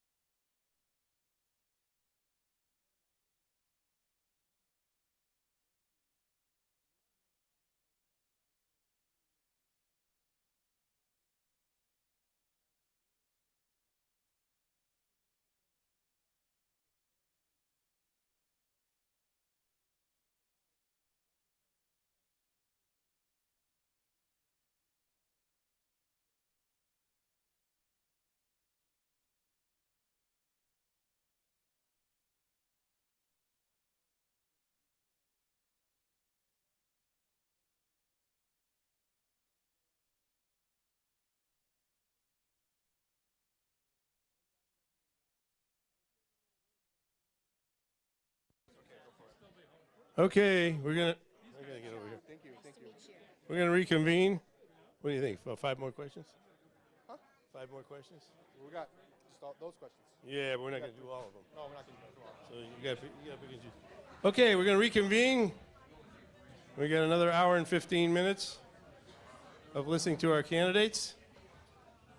And we've got all kinds of questions for them that you guys have put forth.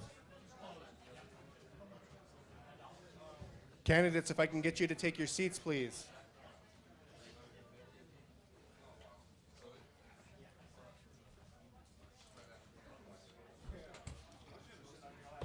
Where would you like us to take them?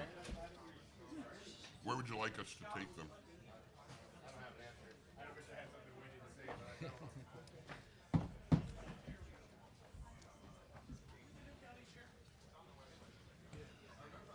Where do they have a pen this time? How long is this segment last? Should be the same. How long was the first segment? Hour 15. Time goes by faster.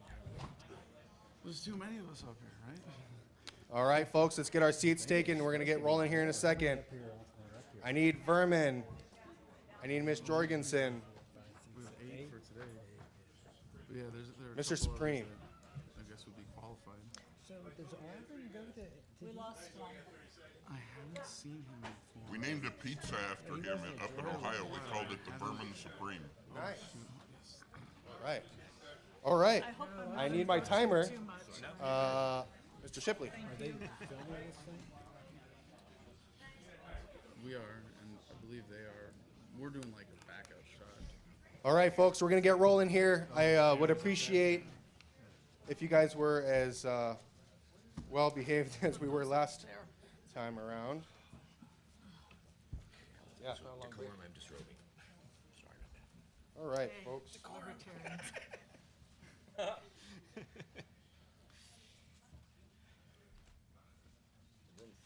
All right, these portion of the candidate forum, excuse me, not a debate. The questions are coming from members of the audience. I'm going to try to read because some of these people, woo. All right. Yes, so you will also have 90 seconds to answer for these questions. The first question is from Mr. Kokesh. How do you plan and what will you do to get into the debate? I'm assuming that's the presidential debate. That's a great question. The Commission on Presidential Debates is an arm of the duopoly intended to keep the illusion of the two-party system being representative of the people intact. It is not a fair platform for debate. You have to get overwhelming support or really figure out a way to put them on the spot in the national conversation. And I'm really grateful for this question because we just revealed with our campaign one of our commitments to carry out for the general election. Whether I'm the nominee or, frankly, anybody else on this stage is the nominee, we will be organizing a Veterans March on the debates in formation the same way that we did with Veterans for Ron Paul when we had about 500 service-verified veterans marching in formation, chanting President Paul and End the Fed. And for the people who need that card, to play that veterans card, who believe that we were fighting for your freedom, well, then you better listen to us. And if we have 1,000 veterans marching on the presidential debates, and I think we'd be capable of finding more than enough willing to get arrested in civil disobedience, as I have many times, and been able to orchestrate and choreograph that in an effective way to get national media attention. I don't think that's possible to ignore by the mainstream media. If American veterans come and say, you better listen to the libertarian in 2020, I think we're going to have that national story overshadowing the debate, and I will do that for any candidate on this stage, whoever is the nominee. The next question is for Governor Chafee. If you sat on a CNN town hall and moms demand action where you stand on assault rifles, what would be your answer? As I said to one of the earlier questions, when people don't trust their government, that's why we wrote, the authors of the Constitution wrote the Second Amendment. Those words are very clear. And it's not only the Second Amendment, it's the First Amendment, It's the Fourth Amendment. You need a warrant before you tap our phones. And so I would answer in the affirmative. And as I said, my experience in Rhode Island, Americans, more than ever, don't trust their government and want us all to respect every word of the Second Amendment. Thank you. Next question is for Ms. Jorgensen. Following your 1996 Libertarian candidacy, did you ever register with another political party? Well, first of all, South Carolina doesn't have registration. But I can tell you, since first becoming a Libertarian in 1979, I have voted for the Libertarian presidential candidate every single time, from starting with Ed Clark through Gary Johnson. There have been a few times, because in South Carolina we have open primaries, there have been a few times when I voted in the Republican primary so that I could vote for Ron Paul for president, but I have never, since 1980, voted for any candidate other than a Libertarian on any ballot for any position ever. And one last thing too I'd like to mention, I temporarily moved to a different state, out of state, because my husband had to do some training for his job. And it was around the time of the election for Ron Paul. So I actually went through the trouble to register in the new state just so I could vote for Ron Paul. And then when I went back to my home state of South Carolina, I re-registered back. So I actually went, and I hate bureaucracy, I hate paperwork, but I went through the trouble to re-register just so I could vote for Ron Paul. Thank you. As a Libertarian, not as a Republican. The next question is for Mr. Hornberger. Why did you call immigrants illegal in your answer on immigration today? Okay, I understand there's a difference in perspective on terminology. Call them illegal because that's what the common term is. But I mean, we can use any term we want. Immigrants that are here in violation of the law.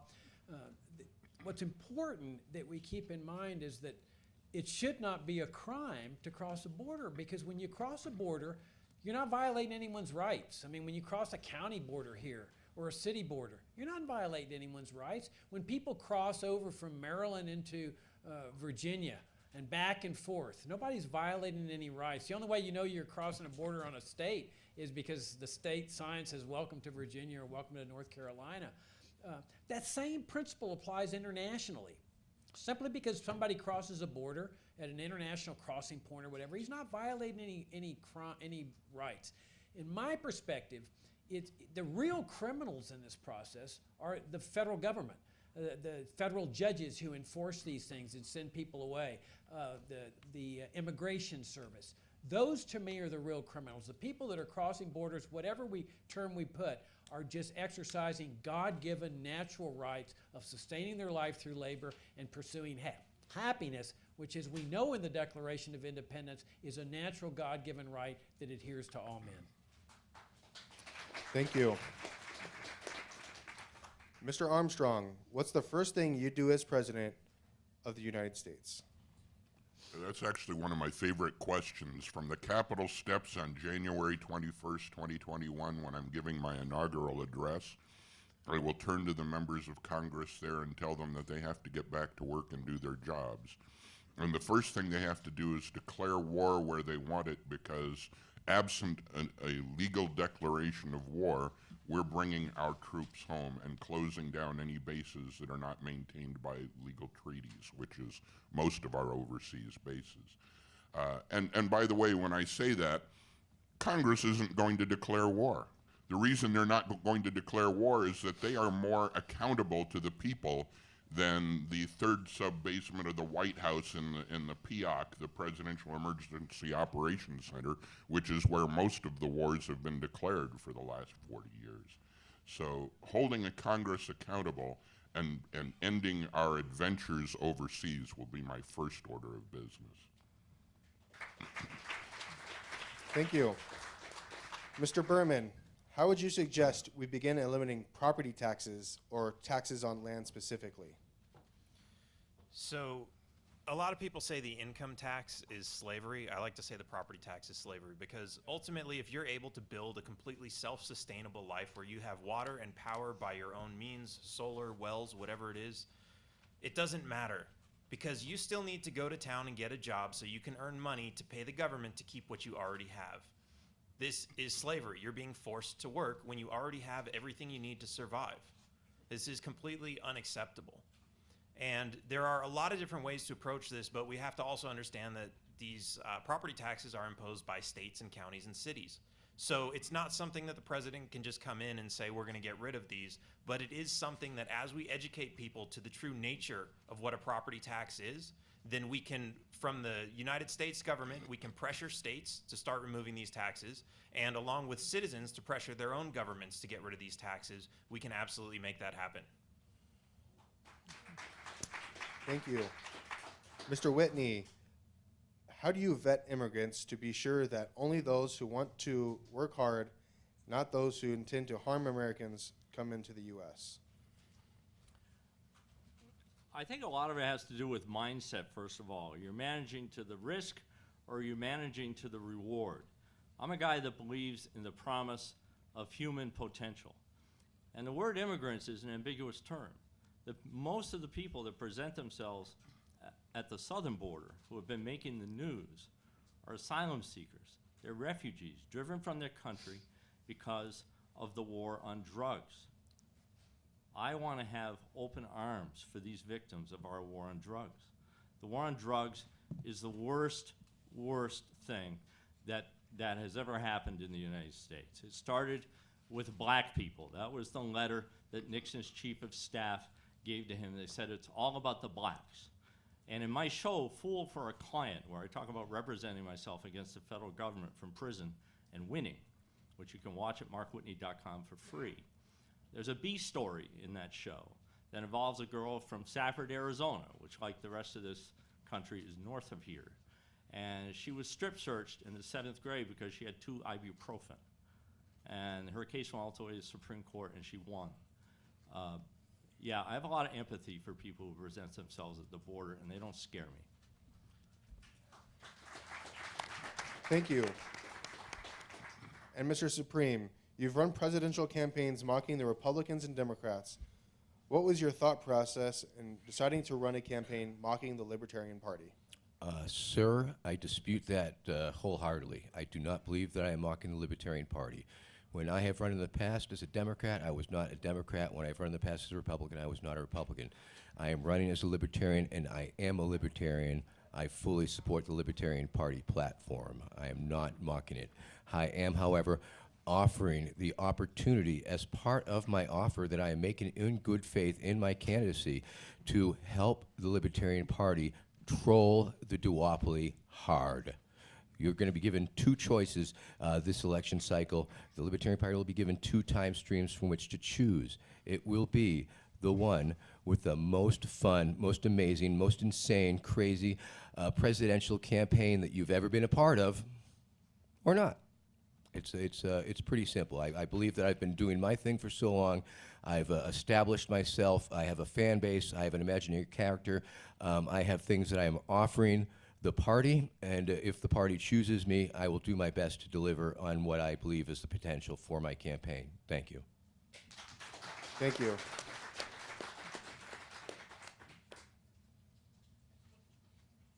The next question is for Mr. Whitney. Do you believe climate change exists, and how can it be confronted? I believe it does, and I believe there's so many opportunities for private sector companies to get involved with that. There's actually another twist to that. If climate change doesn't exist and people believe it does, there are going to be a lot of tremendous companies formed to solve the problem, whether it exists or not. People buy things they don't need all the time. So, in fact, if we changed our system and people stopped buying shit they didn't need with money they didn't have, the whole country would come down to a collapse. So another thing, if people believe climate change exists worldwide, it's an opportunity for world peace. And that's what I'd be talking to other world leaders about as president. Thank you. The next question is for Governor Chafee. Did taxes go down for Rhode Islanders when you were governor? First, I'd like to answer a question you gave to Ken about what was the first thing you'd do as president, and the fastest, most immediate thing I would do is bring Snowden home, instruct the Justice Department to drop all charges. He should be an American hero. Should be an American hero. When I was governor, did taxes go down? I came in the depths of the recession, 2010. I was elected in 2010. People were losing their jobs. They were losing their houses through foreclosure. It was the toughest times. People are naturally angry when the economy's bad.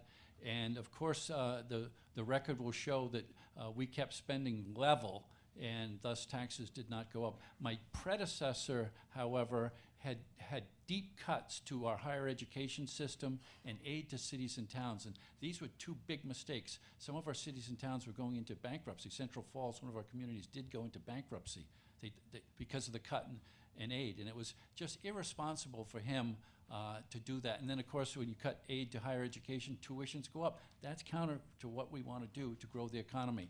So maybe I had to have some adjustments to fill in those gaps from my predecessor and cuts to cities and towns and to higher education to keep tuitions down. But spending did not go up. Might have had to fill in those holes that my predecessor had dug, which I was committed to changing and campaigned on it. Thank you. The next question is for Ms. Jorgensen. Given the success of the Johnson-Weld campaign, how will you realistically obtain media coverage without having previously held national or state office? Well, I can say that when I ran with Harry Brown, we did very well in getting media coverage, and basically by working very hard, just as we did before. We have a lot to say, and right now, with the climate we've got right now, with President Trump, with a lot of people looking for an alternative. In fact, I had a lot of people telling me around 2016, you know, I never really considered the Libertarian Party, but with the choices out there. Also, now we've got a 24/7 news hour. And last, I plan to go after the younger generations, because research is showing that not necessarily the millennials, but the next generation, iGeners, that they tend to be somewhat naturally libertarian. So rather than going out and convincing people that perhaps they should change their way of thinking, I plan to go after people who are already like-minded and show them that there's an answer for them. In fact, that's how I became a libertarian. I heard Honey Lanham on the radio when I was living in Dallas, Texas, and it was just music to my ears. I thought, oh wow, I'm not the only one who thinks like that. So I want to go out and reach people who say, wow, so I'm not the only one who thinks like that. I've got a person who's doing social media, and we're just going to expand through the other ways. Thank you. The next question is for Mr. Armstrong. How will you reach non-libertarians and convince them that you're the right choice for president? Well, we've already been doing that, and as I mentioned in my opening remarks, a year ago none of you had heard of me, and now here I am. And we have so far, this is the 44th state we've visited in 8.5 months, and we have been meeting with not just libertarians, but with people on the street, having meaningful conversations with people in shopping centers and restaurants and all kinds of places. And I think that what we need to do is we need to step up as a party. In fact, I think that we have cut ourselves short by having such a short national campaign season for the party. But we will have to just take that approach that we've had for the last 8.5 months, put it on steroids. Instead of 2 a week, we need to be doing 2 a day, and really getting out there on the streets and talking to the people, most of whom really are libertarians. They just don't know it yet.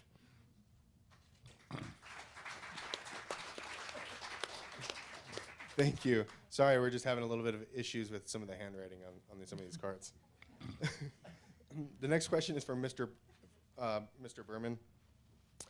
How will you effectively reach to the 94 million non-voters in the U.S.? And show your numbers.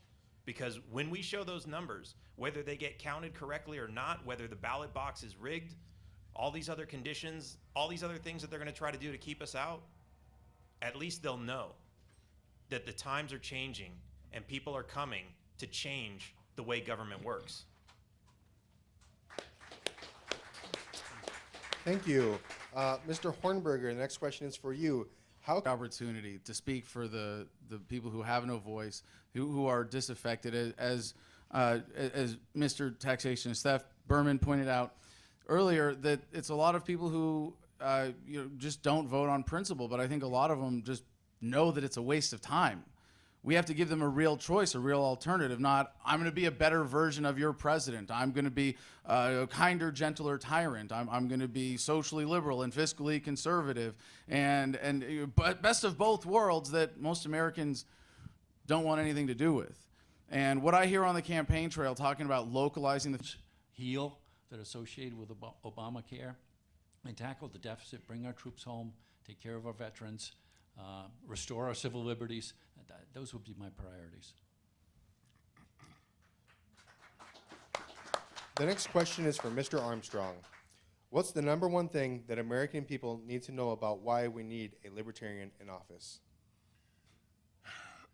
Because the government has been letting us down for easily the last century, certainly since the Civil War and certainly since World War II, that we have been accruing more and more power to the federal government and specifically to the Oval Office. And what we need is a libertarian in leadership who's actually willing to walk the walk of rolling back the powers that have been accrued to the Oval Office, of actually deliberately giving up power. Every time a candidate says, I will do something that the law doesn't currently allow the President of the United States to do, they're saying, I'm going to take more power. We need to stop taking power and give it up.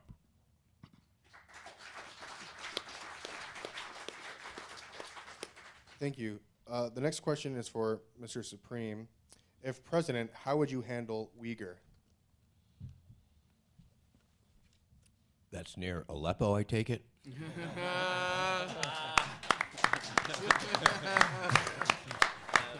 I was specifically explained in the question not to explain what it is to you. Yes, the Uyghurs are, of course, a religious minority in China, and they appear to be a Muslim minority. I would ask my advisors for more explicit information, of course, but if I was on the fly, I would say they need their freedom and the state needs to get out of their business, and the Libertarian Party is against coercion and torture and all of those things. Thank you.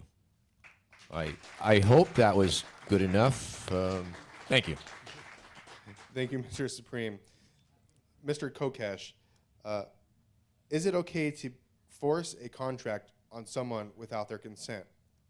If not, how do you justify forcing yourself on the Americans who didn't vote for you as president? Well, I would say, of course, you can't force a contract on someone who doesn't consent. And really, when you lay it bare, that's what the U.S. Constitution is.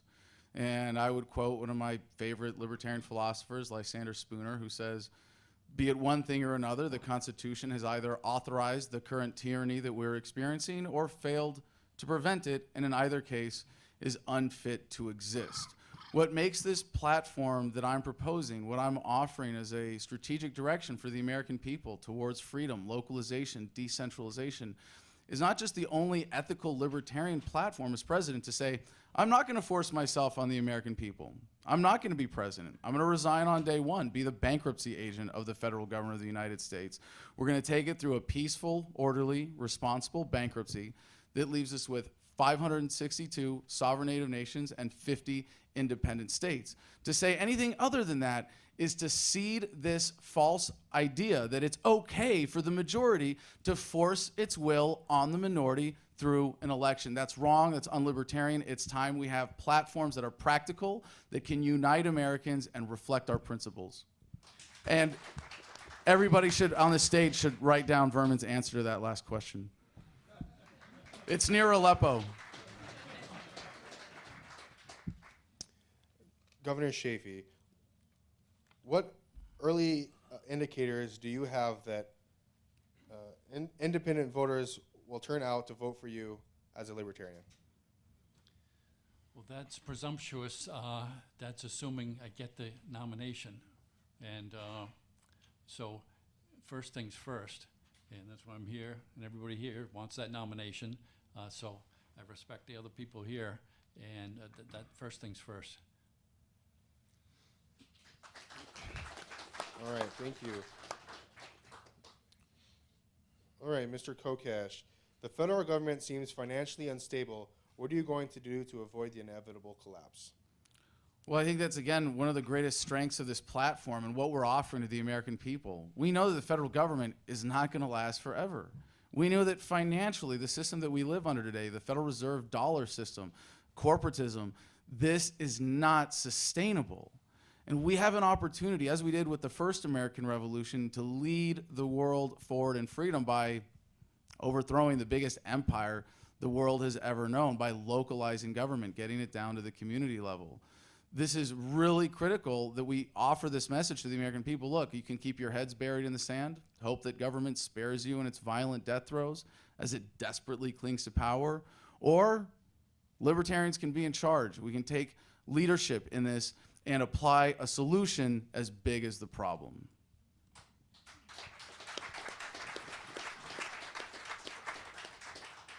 Thank you. We're going to go back to the previous format where each presidential candidate had 90 seconds to answer, because we have a couple questions that each candidate can answer. First, Mr. Hornberger, all presidential candidates, I'm sorry, that's not a question, that's a statement. Mr. Olivi is asking for each of you at the term limits booth to sign the term limits pledge if that's something you agree with.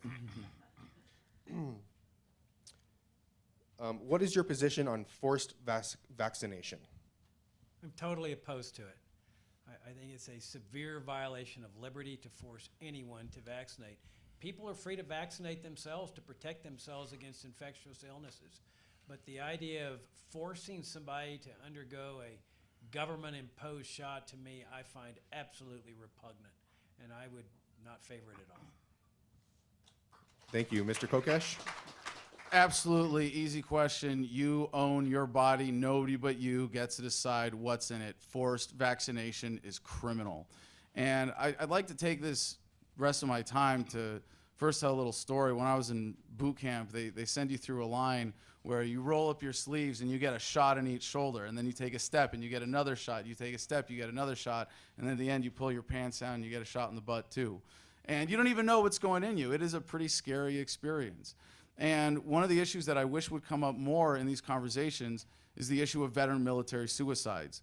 22 a day is an insane embarrassment, and that we haven't taken this issue on head on as a party, as a country. We should all be embarrassed.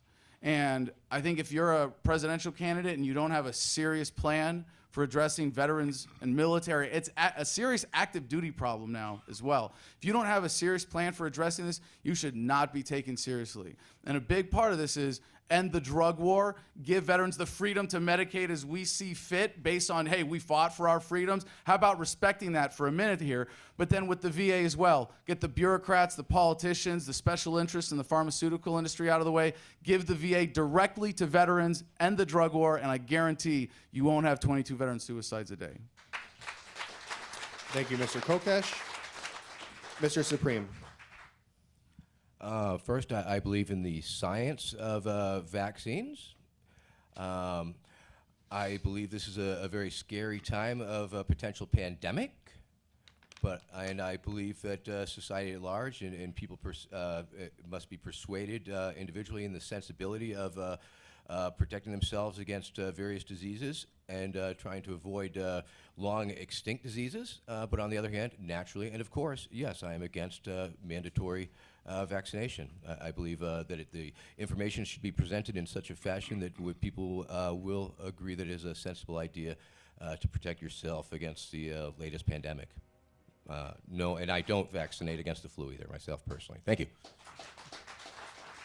Thank you. Mr. Whitney. Ditto on the vaccinations, and I think along similar lines. 30 years ago, my family was left as roadkill. I served 700 days in 5 federal prisons, 1 conjugal visit. That's from the guy in the next cell. And no rim shot. I can't.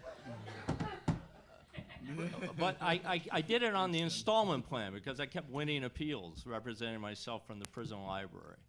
But one of the things the vaccination thing called up is strip search. I've been strip searched by the government 30, 40 times. If you are 30 years old here, you came of age in a system where the TSA is allowed to put their hands on you. The Federal Bureau of Prison Guards, they're not allowed to touch a prisoner. They're not allowed to put their hands on you unless you put your hands on them. TSA does that as a routine basis. And one of the perspectives I had in the immediate aftermath of the events of 9/11 was the floor mat you stand on, the controlled movement you stand on, was exactly like the federal prison system, except it's worse because they can put their hands on you. Thank you. Governor Chafee. Once people don't trust their government, then things like vaccinations become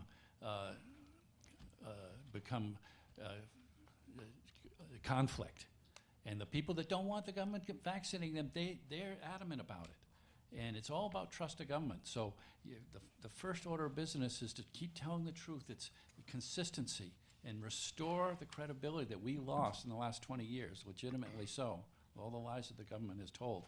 So there is some science. We talked about climate change and science of climate change and science of eradicating smallpox or whatever it might be. But there is this distrust of government, and I would not force people at this time when there's so much distrust in government. There's going to be conflict associated, and that's just not good for civilized society. People fighting against vaccinating their children. I will say when fluoride was being given, fluoride pills, and my mom was suspicious, and our second grade class went off to get fluoride treatment. I was the only one that my mom didn't sign up. They went for a couple of hours, and I was alone in the classroom because no fluoride. And on the veterans issues, Adam has been saying 22 suicides a day. You just have to get a grip on that. And last night we were at a party, and I raised that as casualties of the war. Why aren't these casualties? And somebody Googled, is it really 22 a day? And you're right, it is. It is. And these are casualties. It's not just 4,000 dead Americans. It's escalating every day. And I came through the Vietnam era, so it was no different then. Thank you, Governor Chafee. Ms. Jorgensen. I personally chose to have my children vaccinated, but this is the great thing about being a libertarian and a great thing about our principled philosophy, is that just because we choose to do it one way doesn't mean that we have the right to force others.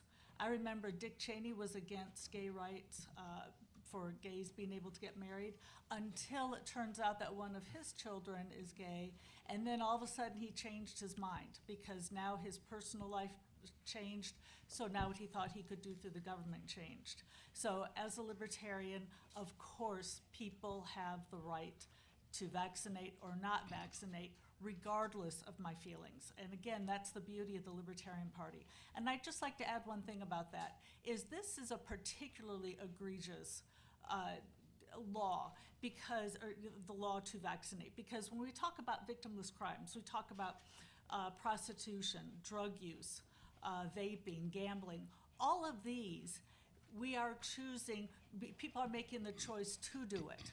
With vaccines, it's being done to you, that it's being put into your body. So I think this takes it to a whole new level, and it's a very dangerous precedent. Thank you. Mr. Armstrong. Isn't it ironic that the same government that would hold that you have no right to resist being vaccinated would withhold pain medications from you at a critical time in your life? I find this to be just an ironic conversation. But why free will? Why free choice in this issue? I was talking to a mom who was passionately in favor of the government mandating vaccinations. And I asked her, do you believe that vaccinations really work? And she said, yes, I do. I believe that vaccinations really work. And I said, "Are your children vaccinated?" And she said, "Yes, my children are vaccinated." And I said, "Then why are you worried about whether the children sitting next to them are or are not? If you have that free choice, and if you have the opportunity to vaccinate your children against these things that you're afraid of, and you believe the vaccines work, then it's no longer an issue whether you have the right to impose your will, because the non-aggression principle says they're not being aggressive against you." Thank you, Mr. Berman.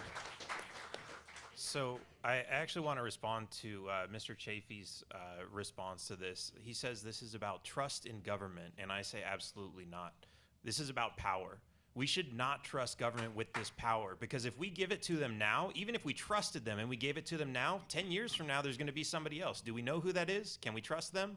No. And this law will have been in place for 10 years, and people are going to say, well, we don't trust the government, but that law has already been passed, so what are we going to do about it? We've already given up the power, and we can't take it back.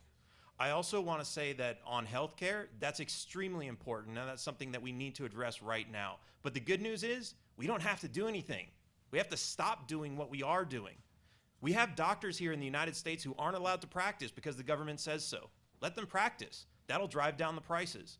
We have medications that are manufactured in the United States, sold in Mexico and Canada for a fraction of the price, and it's illegal to import them back here because the government wants you to pay the high prices in the United States for the exact same thing that was manufactured here. They say it's because of safety. They don't want you to import drugs that they haven't verified and checked out to make sure they're safe and effective, but it's the same thing you're buying here for a higher price. We just need to stop enforcing the laws that are in place. The price of healthcare is going to drop to almost nothing, and people won't need insurance to get the care that they need. Thank you, Mr. Berman. We're going to have one final question, and then we'll go into closing statements. Governor Chafee, do you feel the Constitution allows someone to force a candidate onto others even though they did not vote for that person? This is the question that was raised earlier, the contract. I do believe in the Constitution, the document, the precious document, sacred document that is the Constitution. I'll take an oath to uphold it.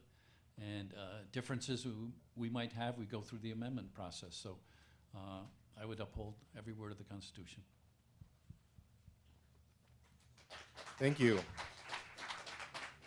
Mr. Armstrong? Well, we could probably rephrase that. Does the government have the right to build roads where you don't want the roads built, or does the government have the right to do any of the things that it does if you choose for them not to do it? To a certain extent, the will of the people has to have some sort of weight. There has to be some sort of populace making choices, and this is where I know I've got a beloved total anarchist sitting next to me, and I love the guy, but this is where we diverge, because I do believe that the population as a whole has to have some sway over how things happen. So yes, we as a group of people, we make choices. We're going to nominate our libertarian candidate, and some people are not going to be happy with that nomination. But we all damn sure better get on board with who that nomination is, because that's how we move the country forward. Thank you. Mr. Hornberger?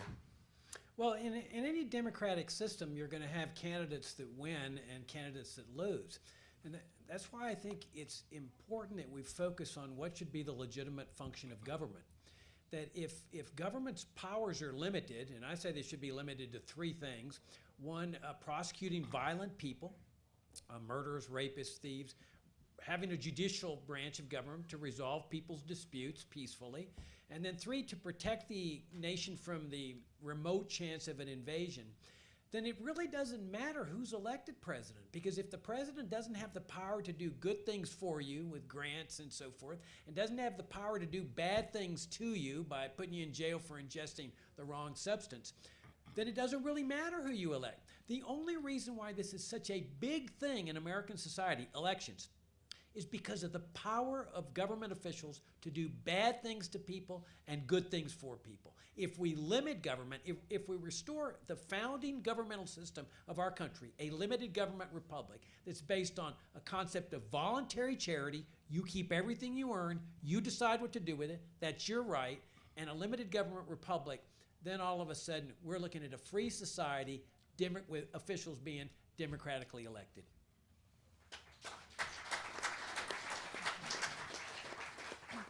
Thank you. Ms. Jorgensen?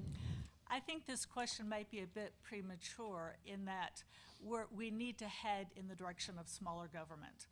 I was a big fan, or I am a big fan of Advocates for Self-Government. I attended a retreat with them, and do I think we can have a society without government? Yes, I do. However, right now, we need to head in that direction, and I am running for office so that we can head towards smaller government. And yes, we need to have a government that is a lot less powerful. You know, right now we keep hearing about how government is corrupt and dishonest. A lot of people don't realize there was a lot of corruption back in the 1930s, 1940s, and even in the 1800s. Very, very corrupt, where they would make deals. But it didn't matter as much because government wasn't in charge of the health care, in charge of education. It wasn't making every choice for you. So the Libertarian Party right now is a political party, and the purpose is to elect people. So right now we need to stay on that philosophy that yes, we're going to change government by reducing the size and scope of government.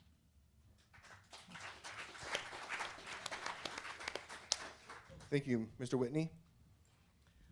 I think the questioner misperceives the order of things.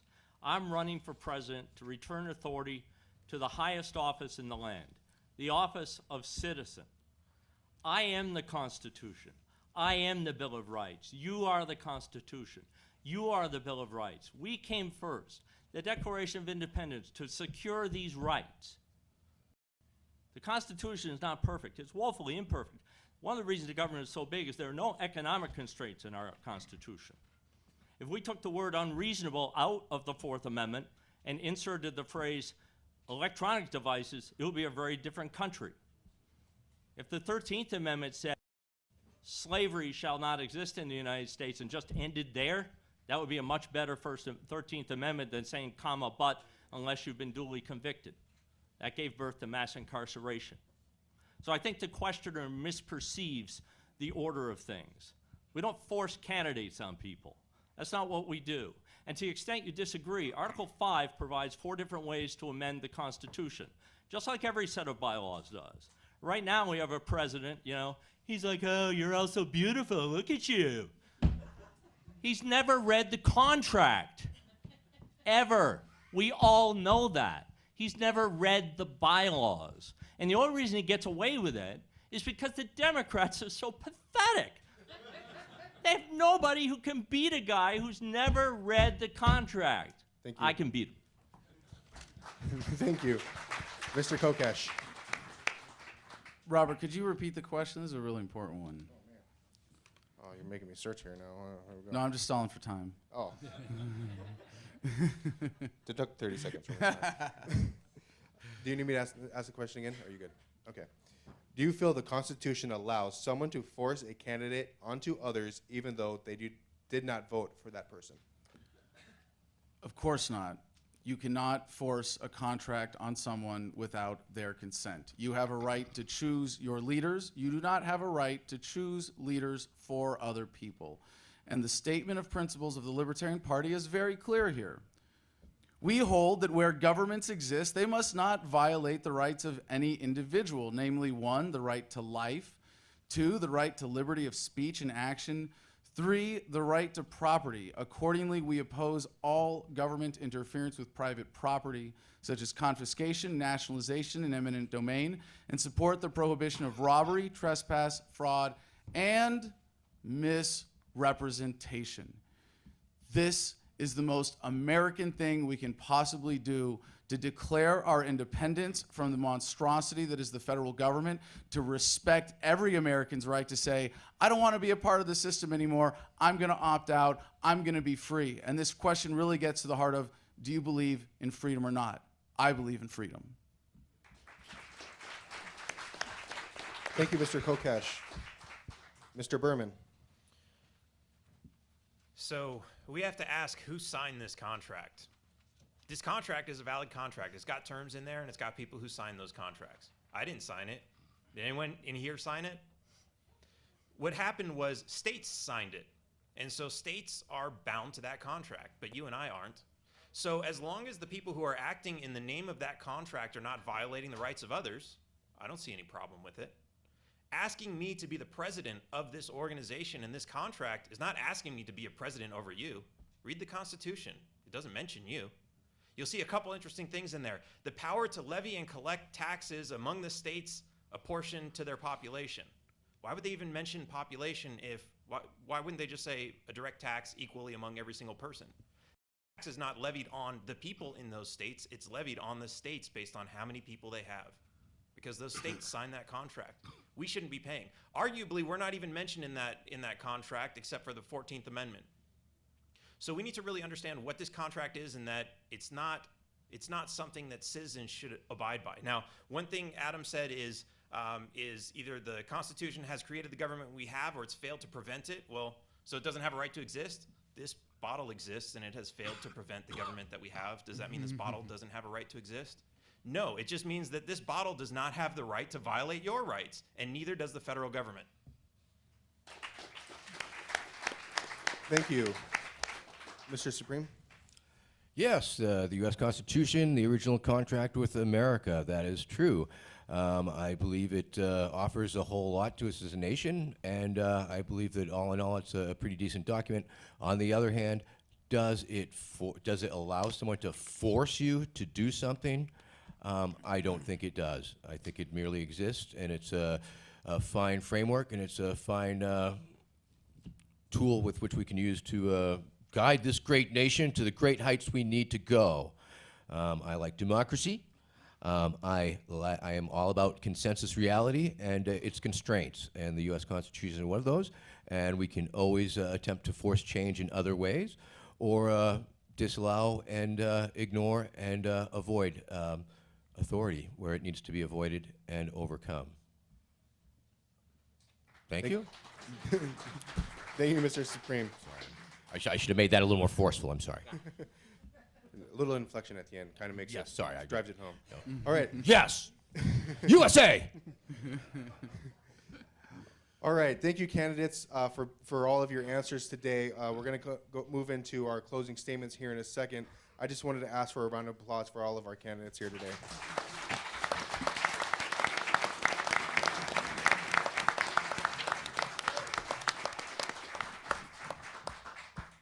I also briefly wanted to acknowledge Ms. Kimberly Ruff, who was previously a candidate and had dropped out here recently. Can we get a round of applause for Ms. Kimberly Ruff?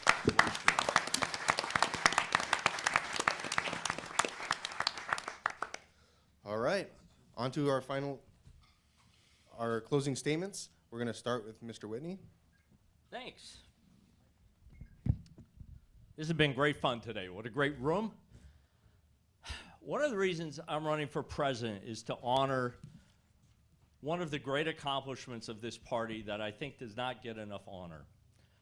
It is nothing short of a miracle that the people of this party over the years have built a legitimate third path to the Oval Office, ballot access in all 50 states. That's crazy. The mobsters from the Republican and Democrat national committees have done everything to make sure that doesn't happen. So when you go home tonight, I hope you'll go to markwhitney.com. I hope you'll watch my show, Fool for a Client. If you do, have your sense of humor, some popcorn, and some Kleenex, because there are some sad parts. But what you're going to see is you're going to see a fierce competitor. You're going to see somebody who doesn't break. You're going to see an inspirational family. And the explanation point on that, something that is not in that show, is that my family is so proud of my wife, Julie, who last month got her law degree, and we just found out 2 days ago that she was salutatorian of her law school of 130 students. And that is so good for me because it's going to come in so handy at my impeachment.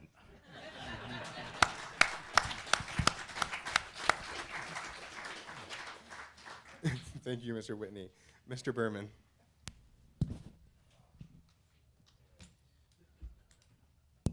So, like I said before, one of the most important things we need to consider here is how are we going to grow this movement? Because the reality is, if one of us steps out there, no matter how libertarian we are, if we're not able to get Democrats and Republicans and non-voters on board with libertarianism, we're going to continue to get the government that we have, because people think more government is going to solve their problems.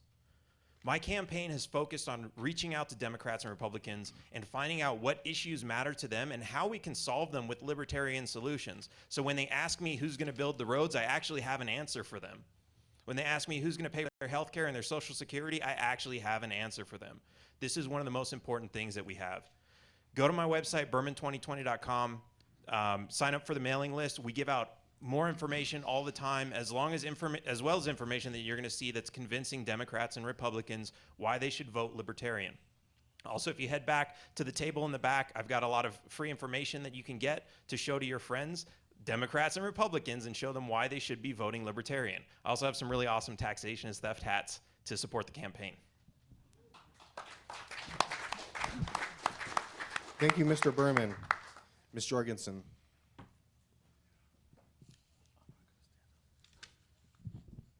Well, first, I'd like to say thank you so much for inviting me. I really appreciate it. It's been great meeting a lot of you today, great reconnecting with old friends.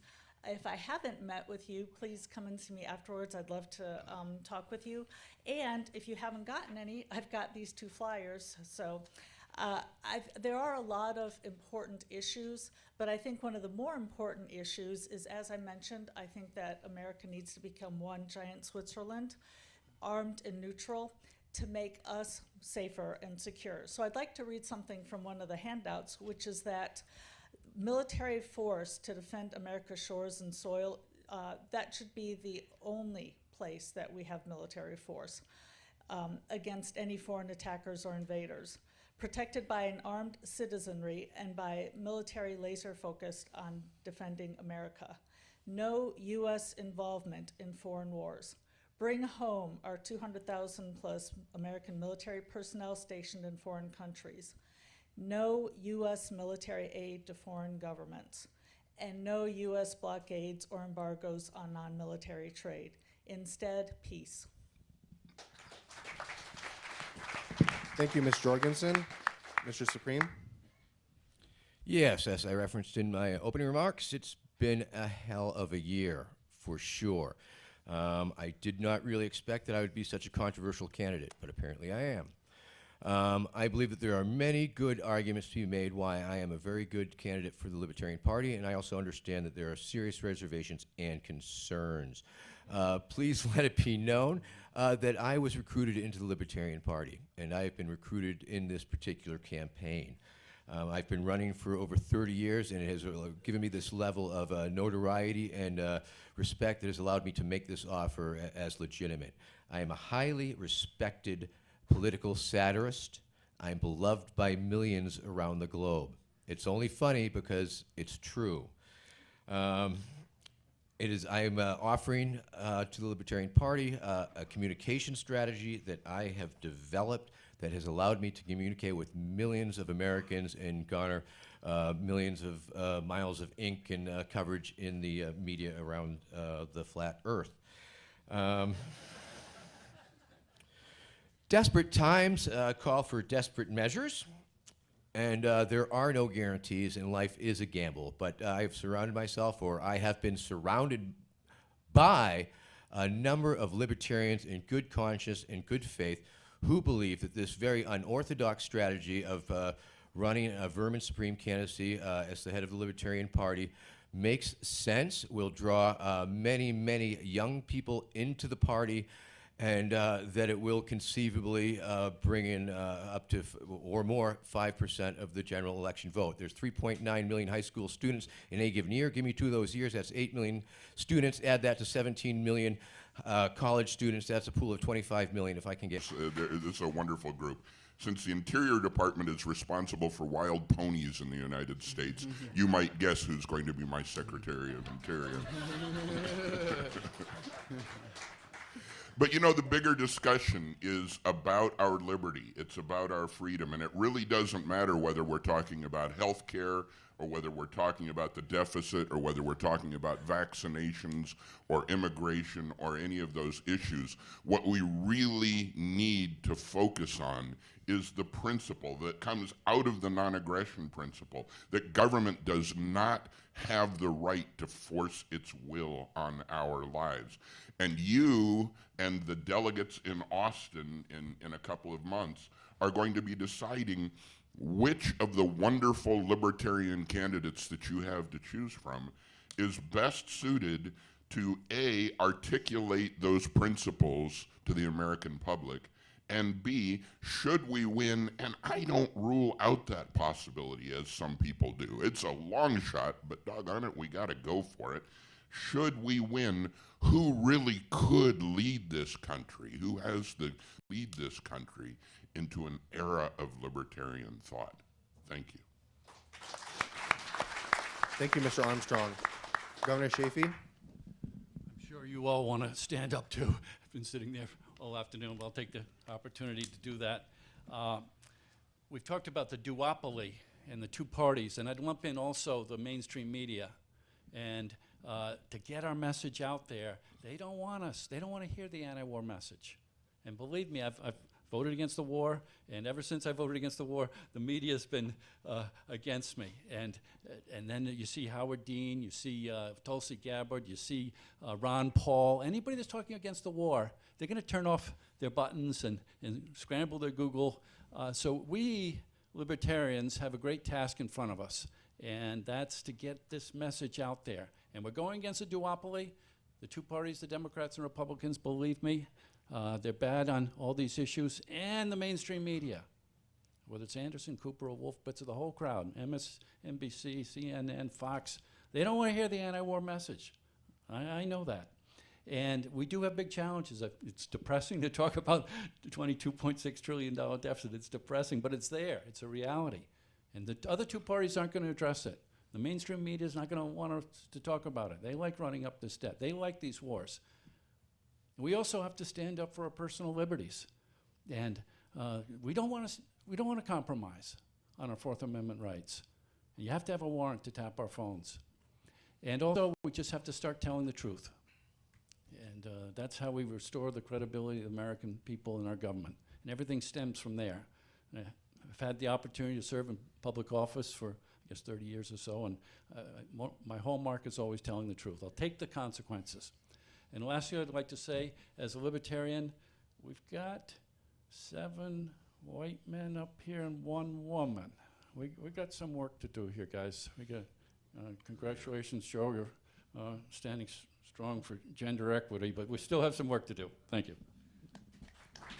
Thank you, Mr. Chafee. Governor Chafee, excuse me. Mr. Kokesh? I mentioned earlier President Trump raising the nicotine age to 21, which isn't that big of an issue by itself, of course, but it is one that, at least for me, is kind of illuminating. Can you imagine being in combat and pulling shrapnel out of your buddy's leg and have him ask you, hey, could I get a cigarette to distract from the pain? And have to tell him, I'm sorry, Cheeto Jesus says you're not old enough to be trusted with nicotine. The racket is being laid bare. It is time for the Libertarian Party to step into some serious leadership and take charge and show America the way forward, because Americans are waking up. We all know Jeffrey Epstein didn't kill himself, and America is too good for this government. This is the opportunity to save America from the duopoly. Now, I'm running on the platform of dissolving the federal government through localization because I'm tired of this crap. I'm tired of poor men dying to line rich men's pockets. I'm tired of 22 veteran suicides a day. I'm tired of seeing Americans struggle to make ends meet, wondering if we're going to be able to take care of our families because our potential, our birthright, our opportunities are being stolen from us.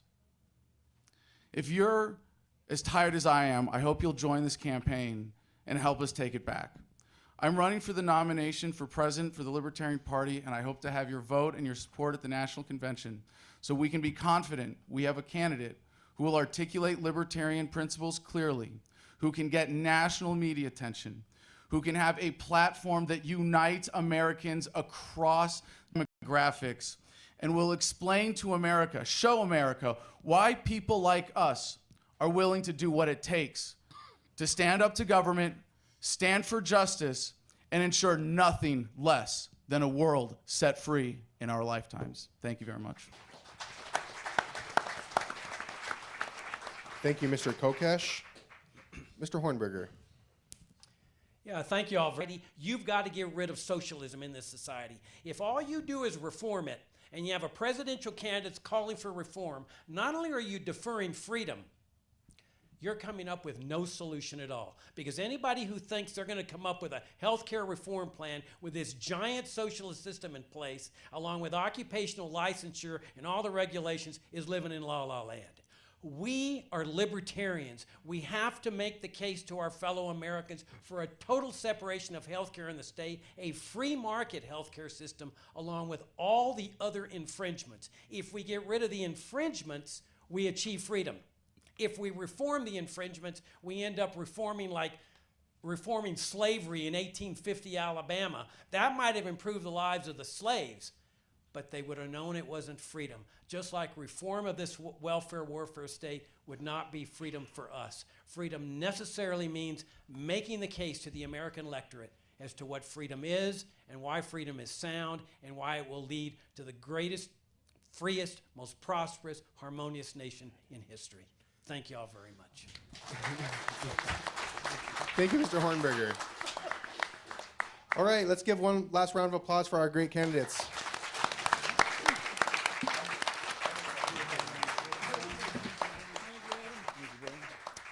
All right, we do have a tie for the final delegate spot, and we're going to be holding a second ballot for that, or a second vote for that. So hold tight while we figure that out. Are we excused?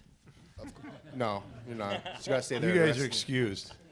There is Hey, one more round of Isn't there a applause for pie these the people. candidate These people fundraiser are stepping next? up to be, trying to be our nominee for President of the United States. Thank you very much for all your going on. Thank you. Thank you, Robert. Okay, all you Class A members, we got one more vote to take. There was a tie for the 14th position for delegate. So we need to have everybody seated, please, so we can do a hand count, because there's two people that you have a choice to vote on. What do you want? Oh, okay, is John Lookabaugh here? John? And is Kevin here? Kevin McCormick? Okay.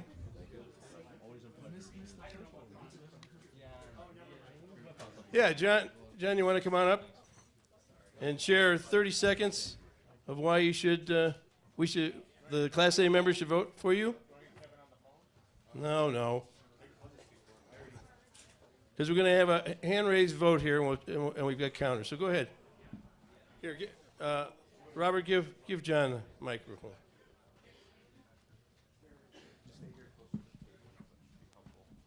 Hi, I'm John Lookabaugh.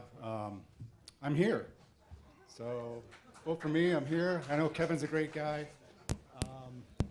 But I gave a little spiel earlier. I don't know if you all were here. Thank you. Thank you very much. I did a little work for on Nick Sarwark's campaign and been a national member since 2016. And I'm all about of course, the Declaration of Independence and the Bill of Rights, and of course, the Libertarian Party platform, every word of it. And I would be honored to represent you in Austin. I want what's best for all Americans and all Arizonans. So thank you very much.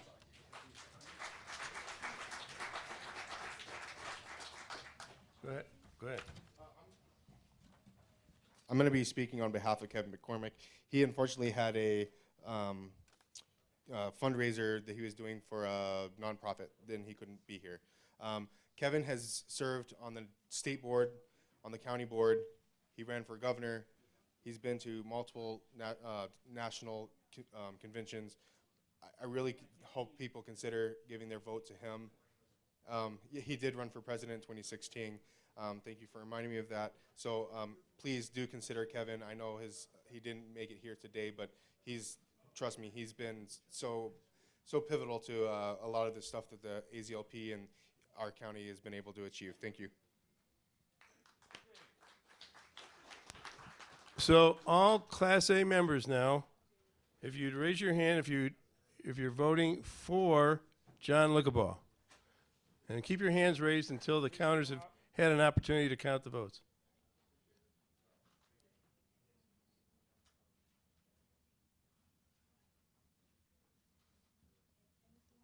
Are we good? What you got? I got 15, 14. Okay, so we got 14. Okay, and then those in favor of Kevin McCormick. Keep your hands raised.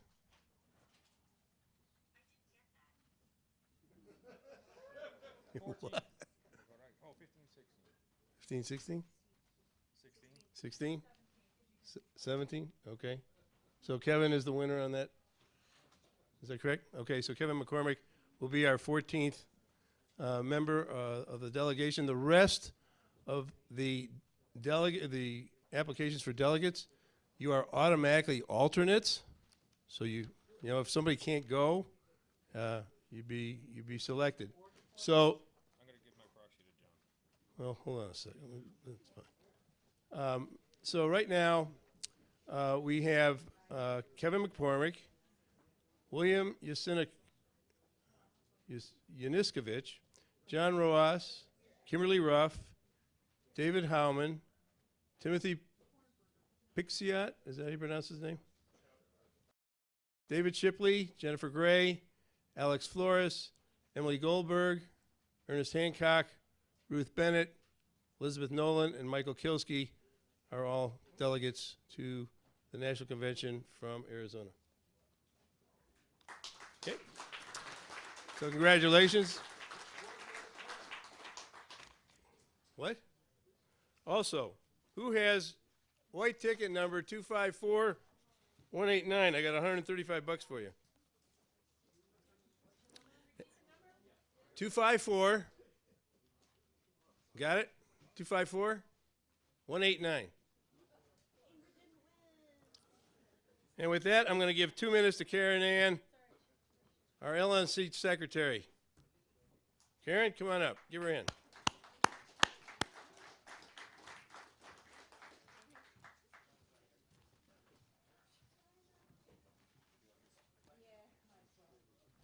Mike's going to time you for 2 minutes. Oh, no. Hello, everyone. Hey, we're running tight here. Go ahead. Yeah. Oh, you didn't start? Well, let me put my glasses on then. Start talking. He's not started yet. Oh, okay. Okay, everyone, I'm going to speed talk here. I am the current secretary of the National Committee. I'm also the chair of the Historical Preservation Committee. So anyone who's very interested in the party history or has some documents to donate, please get with me. I'm also, right now, the interim platform committee chair.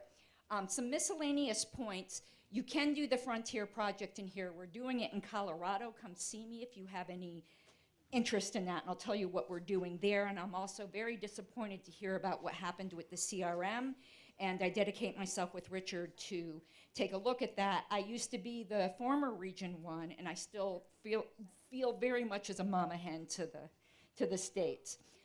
The goals that I've accomplished as secretary that I want to highlight because I am rerunning is very much improving institutional knowledge, which was severely lacking before, and committing to our culture of transparency. There's some things where you can easily participate in LNC meetings, could see all the documents. Again, I don't have time to explain that to you. But if you're interested, see me, get the card, and I will tell you information that's been available to you that's never been available before.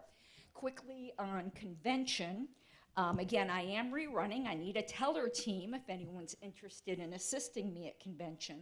And we're going to have a convention app this convention. We're moving into the modern world, and I'm very, very excited about that. And all of you who are delegates should be expecting to receive a delegate manual from me. That's going to be something new that we haven't had before. And the chairs, I'm going to be doing delegate chair manuals that are specific to each state, because each state is a little bit different. And I'm done. Just come see me with any questions. And I think Mr. Longstreth is up next. Okay, Richard, you got a minute. I got 1 minute. So I've already been up here once today. I'm not going to go too much into detail, but I did want to tell you guys, I gave it some thought. I talked it over with some close friends and some not so close friends and that sort of thing over a couple of our breaks. And I wanted to let you all know that I have decided not to run for Region 1 representative again. However, I will be running for vice chair of the LNC, and I would really appreciate your support. So if you have any questions on my campaign, there'll be more information coming soon. Thank you. Thanks, Richard. Is Mike Kilsky still around or no? Mike, could you give us a couple of minutes on the update for that petition that we were talking about earlier? I didn't quite give as good a report, I don't think, as you're going to be able to do. It's fine. Okay. As some of you may be aware, we recently filed a cert petition in the United States Supreme Court, and that is from the Arizona Libertarian Party, and myself sued the state of Arizona regarding ballot access, the number of signatures that were required. We made an argument that it is unconstitutional. The U.S. District Court made a number of what we believe serious errors. They ruled against us. We took it to the Ninth Circuit. We argued the matter. Unfortunately, the panel was completely unsympathetic, the two of the three that were awake, at least, and the decision came back against us. So we're appealing that, and the process of doing that is called a petition for certiorari, which basically says, United States Supreme Court, here are the issues. Please accept this and review this issue. We have reached out to other institutions or interested parties to write amicus briefs for our cert petition.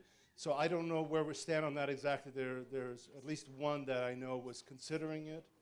But in any case, the bottom line is we're asking the United States Supreme Court to revisit the issue that by changing the law in Arizona that was specifically targeted at libertarians to increase the number of signatures required for us to be able to run our candidates in our primary by between 25 and 35 times more signatures was a violation of precedent regarding the number of signatures that should be the maximum numbers permitted.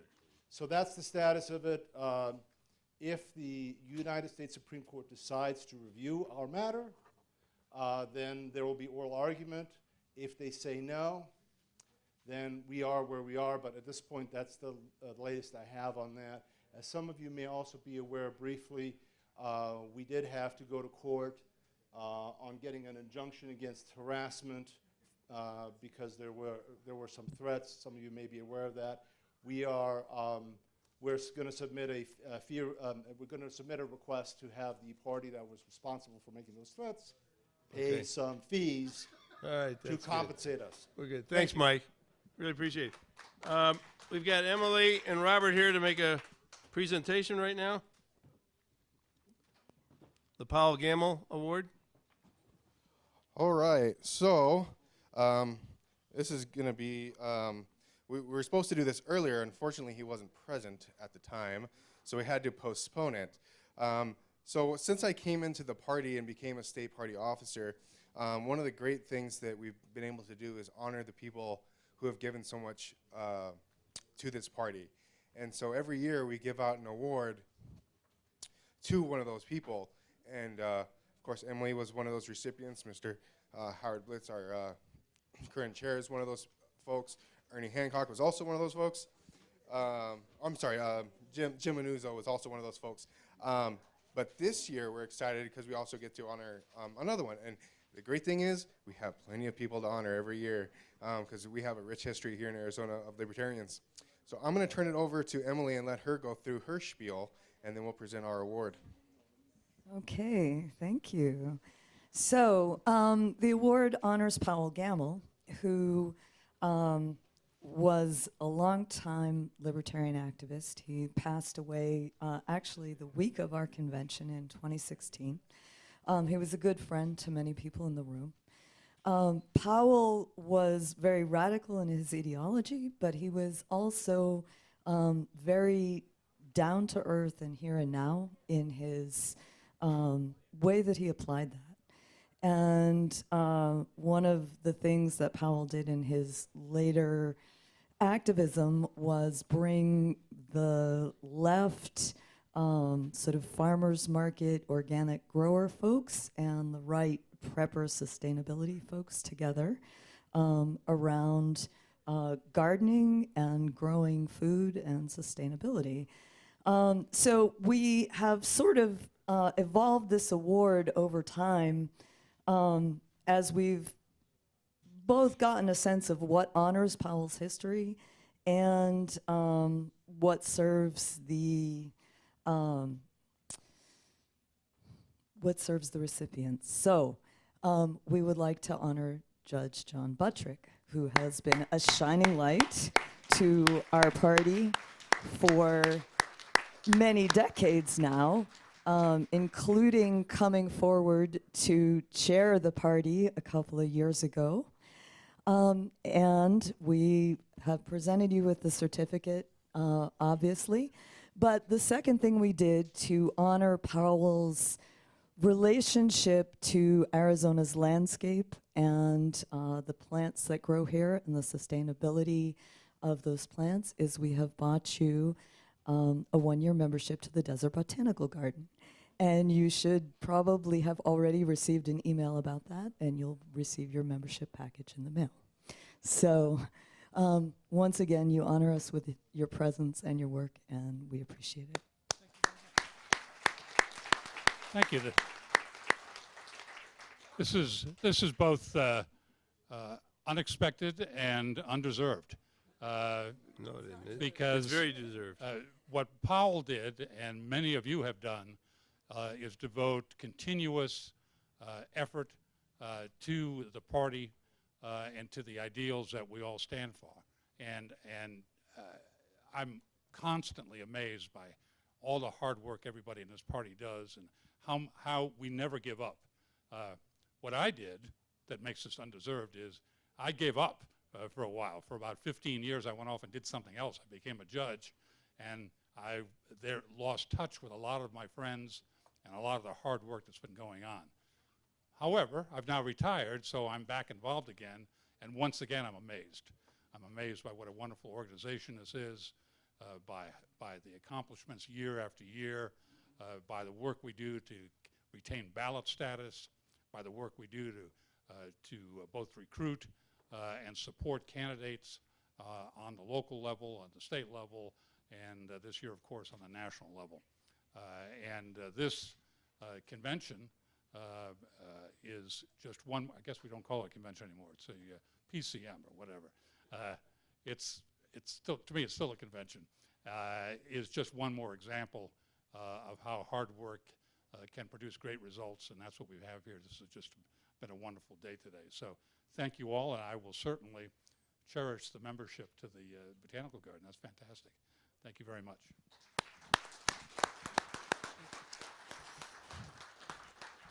Yeah, I'm hogging the mic. But I just want to say a couple of thank yous. This guy over here has really run the show with this meeting. It was his idea to put on a candidates forum, and I would say that not only was this forum amazing, but it kicked ass. And the rest of you out there in the country, you watch us here in Arizona. You just watch us. So I'd like to say thank you to Robert Allen. Finding venues that we can use is no easy task. We have a list of incredible criteria. We can't use government spaces. We can't use religious spaces. We can't use commercial spaces that don't like firearms. We have had requests not to use restaurants for the crowding and the smells. This place, I think, turned out excellently, and I would like to thank my Senai, who's the director of this Center for the Arts, for making the space available. And then I'd also like to thank Wild West Security. You know, it's a rare thing that libertarians need security. We did feel like, having had some angry words come over electronic communications, and having our presidential candidates here, that we would take the appropriate steps in caution. And so everybody who made this day what it was, thank you. Thank you. Thank you, Robert. Thank you, Emily. I've still got $135 here for anybody who's got the ticket number 189. Jason Spendle was here. I don't know if he's still here or not, but he's now the president of Liberty International, but he also runs an organization called Project Arizona, helping young people learn about libertarianism, freedom, individual liberty. So we appreciate him being there. So who's 189? You? Really? Well, where are you going? Here you go. The treasurer of our organization wins the $135. Great. Good job. I am now donating $135 to the Arizona Libertarian Party. Very good. Very good. Now, don't forget. Don't forget, we're going to have a very informal gathering over at Irene's Donuts there, just across the street here at 340 4th Avenue. It's the blue front area, and when you walk through the front door of the donut shop, you're going to be in the donut shop, but just kind of bear to the right and go all the way down the long hallway to the door, open the door, and you'll be where we're going to be for our informal gathering. Again, thank you, candidates, for being here. It's a pleasure, and we're proud of all of you for stepping up to want to be President of the United States. So give them one more round of applause. Thank you to Layla, Scott, and Drew, wherever you are, for helping with the registration. And a huge applause for Jeff, Emily, and Robert for putting this whole thing together. Thank you very, very much. We wouldn't have done it without you. Don't forget, sign up at azlp.org. Sign up at the committees. Anything else for the good of the order? Oh, yeah, take food and help clean up. Nothing else? This convention's adjourned. Thank you all for coming.